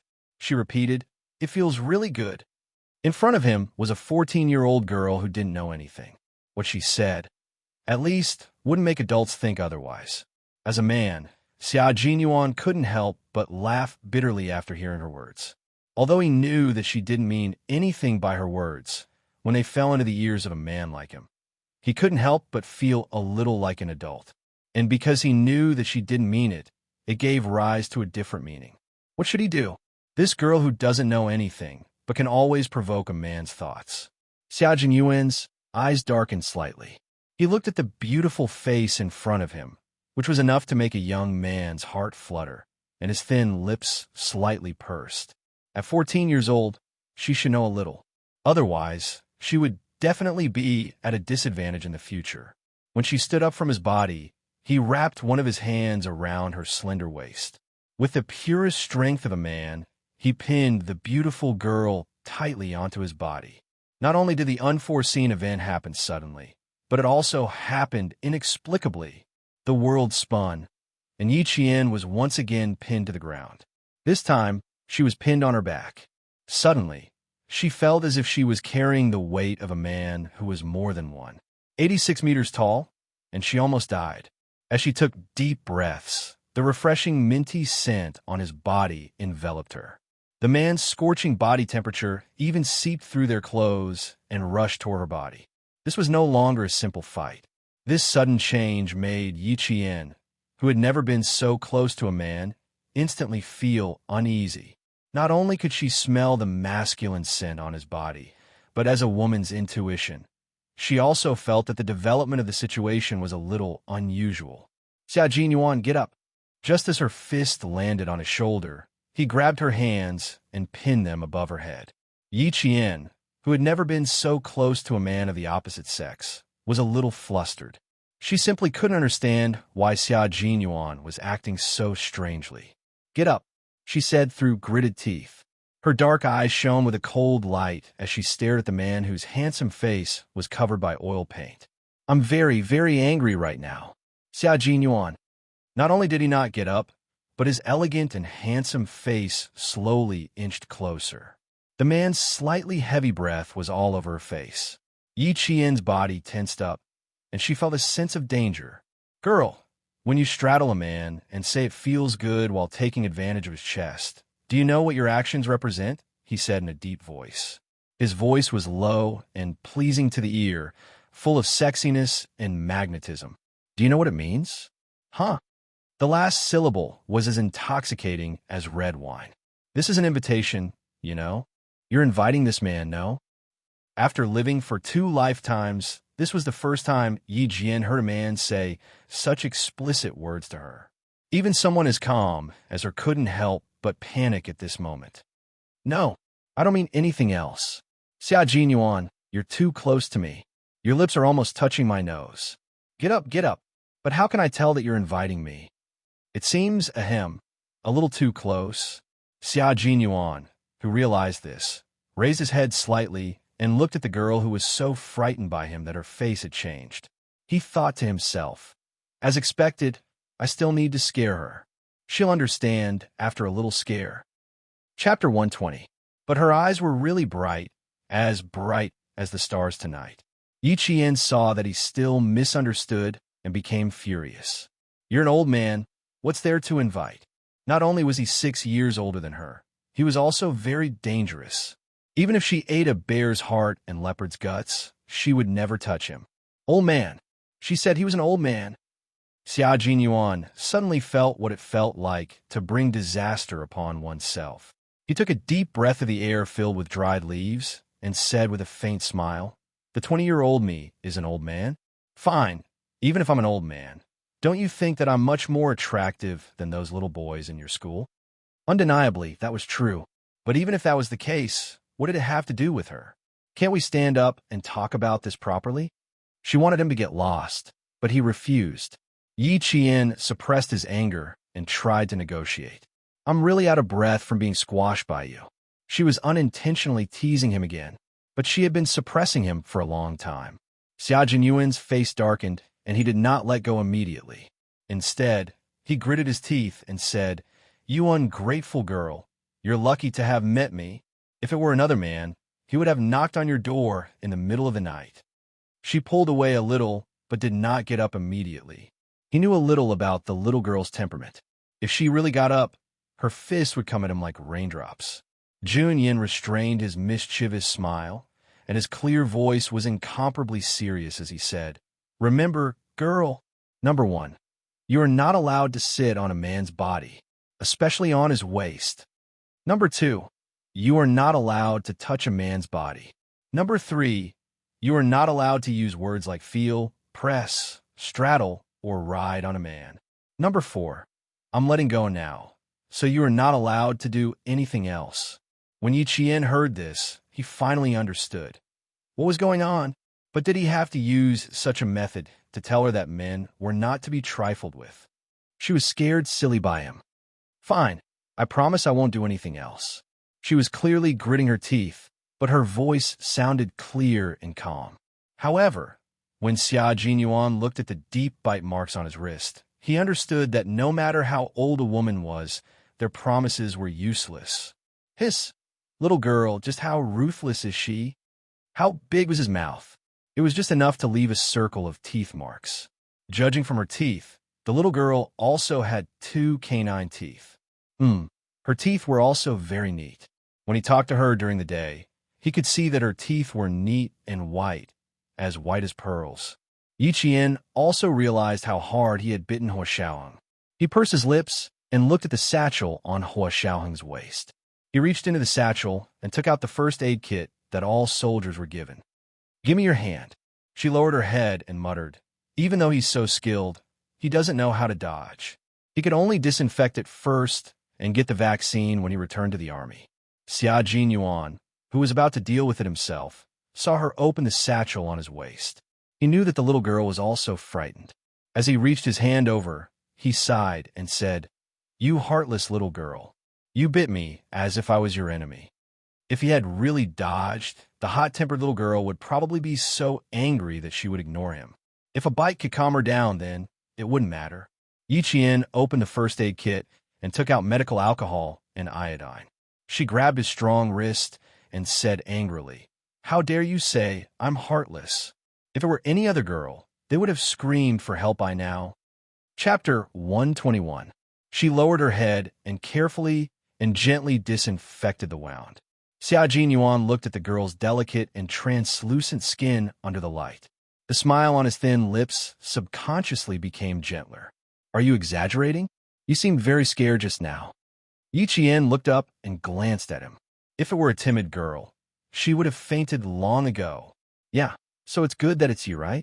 She was indeed still angry. Sigh. The little girl already had a problem with him, and now she was angry. How long would he have to coax her again? His deep eyes held a faint smile as he said, "Fortunately, you didn't scream. Otherwise, I would be in trouble." After disinfecting the wound with alcohol and applying a layer of iodine, Yiqian put away the medical supplies with a cold expression. "I'm angry now. Don't talk to me." When Xiaojin heard this, he was instantly amused. Of course, he had to coax her properly. The little girl was here, so of course he had to coax her. However, he still had to make things clear. He reached out and rubbed her head. "That's why I said you have no conscience. Did you forget what I said before? 14 years old isn't that young, classmate Yi." His warning echoed in Yiqian's mind. He suddenly felt his face turn red. "You're not allowed to sit on a man's waist. You're fighting. How can you be so careful? You're not allowed to take the initiative to touch a man's body. Didn't she just pat him in a moment of happiness? You're not allowed to talk about your feelings to a man." Bullshit. It was all his own imagination. The more he thought about it, the angrier Yiqian got. He glared at him fiercely and said angrily, "It's not what you're thinking at all." "What feelings?" "I'm referring to the feeling of winning." "What nonsense are you thinking?" Come. Drink some water first." Don't be angry. Xiaojin looked at the little face in front of him. It was as if his heart had been soaked in spring water on a hot day. It felt very comfortable. He took out the military bottle and handed it to her. "It's clean. You didn't drink a single mouthful." When the little girl lost her temper, her eyes, which were originally as bright as stars, were now so lively that he wanted to touch them. If he really touched it, he was afraid that he would have another bite on his left hand tonight. Yijian took a look at the water bottle that he handed over and rubbed her temples as if she had a headache. Sometimes he was cold, sometimes he was deep, sometimes he was elegant, and sometimes he felt very close to you.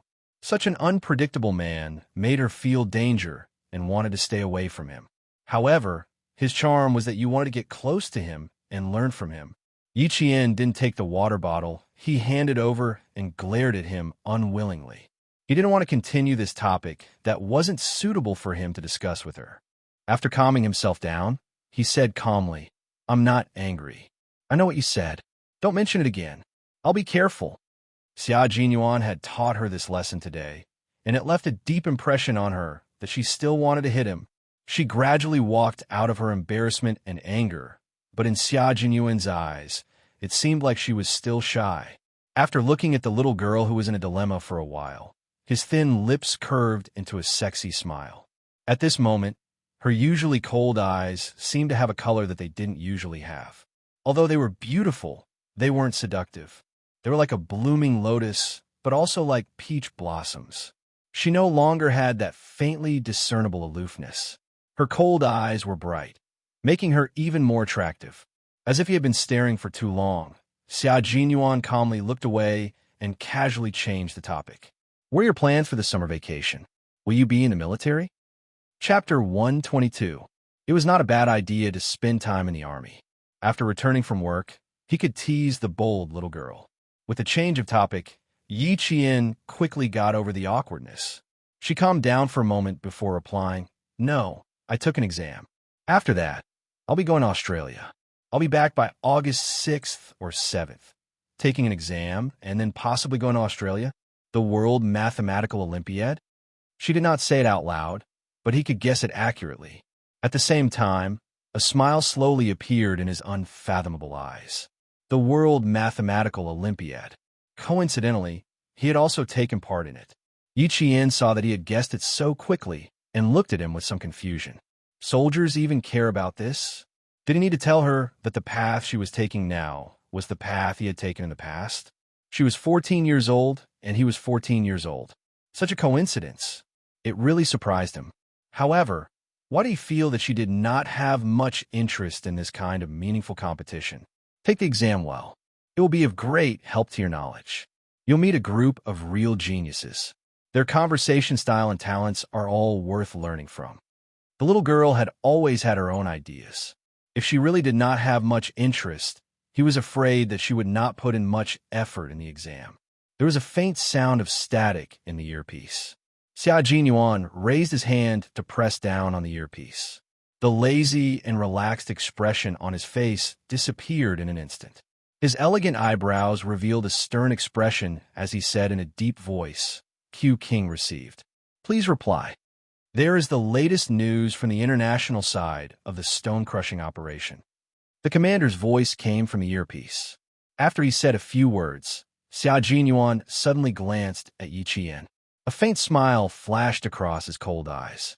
The communication was cut off. Xia Jinyuan stood up first and looked meaningfully at Yi Qian. "Let's go. I'll send you down the mountain.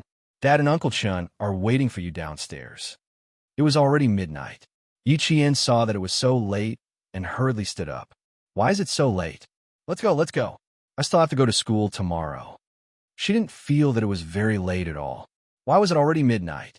After contacting the other 5 soldiers, a group of people came down from the mountain. Xia Jinyuan sent Yi Qian to the outermost sentry post of the army. Seeing that she didn't look tired, he smiled and said, "Let me remind you again. Remember everything I said before. And me? I told you not to mention it again." Yi Qian, who didn't want to talk about it at all, glared at the man who had wiped off the paint on his face, revealing his handsome face. Without waiting for him to finish speaking, she jumped into the car and slammed the door. The motorcade sent her back to the village to meet up with Uncle Jin and Principal Chun. Xia Jinyuan, who had a faint smile on his handsome face, watched the car leave. He stood there for a while and said softly, "What should I do? It seems that I like to see her angry face when she's annoyed by me." The regiment commander's voice came through the earpiece again. Xia Jinyuan turned around and jumped into the car with elegant steps that couldn't be ignored. He rushed to the regiment commander's office. By the time he returned to the dormitory, the sky was already bright. He took off his combat uniform and walked into the shower, revealing his muscular upper body. The cool water washed over his perfectly sculpted and extremely sexy body. When he raised his hand, his gaze fell on the bite marks on his wrist. Only then did he remember that he hadn't gone for the vaccine yet. Within 24 hours, he had to go to the infirmary at 9. When he lay on the bed, he thought of her fleeing figure again. In the brightly lit dormitory, the elegant yet dangerous man curved his lips slightly and closed his eyes to sleep. Yi Qian, who had been taught a special lesson by a pure man, spent the next few days waving her fists in the middle of the night. Even in her dreams, she was beating up Xia Jinyuan. Chapter 123. However, this education class that had left a deep impression on her had indeed taught her that when interacting with boys, be it in terms of words or actions, she had to maintain a certain distance from them. 2 weeks later, Fujian Town welcomed the end of the semester exam. Yi Qian and the other 18 students who needed to go to the provincial first school to take the exam had 2 days off after the exam. They left at 7 a.m. on June 29th and took a total of 18 hours to arrive at the provincial capital.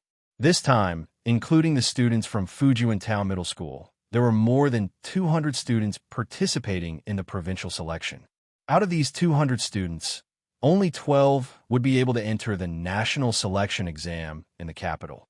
After the national selection exam, only 12 people could represent the country in the World Olympic Games. These were the true elites of elites. The provincial first school was the largest, best, and strictest school in the province. It was divided into junior high school and senior high school. Yi Qian, who had rested well last night, walked into the school that she had no chance to go to in her previous life. The hot sun did not affect her mood. Headmaster Chun, who had accompanied Headmaster Chow, stood on the 5th floor of the male dormitory. When he saw Yi Jian strolling in the garden, he smiled and said to Headmaster Chow, "This girl's mental fortitude is stronger than the average student. Others are still studying on this day, but she's walking around. The exam is also a psychological battle. It's good that she's like this." Principal Chow smiled. His expression and words showed that he had high hopes for Yi Qian. Only 12 students will be selected. The capital has always taken up more than half of the students. Even if only one representative from the province goes abroad, it will be an affirmation of the province's education. Therefore, once Yiqian was selected, she would represent the country and the province. Principal Chun understood the hidden meaning in Principal Chao's words. However, he did not care about fame and fortune. He said calmly, "We just hope that it won't affect her life. She doesn't need interviews or news. This is what I hope for." This is also the request she made when she agreed to participate. "Old Chow, please bear with it. She doesn't need fame and fortune. Sigh, she's indeed a student taught by you." Principal Chow patted his colleague's shoulder and said with admiration, "Let's see if she can make it and become one of the 12 students." In this regard, Principal Chun had full confidence in Yiqian, but after a slight pause, he sighed and said, "Yiqian really doesn't have much interest in this kind of competition. As for how to convince her to take the exam seriously and strive to become one of the top 12 students in the country, I'm afraid we'll have to do some brainstorming." After Principal Chow heard this, he laughed heartily. "I think there's someone who can convince Yiqian. In fact, she will definitely do her best. Come, I'll take you to a place. You know this person." When Headmaster Chin saw who it was, his eyes turned serious. He looked at the young major and said after Headmaster Chow left, "I have a bad feeling about this." On such a hot day, Principal Chun suddenly felt a chill. However, Yiqian leisurely walked out of the library and read the original English classic that she had borrowed. She took a slow stroll from 9 in the morning until 11 in the afternoon. She was still strolling by Swan Lake in the province's #1 middle school. Swan Lake was an old scene that had been preserved from the flames of war. The surface of the lake was clear and sparkling. Fish could be seen swimming in the clear water. The willow trees on the banks swayed gently in the wind.